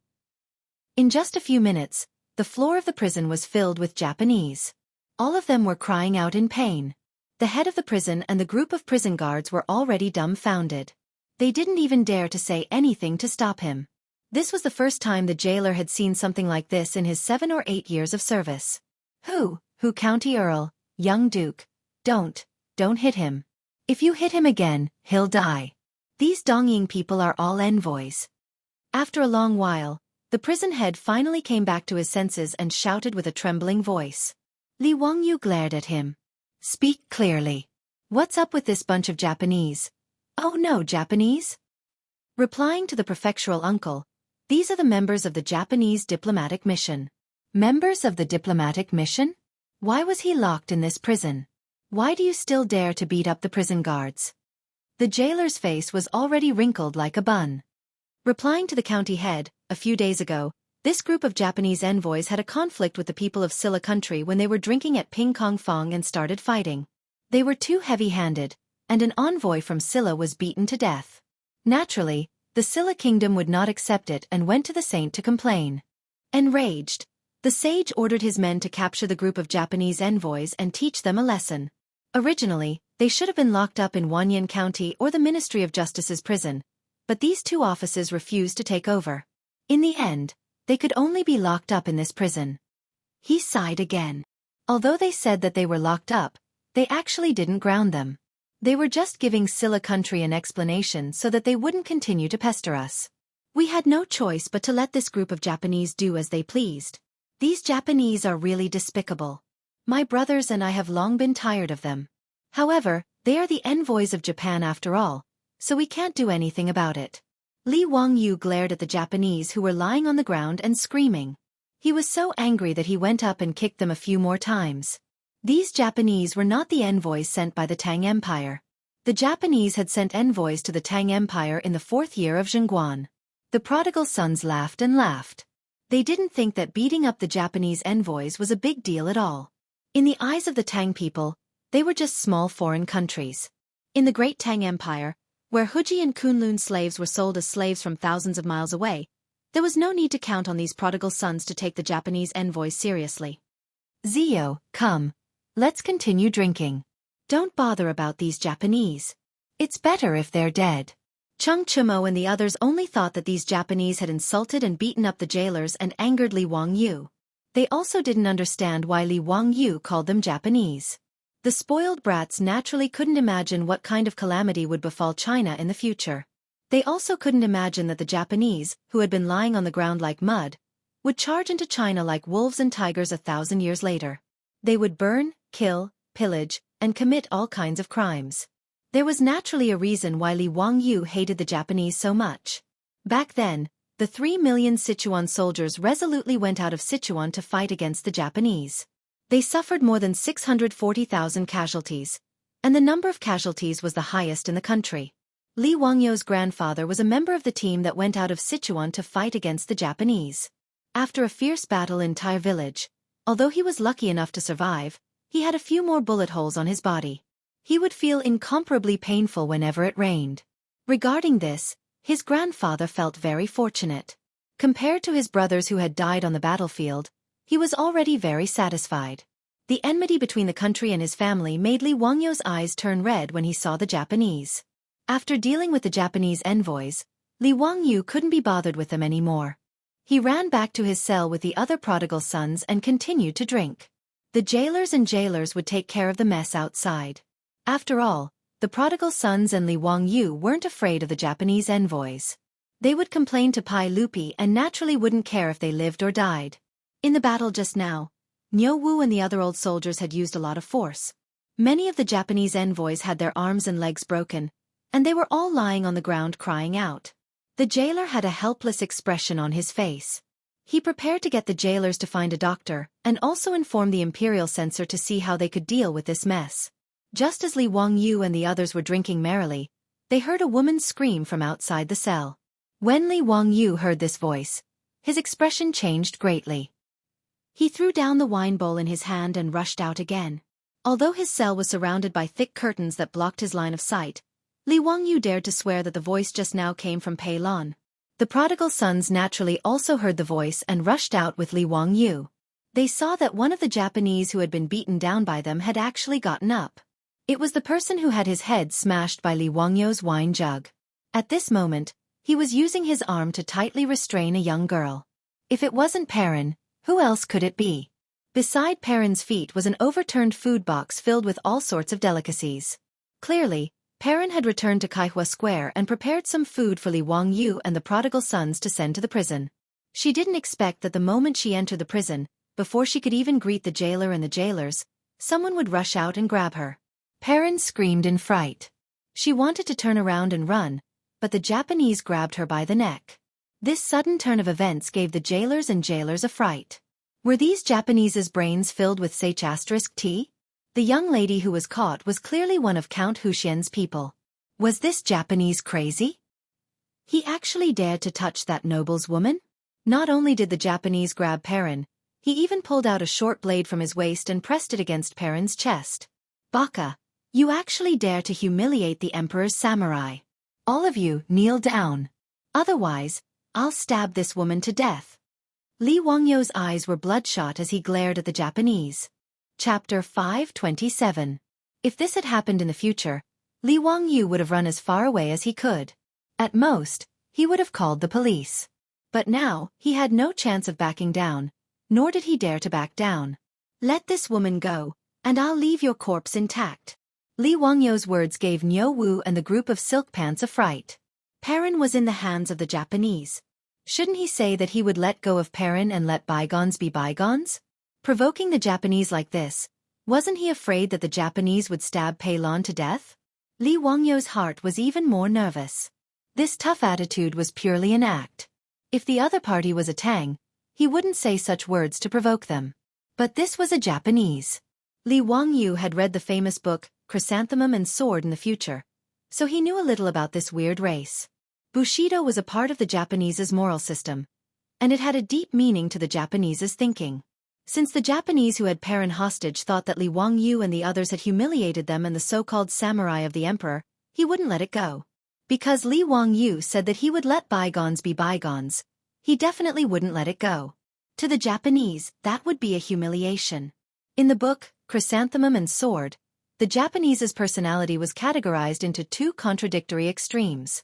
For example, they loved beauty and were aggressive, they respected etiquette and were aggressive, they liked the new and were stubborn, they obeyed and were unyielding. So when the Japanese placed the sword in front of Perrin's chest, Li Wangyu understood that this wasn't something that could be done with empty words. Baka, you bastard! I am the samurai of His Majesty, Emperor Xu Ming of the Sunrise Country. You actually dared to humiliate me. You must suffer my anger and revenge. The Japanese man roared, but before he could finish, he was interrupted by Li Wangyu. Bah! T Emperor. How dare you call yourself an emperor? I'll count to 3. If you don't release this woman, I'll kill one of your companions. Li Wangyu said coldly as he stared at the Japanese. As he spoke, he drew a biscuit from Niu Wu's waist and held it in his hand. Baka! The Japanese was stunned by his words. He wanted to curse again, but Li Wangyu ignored him. He walked slowly to a Japanese who couldn't get up from the ground and stepped on his chest. Then, he raised his katana and pressed it against the Japanese's chest. No, I'm the envoy of Japan. You can't kill me. 1, 2, 3. Seeing that the Japanese holding Perrin had no reaction, Li Wangyu clenched his teeth and exerted strength in his hand. That incomparably sharp bisento directly stabbed into the body of the Japanese under his feet. Fresh blood spurted out. The Japanese who had his chest pierced by the sharp bisento screamed in agony. His eyes bulged out and his mouth was wide open. He was like a fish that was out of oxygen, desperately trying to breathe. His hands grabbed tightly onto the bisento that had pierced his chest. This unforeseen event stunned everyone present. No one had expected that Li Wangyu would actually make a move to kill someone. Even though he had pressed the bisento against the Japanese's chest, the rich kids didn't think that Li Wangyu would really stab someone. They only thought that he was threatening the Japanese. As for Niu Wu and Lai Hot's troops, they naturally didn't think that Xiao Lang would really kill someone. As for the prison head, the jailers and the others, they were so frightened that they fell to the ground on their butts. The jailer's face was pale with fright. These Japanese were the envoys. Even if they were thrown into the prison, they didn't dare to offend them. Now, one of them was killed by Count Hu. This matter was going to break the heavens. In the prison, the remaining 6 or 7 Japanese screamed in Japanese. As for the Japanese holding Perrin hostage, his eyes were about to fall out of their sockets. Bah baka you, how dare you kill someone? Galactic whale, you killed the galactic whale. In his panic, he almost stabbed the Bicento into Perrin's chest. Li Wangyu wiped the blood off his face and grinned. I said that if you don't let go of that woman, I'll kill all your companions. Now, let's start again. I'll count to 3. If you don't let her go, I'll kill the next one. 1. Zio this. After confirming that Li Wangyu was really going to kill someone, the rich kids came back to their senses. Cheng Chumo wanted to stop him. Although these Japanese deserved to die, they were the envoys after all. The rich kids could beat them up or even break their arms and legs, but killing them would cause trouble. However, the moment Cheng Chumo spoke, Li Wangyu turned his head and glared at him, forcing him to swallow his words. At this moment, Li Wangyu's appearance was terrifying. Not only were his eyes bloodshot, his face was ferocious, and there were spots of blood all over his body. He was like a ferocious beast that chose people to devour. Actually, no one could see that Li Wangyu's body was trembling under his loose robe. He was just pretending to be calm. He had killed fish and chickens before, but this was the first time he had killed someone. When would a good youth of the later generations ever think about personally plunging a sharp knife into someone else's body and being drenched in blood by the blood that spurted out? A strong feeling of nausea kept provoking Li Wangyu. He didn't even dare to lower his head to look at the dying Japanese, fearing that he would vomit the next moment. Li Wangyu didn't dare to vomit, nor did he dare to show any signs of weakness. Otherwise, Perrin would be in danger. He could only bet that he could intimidate the Japanese and make him surrender and let go of Perrin. Ever since he transmigrated to the Tang dynasty, the first person Li Wangyu saw when he opened his eyes was the little girl Perrin.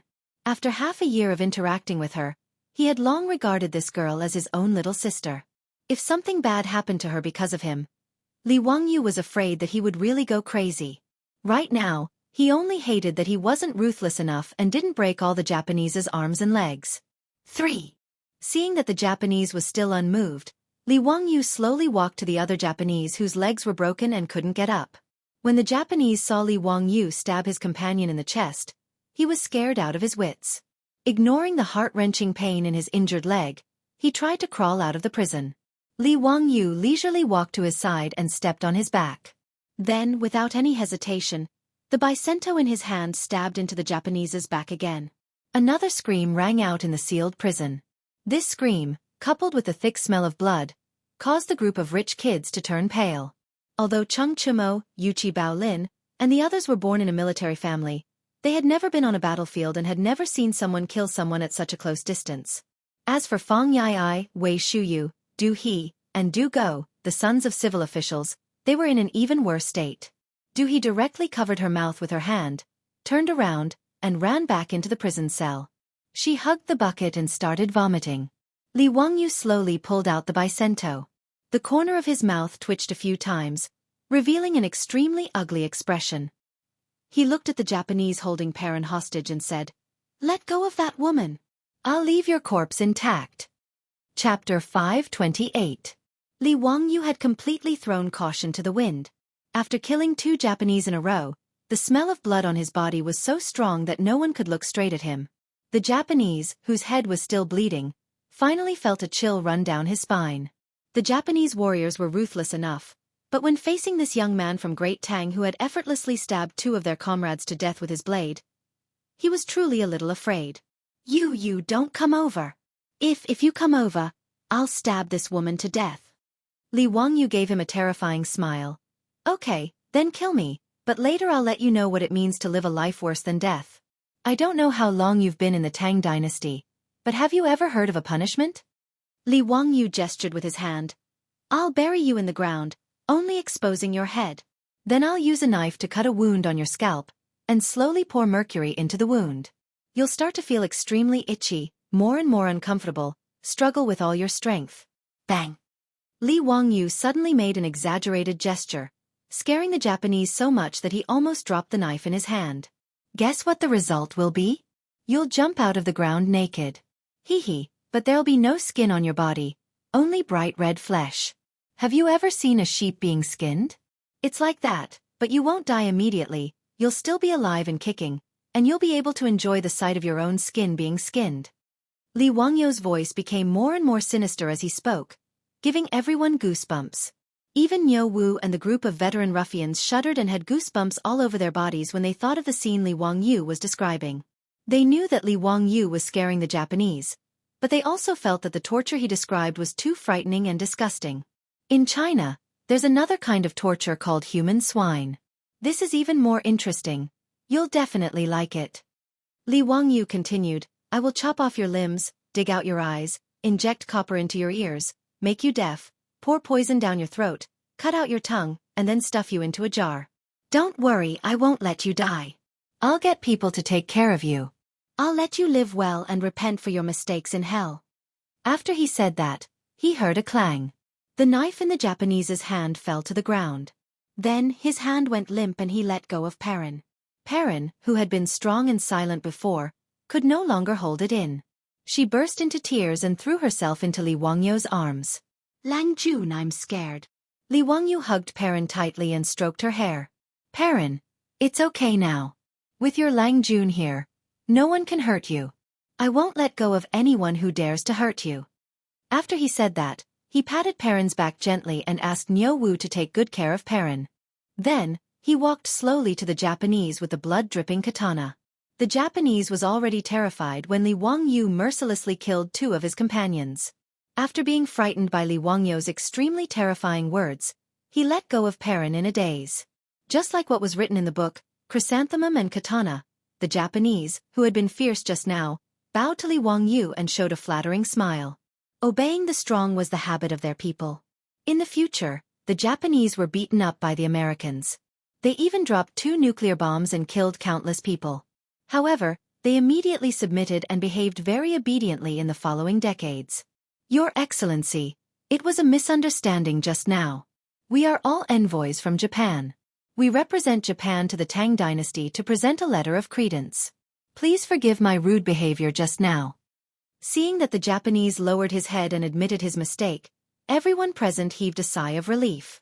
2 Japanese envoys had died in a row. This matter was already big enough. If this Japanese did not admit defeat, Li Wangyu would probably continue to kill. No one doubted this point.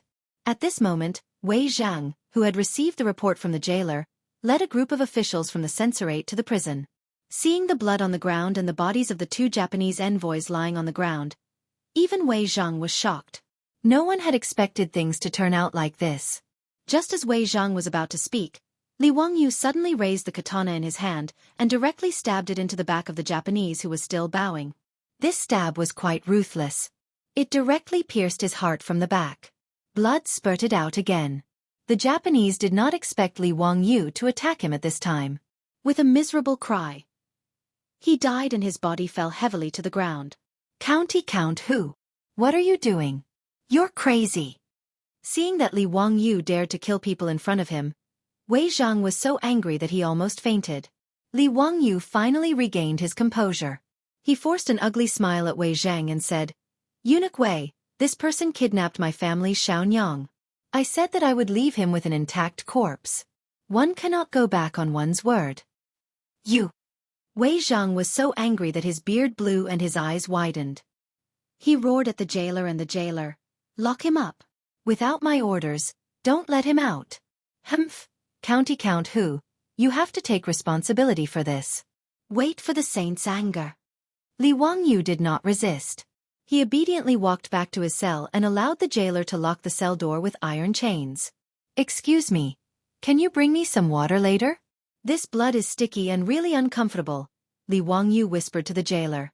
The jailer squeezed out a smile that was uglier than crying and nodded silently. Perrin was so frightened that she was crying loudly. She threw herself against the cell door and refused to let go. Niu Wu, you guys send Perrin back. There's no need for you guys here, Li Wangyu ordered. Niu Wu nodded silently. Right now, it was indeed not suitable for them to continue staying in this prison. Not only Niu Wu and the others, but even the group of wastrels were all chased out by the furious Wei Zhang. He also ordered the imperial censorate to treat the Japanese and remove the 3 corpses to wash the bloodstains. Right now, this matter was no longer something that Wei Zhang could handle.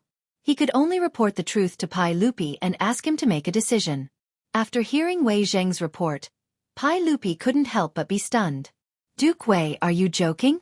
That brat Zio suddenly killed 3 Japanese envoys in the prison? How could he have such guts? Yes, Your Majesty. There was a reason for this matter. Previously, when the Japanese envoys humiliated the prison guards, County Count who was indignant. Together with my son, Chung Chumo, Fong Jun, and the others, he beat up the Japanese envoys. Originally, the matter was over, but who would have thought that one of the Japanese envoys would use a knife to hold the lie-hot hostage? This caused County Count who to fly into a rage and kill the envoys. Although Wei Zheng was angry, he still explained the facts clearly, causing Pai Lupi to frown. This group of Japanese truly deserved to die. They even dared to hold a woman hostage in the prison. Humph, I feel that Zio did well. This group of barbarians who don't know etiquette should all die. Duke Wei, have you heard of Zio's ode to chivalry? Killing one in 10 steps. Humph, this brat really wasn't just talking about it. Between the Japanese and Li Wangyu, Pai Lupi chose to side with him without hesitation. Moreover, this matter was clearly instigated by the Japanese. From Pai Lupi's point of view, Li Wangyu's actions weren't wrong at all. Wei Zheng's expression was bitter. Your Majesty, I'm afraid this matter isn't that simple. Chapter 529. In the prison of the censorate, Li Wangyu washed off the bloodstains on his body after the jailer brought him clean water. He then lay on the bed with his hands behind his head and stared at the ceiling of the prison with his eyes wide open. Even now, Li Wangyu still hadn't calmed down. His fingers were still trembling and his eyes were bloodshot. He really didn't expect that he would kill people today, and 3 people at that. Even though they were only Japanese, Li Wangyu still didn't feel good. He closed his eyes and wanted to sleep, but the scene of blood splattering everywhere kept replaying in his mind, making it impossible for him to fall asleep. After an unknown amount of time, Li Wangyu heard footsteps in the silent prison and stopped at the door of his cell. Li Wangyu opened his eyes and looked up. He saw Pai Lupi glaring at him angrily. He quickly got off the bed and bowed to Pai Lupi. Nephew greets uncle. Humph, Zio, I underestimated you. I didn't expect that you would actually dare to raise your knife and kill people. Li Wangyu smiled bitterly. Uncle, it's not that nephew is arrogant, it's just that the situation forced me to do so. If I didn't do it, that Japanese probably would have already stabbed the knife into my parents' body. I won't hide it from uncle, but nephew's hands are still trembling. This is also nephew's first time killing someone. Hearing him say that, Pai Lupi's expression eased up quite a bit. He signaled the jailer who didn't even dare to breathe loudly to open the cell door and walked in. You really know how to enjoy life. This cell is even more comfortable than my bedroom. Pai Lupi glared at Li Wangyu in annoyance. Li Wangyu could only smile awkwardly and didn't explain further. What could he say? He shouldn't have been sent to this prison in the first place. He was sent to prison because he was wrongly accused. This was clearly Pai Lupi's responsibility. What's wrong with living comfortably? He's not a real criminal. Pai Lupi didn't stand on ceremony. He sat down at the table and gestured to Li Wangyu to pour him some wine. Li Wangyu hurriedly changed the wine glass and poured Pai Lupi some good wine. As for the leftover dishes from the debauches, they naturally couldn't be used to entertain Pai Lupi. Fortunately, his beautiful boss was attentive. She even asked Perrin to send him a lot of jerky and peanuts to go with the wine. Li Wangyu asked the jailer and the head jailer to clean up the leftovers in the cell. Then, he took out the boiled spiced peanuts, fried peanuts, beef jerky, and other food. Most people think that peanuts originated from Peru and Brazil in South America. But in fact, peanuts have existed in China since ancient times. They are known as longevity fruits, falling peanuts, or ground beans. However, the Tang people naturally didn't know how to eat spiced peanuts or fried peanuts. Pai Lupi curiously took one and put it in his mouth. His eyes lit up. Zio, I really have to hand it to you for that mouth of yours. When it comes to cooking, you're number 1 in the entire Tang dynasty. I've never seen anyone who can compare with your family. Hee, if uncle likes it, eat more. This is perfect to go with wine. Pai Lupi ate a few peanuts and drank a mouthful of good wine. He was in a much better mood. He waved his hand to signal the guards and jailers to leave. Then, He put down the wine glass and spoke to Li Wangyu seriously. Zio, you almost messed up my big plan this time. I killed the Japanese. I can't refute that. I'll naturally be at Uncle's disposal. Humph. It's just a few Japanese. What's wrong with killing them? Moreover, those Japanese also deserve to die. They actually kidnapped your wife. Death isn't worth regretting. But you shouldn't have killed them now. Pai Lupi glared at Li Wangyu with dissatisfaction. Li Wangyu didn't understand. Uncle, what do you mean? These Japanese are here to submit a letter of credence to me. They hope that I will allow them to send envoys to pay tribute and learn the culture of the Tang dynasty. They're called envoys. This matter concerns the dignity of the Tang dynasty. Since the Japanese are willing to submit, I will naturally allow them to come to the Tang dynasty to learn. However, many people in the imperial court are criticizing this. Zio, aren't you making things difficult for me by killing 3 Japanese envoys? Humph, I'm afraid that Wang Renyu, Zhang Yuanshou, Cui Xian, and the others are overjoyed. Pai Lupi was very happy to be able to make the Japanese submit to him. As for the Japanese wanting to send a large number of envoys to learn from the Tang dynasty, he naturally wouldn't object. One must know that during the Sui dynasty, the Japanese sent envoys to meet Emperor Yang of Sui. In the letter of credence it was written, "The Son of Heaven is everywhere. The Son of Heaven is everywhere." The Emperor of Heaven called himself the Son of Heaven, and called Emperor Yang of Sui, "The Son of Heaven is everywhere." This naturally made Emperor Yang of Sui furious. And now, under Pai Lupi's wise and mighty leadership of the Tang dynasty, those barbarians from before had all bowed their heads and submitted to him. How could Pai Lupi not be happy? In fact, there were many officials in the imperial court who supported the Japanese sending envoys to the Tang dynasty. Whether it was Feng Xianling, Du Ruhui, Zhang Sun Wuji, or even Wei Zheng, they all supported it.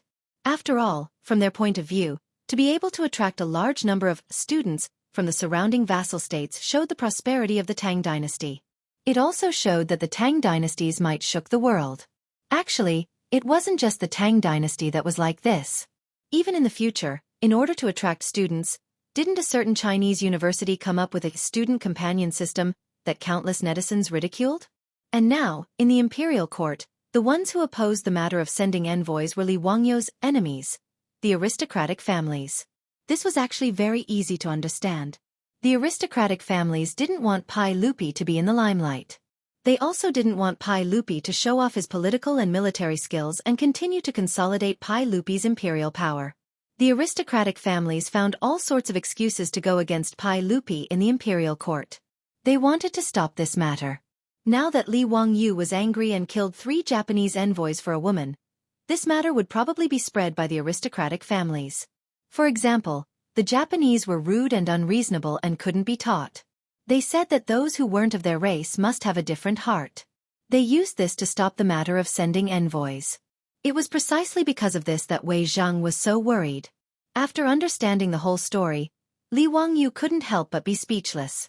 What the F***ck was this? In Li Wangyu's heart, he couldn't wait for the matter of sending envoys to come to an end. Li Er and the rest didn't know, but Li Wangyu knew very well that the Japanese, who were looking at each other across the sea, had wild ambitions. During the Tang dynasty, the Japanese sent a total of 17 envoys to the Tang dynasty.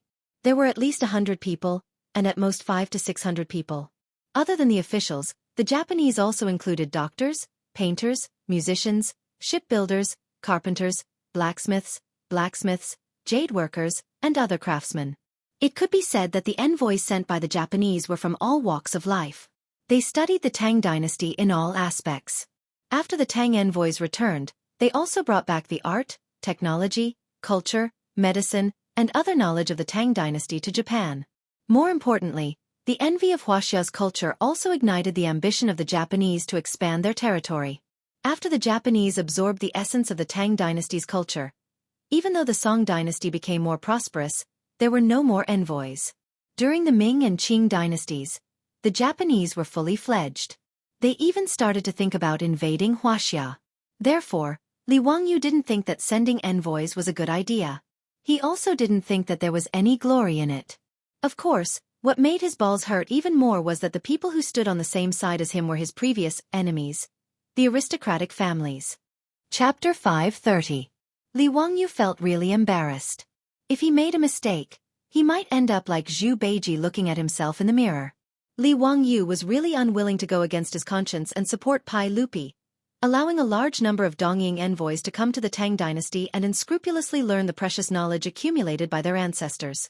If he stood together with the aristocratic families and openly opposed the Tang envoys, Pai Lupi might really throw him into jail in a fit of rage. Li Wangyu pondered for a while before slowly saying, "Uncle, forgive me for speaking bluntly, but I'm afraid the Neon envoys have some ulterior motives. I have some understanding of the Neon people. These dwarfs are all alone overseas. I'm worried that they will become a big problem in the future after learning all the good things of the Tang dynasty."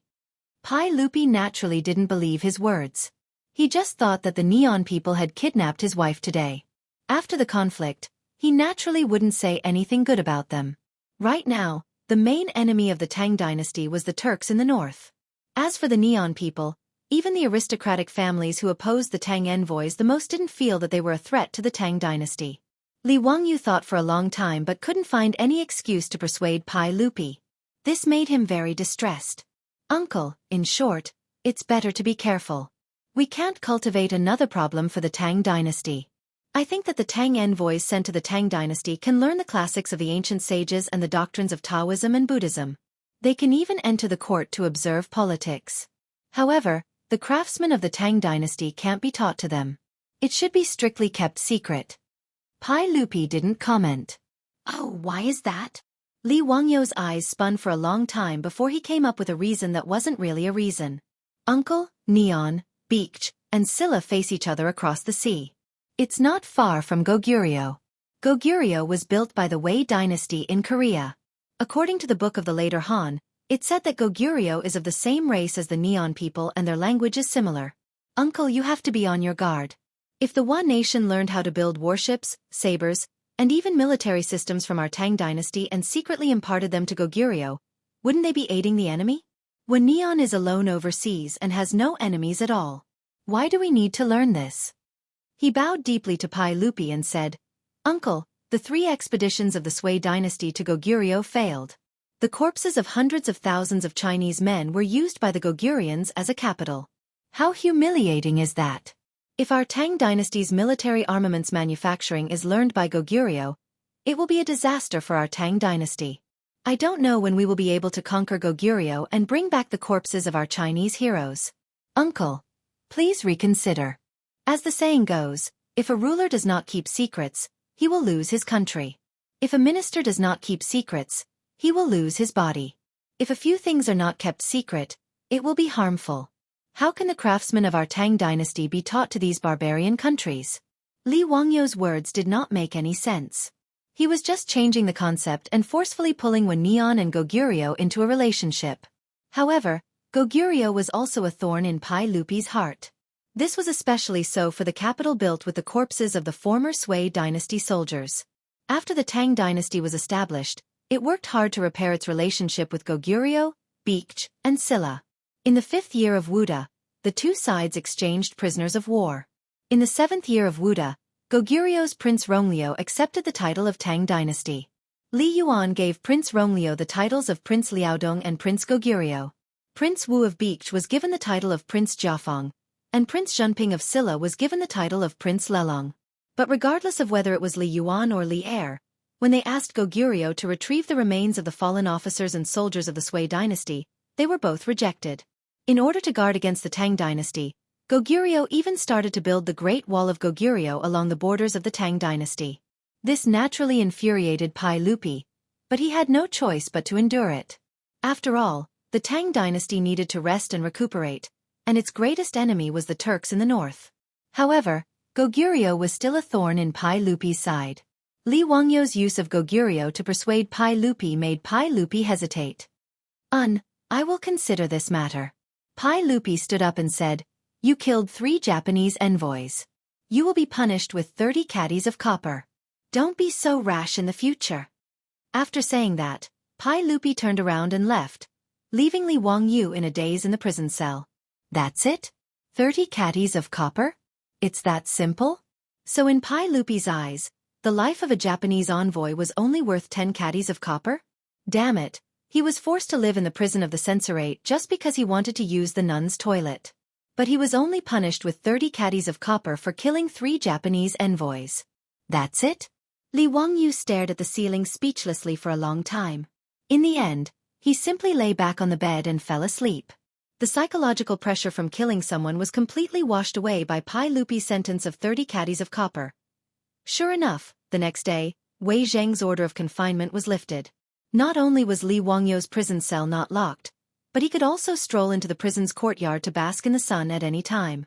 The rich playboys and people from the Lai Hot could also enter the prison to visit him at any time. Zio, you don't know, but the news of you killing 3 Japanese envoys yesterday has spread throughout Chang'an. Fang Yai grabbed a steamed bun from Perrin and ate it while telling Li Wangyu about the gossip. Lai Hot steamed buns were the rich playboys' favorite, especially the steamed bun with fresh meat and chicken sauce. They could never get tired of eating it. Li Wangyu looked at the guy who ate without washing his hands in disgust and quietly avoided the steamed bun that he had just touched. I'm afraid the news was spread by those aristocratic families, right? Hee, most likely it was them. I'm dying of laughter. A few days ago, those aristocratic families were desperately promoting how absurd and unruly you were, and that building a nun's toilet was an attempt to reverse ethics. But in just one night, everything changed. Everyone in Chang'an is talking about how you confronted those despicable and shameless Japanese and how you mercilessly killed them. In addition to degrading those Japanese envoys to be worthless and rude, they are also promoting how brave you, the county count of Hu County, are. Haha, I'm dying of laughter.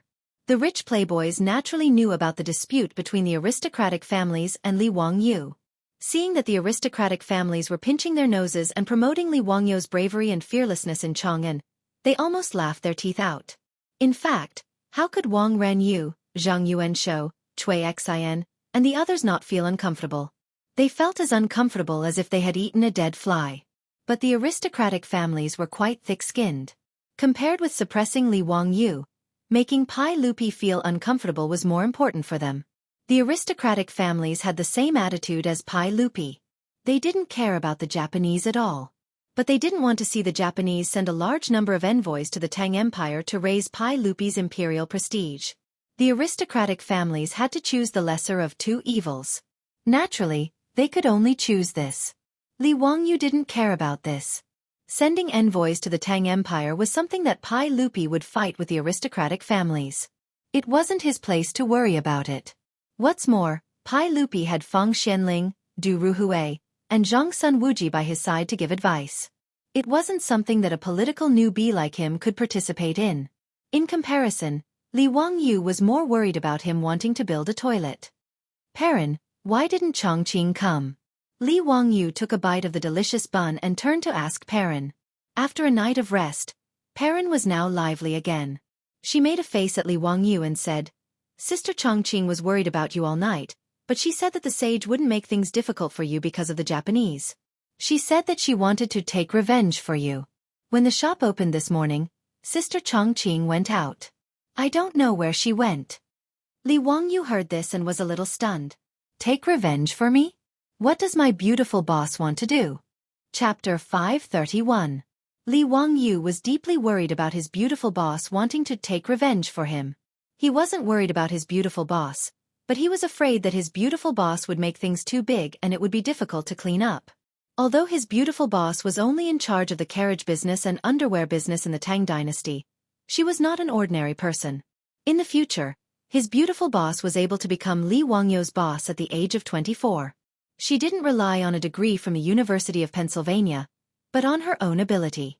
Although after transmigrating to the Tang dynasty, because of her gender and her lack of familiarity with the Tang dynasty, the beautiful boss kept a low profile. However, Li Wangyu was sure that if his beautiful boss really wanted to stir up trouble, she would definitely cause a lot of trouble. However, Li Wangyu was looking forward to it. As a strong woman in the future, it would be quite interesting to fight with the natives of the Tang dynasty. Li Wangyu couldn't help but think of the other strong woman of the Tang dynasty, Wu Mainyang, Wu Zetian. He wondered what it would be like if his beautiful boss and the famous empress met. However, Li Wangyu couldn't help but laugh when he thought about it again. Wu Mainyang was born in the 7th year of Wu Da and was only 4 years old now. No matter how monstrous she She could only be trained by her beautiful boss. Recalling the history of the Tang dynasty in his mind, it seemed that Wu Ziqian and her family were still living in Jingzhou. Wu Mainyang would only move back to Chang'an with her mother in the 9th year of Zhengguan when her father, Wu Shiqin, passed away. That year, Wu Mainyang should be 12 years old. Thinking of this, Li Wangyu rubbed his chin and wondered if he should do something at that time. If he could be the teacher of Li Chengqian, Li Tai, and the future Li Ji, then be the empress's teacher, it would be a very interesting thing. However, it was still too early to talk about this. As for what his beautiful boss wanted to do, Li Wangyu couldn't stop her. In short, his beautiful boss shouldn't be at a disadvantage. After understanding this, he decided not to care about it anymore. He focused on the meat bun in his hand and ate his breakfast in peace. Just like that, Li Wangyu stayed in the prison of the censorate. Every day, he would play mahjong and fight the landlord with the other rich kids. He also had 3 meals a day delivered by Perrin. His life was very comfortable. Other than not being able to leave the prison of the censorate, everything else was no different from being in his own residence. Moreover, in the eyes of the prison head and the prison guards, Li Wangyu, the county count of Hu County, had taught the Neon people a lesson for them. Therefore they were very grateful. In addition, everyone was afraid of Li Wangyu. That day, Li Wangyu killed 3 Neon people without saying a word, which shocked the jailer greatly. And Li Wangyu was also very generous, throwing out a lot of copper coins. This group of prison heads and jailers wished they could worship Li Wangyu as if he was their ancestor. 2 on 2. Feng Yai threw out his cards and asked Wei Shuyu, "Shuyu, did your master say how long it will take for Zio to get out?" "It's been a few days. It's really boring to play mahjong in this prison every day." 4 on 3 bomb. Wei Shuyu threw down the bomb proudly. "My master doesn't have the final say in this matter. The saint has to say it. I think it will be soon. Hasn't the old man Tuoba's coffin been stopped for 5 days? In 2 days, it will be time to bury him. I think after he is buried, Zio should be able to get out." Li Wangyu looked helpless. "I can't afford it." Pass. This old man Tuoba really had nothing better to do. He killed himself for no reason, and now he's blaming me. How can you reason with him? Pass. Shuyu, do you know how to play mahjong? Zio is the landlord. Why did you bomb me? If you ask me, this old man Tuoba is very powerful. He can hang himself to death. He is very capable. When Li Wangyu heard his words, he stopped playing mahjong. "Brother Yai, what do you mean?" "Hee, I heard it from others. It is said that old man Tuoba has been ill since the beginning of spring.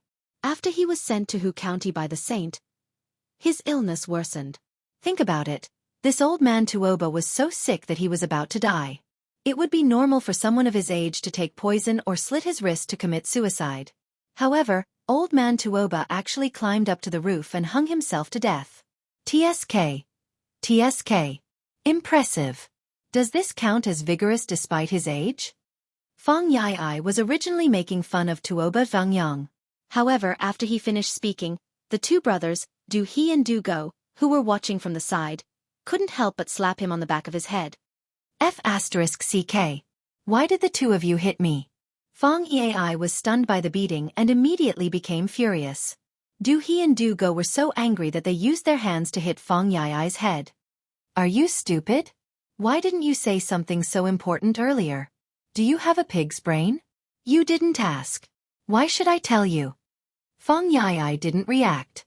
Li Wangyu was speechless. Was this pig's brain really only filled with muscles? He even suspected that Feng Xianling was cuckolded when she gave birth to his son. Or did the midwife drop his head on the ground when she gave birth? No wonder Feng Yai in history would follow that woman Gao Yang to rebel. He was really stupid. "Brother Yai, since you have already guessed that old man Tuoba was seriously ill, how could he have the ability to commit suicide by hanging himself from the roof? Have you never doubted it?" Li Wangyu rolled his eyes. "Doubted what?" Feng Yai didn't understand. Then, he suddenly widened his eyes and looked at the crowd in disbelief. "Do you mean that old man Tuoba didn't have the ability to commit suicide by hanging himself from the roof?" However, that group of old men lied and said that he committed suicide by hanging himself? Wei Shuyu came over and said coldly, "It is even possible that old man Tuoba was strangled to death by others." This is impossible, right? That's a 5th-grade scholar of national studies. Who would be so bold? Who would dare to murder an official of the imperial court? Feng Yai muttered. Humph, that might not be the case. Just look at how many people have benefited from Old Man Tuoba's death. That group of old men who were chased away by the sage to Hu County are now back. This group of people might be willing to do such a thing for their own positions. Zio was even wronged and was sent to prison because of this. Do you think it is possible? Wei Shuyu said coldly. Feng Yai was speechless. He wasn't really stupid. He just didn't think in that direction before. But this is just our suspicion. What use can it be? Can we go to Old Man Tuoba's residence and open his coffin for an autopsy? Old Man Tuoba even left a bloodletter. This matter is already set in stone. What else can we do? Feng Yai muttered. Li Wangyu thought for a long time. His eyes lit up. He reached out and waved at the rich kids. A few of them gathered together and whispered. Chapter 532. Every time the drum of Chang'an was beaten, the huge city would slowly fall into a deep sleep and become extremely silent. At 9 o'clock in the modern world, other than Ping Kong Square and Chongren Square, the other places in Chang'an had already fallen into silence. The censorate was already empty. Other than the night watchman, there was no other movement. As for the prison of the censorate, there were only a few dim lanterns swaying in the night wind, giving off a dim light. The tightly shut door of the prison opened with a creak. The sound was not loud, but it traveled far in the night sky. It seemed to be frightened by the opening of the door. After a long time, whispers could be heard from the dark prison. County Count Hu, you must come back before 5 o'clock. Otherwise, you won't be able to survive. If others find out that you're released, you'll be dead. This was the voice of the prison head. Don't worry, it won't take too long. I guarantee that I'll be back before 5 o'clock. Just remember to open the door for me. Li Wangyou's voice came. Yes. County Count Hu, come this way. The prison can only send you to the vicinity of Jingfeng Gate. Can you really leave the Imperial City? The gates of the Imperial City will not be opened unless there are special circumstances. Don't worry, you don't have to worry about this. The two figures carefully avoided the light of the lanterns and sneaked out along the corner of the censorate. Carefully avoiding the patrolling soldiers, they arrived near Jingfeng Gate and Li Wangyu sent the prison head away. At this time, in a dark alley near Jingfeng Gate, there was already a carriage waiting there. The wind lantern hanging on the carriage had the word, Wei, written on it. This was not the carriage of Wei Zheng's residence, but that of Duke Wei Feng Xianling. Wei referred to his title. Li Wangyu hid in the darkness and picked up a small stone to throw on the carriage, making a soft sound. A few heads immediately popped out of the carriage. They were Feng Yai, Wei Shuyu, and Du He. Damn. Zio. Do you dare to dawdle a little more? By now, Feng Yai and the others had all learned Li Wangyou's catchphrase. Li Wangyu hurriedly got into the carriage. Bullshit. Do I have to wait until now to sneak out? Let's go. I have to be back before 3 in the morning. Otherwise, the jailer will be in trouble. I know. We still have plenty of time. What are you afraid of? You won't be discovered if you use your family's carriage, right? Li Wangyu asked. Feng Yai smiled proudly and said, Don't worry, my father is in charge of guarding the Imperial City today, he won't use a carriage. Moreover, I added sealwort to his tea. My father has already fallen asleep in the office. He won't wake up until dawn. In order to prevent sudden events, the big shots of the Palace Secretariat, Shangshu, and Menxia provinces would take turns to stay on duty in the Imperial City in case there were emergency matters that needed to be dealt with at night. After Feng Yai finished speaking, he personally ran to drive the carriage. Tonight, in order to keep it a secret, he didn't bring the carriage driver with him. The carriage slowly moved and soon arrived in front of the Jingfeng Gate. The colonel guarding the gate naturally recognized Feng Xuanling's carriage and hurriedly came forward to greet him. Greetings, Lord Feng. Are you out of the city for something? Shoo, lower your voice. My lord has finally fallen asleep. Don't wake him up. Today is the 7th day of Duke Tuoba's death. My lord is busy with work during the day and can only take time to pay his respects. Quickly open the door. Don't waste time. I have to come back later. Feng Yai lowered his voice and pretended to speak to the colonel. His words naturally didn't arouse any suspicion. The colonel bowed to the carriage and asked the soldiers to open the side door. Although the imperial city and the gate couldn't be opened at night, it was obvious that people at Feng Xuanling's level were not included. Sometimes, when he dealt with work late, he would often leave the imperial city and return home in the middle of the night. As for the golden guards patrolling the streets of Chang'an City, they wouldn't check the carriage of the Duke Wei mansion. Wouldn't that be looking for trouble? Feng Yai smoothly drove the carriage out of the imperial city and toward the Taoist square in the east of the city. Tuoba Zhengyang's mansion was in the Taoist square.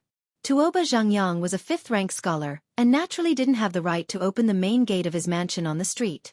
Feng Yai followed the same pattern and asked the gate of the Taoist square to open. He smoothly stopped the carriage near the Tuoba mansion. Seeing the carriage arrive, several people walked out from the nearby dark corners. Naturally, it was Cheng Chumo and the other foppish young masters. There was a good show to watch tonight. How could these foppish young masters miss the opportunity to watch a good show? Naturally, they all gathered here. Zio, we're here. What do we do next? Are you sure that all the officials in Tuoba Mansion are present today? Li Wangyu asked. Feng Yai nodded. Of course. Tomorrow morning, after the drum of dusk is sounded, the funeral will begin. Even if those fellows are just putting on a show, they still have to gather at Tuoba Mansion tonight to keep watch and send him off. That's good. Let's act according to our previous plan. You guys go in and pay respects to Tuoba Mansion. When the candles in the main hall are extinguished, you guys just have to act according to plan. The brothers Du He and Du Go looked at each other and were still a little confused. Zio, just like what you said, we can bring Tuoba Mansion back to life? This doesn't sound very reliable. You even know this kind of witchcraft? Hee, you don't have to worry about this. Anyway, it won't be wrong. Li Wangyu didn't explain and smiled mysteriously. Feng Yai, Wei Shuyu and the others looked at each other and could only shake their heads. They jumped off the carriage and tidied their clothes. After making sure that they had brought everything, the group of foppish young masters walked toward Tuoba Mansion. Because of the funeral, the main gate of Tuoba Mansion had been open day and night for the past few days so that the guests who came to pay respects could enter. Tuoba Zhengyang's morning hall was located in the central room of the mansion. In the morning hall, his filial son and grandson, dressed in white, were burning paper money. The dozen old officials who carried Tuoba Zhengyang's coffin back to Chang'an City were also in the main hall. They were chatting softly to pass the time. Other than these old officials, some of Tuoba Zhengyang's friends and students were also in the main hall. Even though it was already late at night, Tuoba Mansion was still very lively. Li Wangyu was hiding at the side. When he saw Feng Yai and the others enter Tuoba Mansion, he whistled softly. Two people walked out from an alley not far away. They were Niu Wu and Su Lu, a member of Tuoba Mansion's troupe. Both of them were dressed in black and carried a short bow on their backs. Niu Wu, Su Lu. Do you remember what I said before? When Feng Yai and the others are done paying respects, shoot stones with your bows and arrows to extinguish all the candles in the main hall. Is that okay? Niu Wu nodded. Don't worry, Lang Jun. It's a piece of cake. Su Lu didn't say anything. He just nodded. He and Niu Wu came to this political square before the drum was sounded and had been hiding until now. Be careful. Don't be discovered. After this, you don't have to worry about it. Go find a place to sleep. When the gate opens in the morning, go back to Kaihua Square. Got it. Niu Wu and Su Lu nodded. The two of them took a few steps back and ran up the wall of Tuoba Mansion. Then, they disappeared into the darkness. Chapter 533. Cheng Chumo and the other prodigal sons came to pay their respects to Tuoba Vangyang in the middle of the night, which attracted the attention of everyone in the morning hall. Although Tuoba Zhengyang's family did not know why these prodigal sons came, they were guests from afar. Moreover, they were the sons of the first wife of the High Duke's public house, so they had no choice but to think too much about it. After greeting the family members of Tuoba Vangyang, the foppish lords lit incense for the old man one after another. After the ceremony was over, they stepped aside and comforted the family members of Tuoba Vangyang perfunctorily. As they were talking, a few almost inaudible sounds of something breaking through the air were heard in the morning hall. Following that, the candles in the morning hall went out one after another. The originally brightly lit morning hall was immediately plunged into darkness. Only the fire in the brazier where the joss money was burned could still be seen. This sudden change caused an uproar among the people in the morning hall. Some called for the servants to bring in the candles, and some screamed in shock. The morning hall was in a mess. Without a doubt, it was Niu Wu and Su Lu who shot out stones with their short bows to extinguish the candles in the morning hall. No one noticed that the prodigal sons who were gathered together had scattered under the cover of the darkness when the candles went out. They even took out things from their sleeves and threw them in all directions. As the prodigal sons moved, Green Willow, the wisps suddenly appeared in the dark morning hall. They floated around the morning hall, making it look extremely eerie and terrifying. This strange scene shocked the panicking people in the morning hall into shutting their mouths. They were so frightened that they trembled and did not know what to do. Ghost, ghost, ghost. Someone was so frightened that he fell to the floor and shouted while pointing at the willow, the wisps in the air. In fact, not only were the prodigal sons in the morning hall frightened, but even the prodigal sons who followed Li Wangyou's plan were also frightened by this scene. Chung Chubi's back was covered in a layer of white sweat. He moved closer to his elder brother's ear and whispered, Big brother Zio, he can't really know witchcraft, right?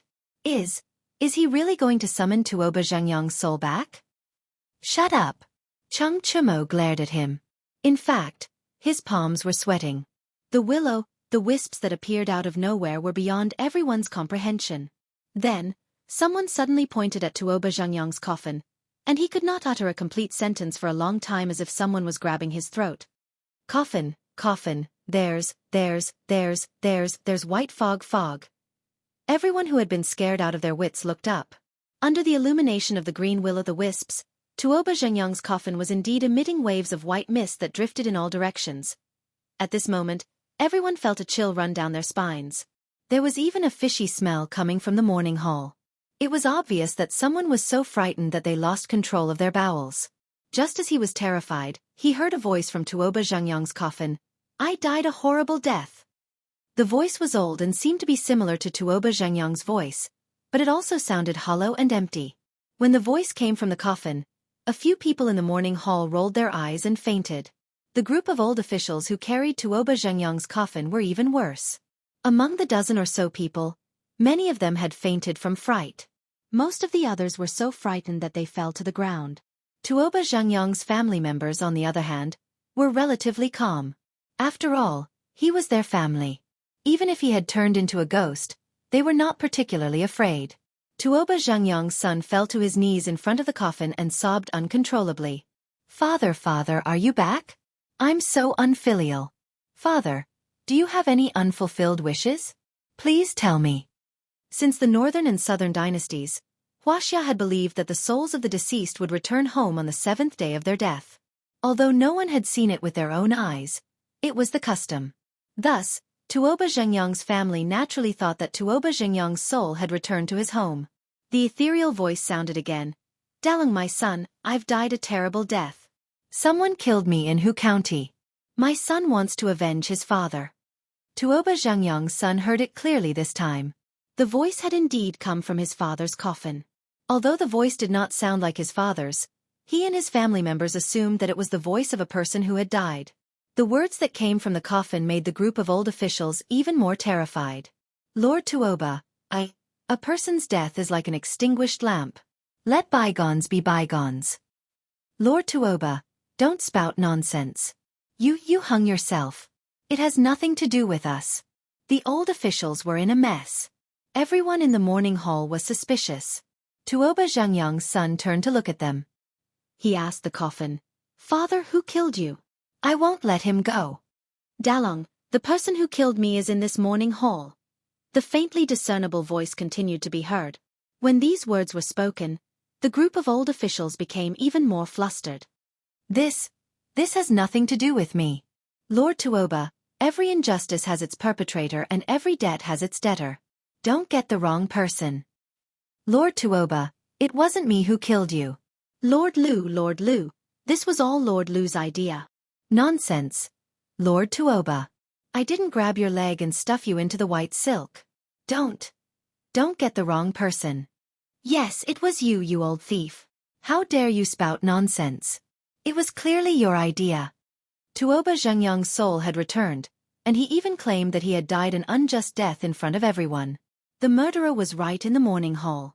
Naturally, these old officials were scared out of their wits. In their panic, they blurted out everything they could think of. The old officials began to argue with each other in the morning hall. Their words, combined with what Tuoba Zhengyang's ghost had said earlier, made everyone realize what had happened. It turned out that the nonsense about hanging himself and using his death to prove his innocence was all fake. Tuoba Zhengyang had died an unnatural death, and the murderer was this bunch of pretentious old officials who had carried his coffin into Chang'an with righteous indignation. Tuoba Zhengyang's son roared angrily and pounced on Lord Lu. He sat on him and punched him. "Old thief! How dare you kill my lord? I'll beat you to death today and have you pay for it with your life." The old official with the surname Lu did not have time to defend himself before he was knocked unconscious by the barrage of punches.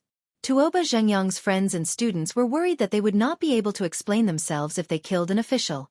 They hurriedly pulled Tuoba Zhengyang's son away. "Dalong, don't beat him to death. When the sun rises, carry your lord's coffin and bring these old thieves to Vermilion Bird Sect to complain. We must ask the saint to uphold justice for Princess Tuoba." "That's right. Guards, keep an eye on these old thieves. Don't let any of them escape. When the gates open, take them to Vermilion Bird Sect." "Bah! Bastards with a human face and a beast's heart. To think that I actually believed your nonsense." While the morning hall was in chaos, no one noticed that the popinjays had secretly taken something from beside the coffin and left Tuoba Zhengyang's residence. Chapter 534. Fang Yai drove the carriage and called for the gate to open again. Under the cover of the night, they quietly returned to the imperial city. This time, the carriage was unusually slow. There was no other reason, it was seriously overloaded.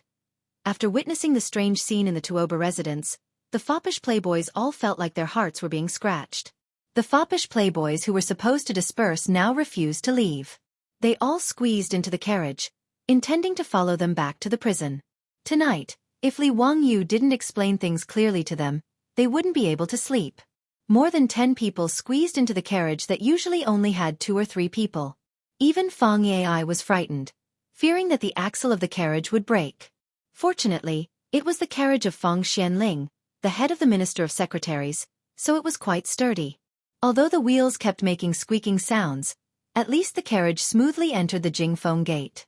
After thanking the colonel guarding the gate, Fang Ai stopped the carriage in an alley near the censorate. The prison head had been waiting here anxiously. Seeing the carriage appear and Li Wangyu jump down from it, the jailer heaved a sigh of relief. But in the next moment, his eyes widened. One by one, the foppish sons jumped down from the carriage. From the seemingly small carriage, more than 10 foppish playboys jumped off one after another. The prison head was completely dumbfounded. He carefully looked at the carriage and felt that this carriage must be a divine object. It must be a divine object that the immortals used in the legends to create a mustard seed. Otherwise, how could it fit so many people?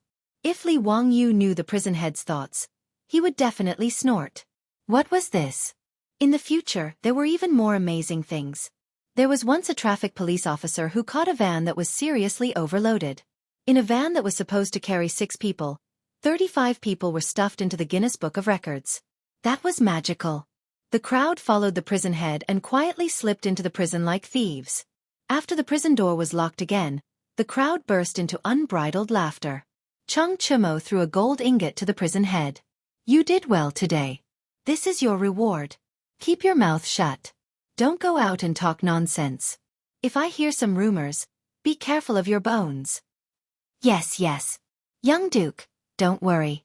I won't know anything after I leave." The jailer took the gold and smiled so widely that his eyes couldn't be seen. Everybody returned to Li Wangyu's luxurious prison cell. They lit the candles, brought wine and food, and drank to their heart's content. After 3 rounds of wine, Fang Yai finally couldn't take it anymore. He put down his wine glass and asked, "Zio, explain to your brothers what happened tonight." These words were naturally what all the silk pants wanted to know. They all looked at Li Wangyu, hoping for an explanation. In this regard, Li Wangyu chuckled. "Actually, it's nothing much. I just wanted to trick them. I didn't expect that group of old thieves to have such poor mental fortitude and confess without being pressed." After hearing Fang Yai's words 2 days ago, Li Wangyu took it to heart. He had Niu Wu go to Hu County and find Yang Quan, asking him to help investigate Tuoba Vangyang. Yang Quan naturally knew that Tuoba Vangyang had hanged himself. When the news spread that day, he was the one who led the Yamen runners to Tuoba Zhengyang's room and untied the old man from the white silk hanging from the ceiling. After hearing Niu Wu's words, Yang Quan couldn't help but have some doubts. He found the county magistrate, Feng Chun, and went to investigate again. When the group of old officials arrived in Hu County, they just happened to live in the Lai Hot. After Li Wangyu paid off the debt to the county Yamen, he didn't sell it and left it empty. After the group of old officials arrived in Hu County, Yang Quan arranged for them to live in the residence. He also arranged for a few servants to serve them and didn't bother with them anymore. Yang Quan and Feng Chun summoned the servants who served the old officials in the residence to the county Yamen's main hall and asked them about what happened that day. However, the servants didn't know anything. They only said that on the night Tuoba Zhengyang hanged himself, the old officials chased all of them to the front yard. As such, no one knew what happened. However, they confirmed that Tuoba Vangyang was seriously ill a few days ago.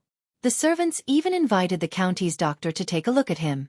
Yang Quan naturally ordered the Yamen runners to summon the doctor for questioning. He learned that Tuoba Vangyang was old and weak and had caught a cold. He also asked the doctor if Tuoba Vangyang could get out of bed and if he had the ability to climb to higher places. In response, the doctor shook his head and said that Tuoba Zhengyang was bedridden and didn't have much time left. It was difficult for him to even walk on the ground, let alone climb to higher places. Yang Quan couldn't help but feel angry when he heard some of the servants' and doctors' testimonies. However, these testimonies weren't enough to refute the old officials' claims. After all, they could say that Tuoba Zhengyang had a momentary recovery of consciousness before his death. It wasn't impossible for him to hang himself because he was indignant. After Niu Wu reported the results of Yang Quan's investigation to Li Wangyu, he naturally guessed the cause of the incident. He sighed in his heart. This group of old thieves was really ruthless. They didn't hesitate to kill their own colleagues for their own positions and even used it to smear their reputation. They were really shameless. However, Li Wangyu didn't have any evidence to accuse this group of old thieves. Therefore, he came up with the idea of pretending to be mysterious. He made use of the rumor that the souls of the dead returned on the 7th day of Tuoba Zhengyang's death to accuse him of being the murderer. However, he didn't expect the effect to be so good. After a series of operations, the group of old thieves was scared witless and revealed many flaws. Zio, tell me clearly. What was in those small porcelain bottles that you asked us to scatter in the morning hall? Did you create those terrifying will-o'-the-wisps? Cheng Chimo asked.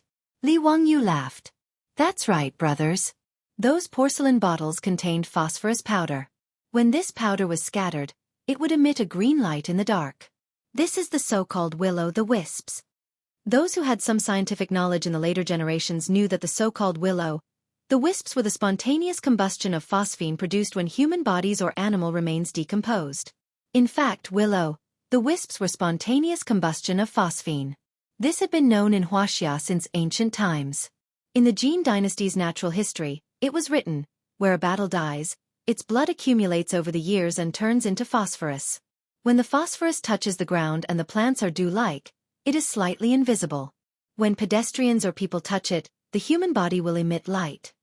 However, very few people knew about this. Most people still firmly believed that it was will-o'-the-wisps. As for the method Li Wangyu used to collect the phosphorus powder, it wasn't enough to mention. It was a really smelly process. In fact, it was very simple.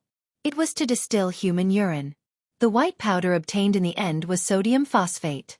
In order to create this thing, Niu Wu, Niu Yong, and the others complained for a long time. It was really disgusting. Li Wangyu asked Niu Wu and the others to distill a few small bottles of phosphorus powder. He put them in small porcelain bottles and gave them to the debauches. After the candles in the morning hall were extinguished, they were to scatter the contents of the porcelain bottles. Naturally, the will-o'-the-wisps were formed. To put it bluntly, it was not even worth mentioning. The debauches finally understood that what they scattered was actually extracted from human urine. Each and every one of them was extremely disgusting. F***ck. Zio, you're too disgusting. You actually let us scatter such a filthy thing in our hands. Deal with this bastard. Following Feng Yiai's shout, The debauches swarmed forward and ravaged Li Wangyu. Chapter 535. Under the threat of the silk pants, Li Wangyu had no choice but to confess everything. The smoke coming out of the coffin was naturally the result of dry ice meeting water. Making dry ice was introduced in the science textbook of the 4th grade. The reaction of vinegar and baking soda produced carbon dioxide. A bottle filled with carbon dioxide could be cooled in the refrigerator. There were no refrigerators in the Tang dynasty, but there were ice cubes made from saltpeter. Dry ice could also be obtained by cooling them. When dry ice met water, it would turn into gas and sublimate rapidly. The temperature of the surrounding air would drop, and the water vapor in the air would condense into countless water droplets, producing fog. This was actually very simple physical and chemical knowledge. As for the matter of Tuoba Zhengyang's resurrection, Li Wangyu refused to say anything. He only said that it was an ancestral technique that could not be taught to outsiders. The fops could only give up. The reason why Li Wangyu did not say anything was because he could not say anything. The method he used was the same as the one he used in front of the Taiji Palace. He used a phone and a Bluetooth speaker. Originally, because there was no electricity, the Bluetooth speaker had become useless. It had been hidden in the Tao ancestor statue and was consecrated by Li Er in the Taiji Palace. Later, Li Wangyu created a hand-cranked generator. Naturally, he did not want to leave the speaker in the Taiji Palace. He had already found an opportunity to secretly take the Bluetooth mini speaker from the statue in Taiji Palace. He brought it back to his residence and charged it. He used it often and listened to music with his beautiful boss in the room. In order to keep the secret, Li Wangyu asked the craftsman to make a small wooden box that could not be opened. He put the Bluetooth speaker in it and gave it to Cheng Chimo. He asked him to place it next to Tuoba Zhengyang's coffin during the chaos. On the other hand, he was outside the Tuoba residence, using his phone to create a good show. Of course, he could not tell these details to the fops. Not only could he not explain the phone and the Bluetooth speaker, but he also did not dare to let this matter spread. Otherwise, if Pai Lupi knew, he would skin him alive. The small wooden box containing the Bluetooth speaker was also secretly brought back by the rich kids and returned to Li Wangyu. Unbeknownst to anyone, the foppish lords cooperated with Li Wangyu and created a great show where Tuoba Vangyang came back to life. The silk pants drank and celebrated in the prison until dawn. The group of people were too lazy to return to their residences. They slept soundly in Li Wangyu's prison cell. At this time, the morning drum of Chang'an City had been beaten, and the gates of the city were opened. The city of Noda began to recover from the darkness. At Vermilion Bird Gate, the imperial army guarding the gate, as well as the officials preparing to attend court, couldn't help but widen their eyes. A few days ago, Tuoba Zhengyang's coffin was brought here, and it was already an eye-opener for everyone. Why was it happening again today? Because of Tuoba Zhengyang's death, Li Wangyu, the county count of Wuxia, was ordered by the saint to take over the prison. Could it be that these people were still not satisfied? Why did they bring Tuoba Zhengyang's coffin to Vermilion Bird Gate? What surprised the imperial army and the officials even more was that the group of old officials who carried the coffin a few days ago looked as if they had lost their parents. Their clothes were disheveled, and their hair was messy. Some of the old officials even had nosebleeds and bruises on their faces. They were in a sorry state.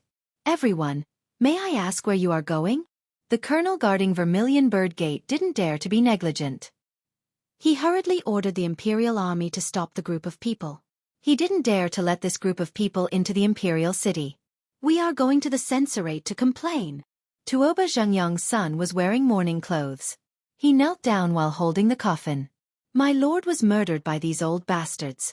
We are going to the censorate to report these old bastards. Colonel, please help us pass the message."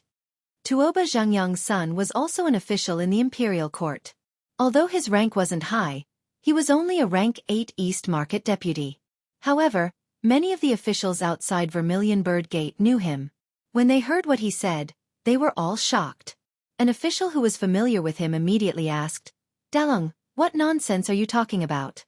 Didn't your lord commit suicide by hanging himself because that county count wanted to build a female toilet? He used his death to show his sincerity. How did it become Eunuch Lu and the others who murdered your lord? Dalung, why are you saying this?" Tuoba Zhengyang's son was waiting for someone to ask. He immediately stood up and pointed at the dozens of old officials. He raised his voice and said with righteous indignation, I dare to tell everyone that last night was the 7th day of my lord's death. He came back to his senses and told everyone about this. Last night, there were dozens of people in the mansion who witnessed it. Moreover, these old bastards blamed each other in panic and admitted that they murdered my lord. His words immediately caused an uproar among the surrounding officials. The group of people who had witnessed this in Tuoba's palace last night also spoke out to testify. The group of old officials lowered their heads and didn't say anything. They didn't defend themselves at all. It was obvious that they agreed with Tuoba Zhengyang's son's accusation. This caused the officials to discuss even more. What? Tuoba Zhengyang came back to his senses? Last night was the 7th day of Tuoba Zhengyang's death. That's when he came back to his senses. So Tuoba Zhengyang was killed by someone. No wonder he came back to his senses and pointed out the culprit. Eunuch Liu and the others killed Tuoba Zhengyang? How dare they? Isn't that county count very wrongly accused? He's still locked up in the prison by the saint. Isn't that right? Eunuch Liu and the others said that Tuoba Zhengyang used his death to show his sincerity and forced the saint to issue an edict to throw him into the prison. Now there's a show to watch. Just wait and see. The saint will definitely be furious because of this. Bah, these old bastards dare to distort the truth like this. They're not human. When the Vermilion Bird Sect's colonel saw this, he didn't dare to delay any longer. He quickly ordered someone to report to the censorate. When Wei Zheng heard this, he was also shocked. This kind of thing was unheard of even in the Sui dynasty, let alone the dynasty that had been established for more than 10 years. It was already shocking that more than 10 old officials murdered their colleagues. Now, there was even a dead person who came back to his senses and pointed out the culprit. Wei Zheng really couldn't believe what he had heard. Wei Zheng hurriedly brought a group of censors from the censorate and officials to Vermilion Bird Sect. He asked Tuoba Zhengyang's son, Tuoba Exin, you said that your lord's soul came back last night. Is this true? Eunuch Wei, this is absolutely true. Dozens of people saw it last night. Right, Eunuch Wei, your eldest son also came to pay respects to my late father. He also saw it with his own eyes. If Eunuch Wei doesn't believe me, you can call your eldest son over and ask him. When Wei Zheng heard that his son, Wei Shuyu, was also present, he couldn't help but be stunned. He didn't think that his son would be so kind as to pay respects to Tuoba Zhengyang. After all, Wei Shuyu and Li Wangyu were very close and were like brothers. In recent days, Wei Shuyu and a group of foppish sons had been staying in the prison with Li Wangyu. Why would this kid go to pay respects to Tuoba Zhengyang for no reason and cause Li Wangyu to go to prison? Wei Zheng subconsciously felt that this matter was fishy. However, when he looked at those silent and panicked old officials, he knew that the accusation made by Tuoba Zhengyang's son was most likely true. Tuoba Zhengyang's death was likely caused by those old officials. Men, take these people to the prison. Investigate carefully and find out the truth behind Duke Tuoba's death. Wei Zheng called out. Immediately, people from the censorate came forward and took the old officials to the prison.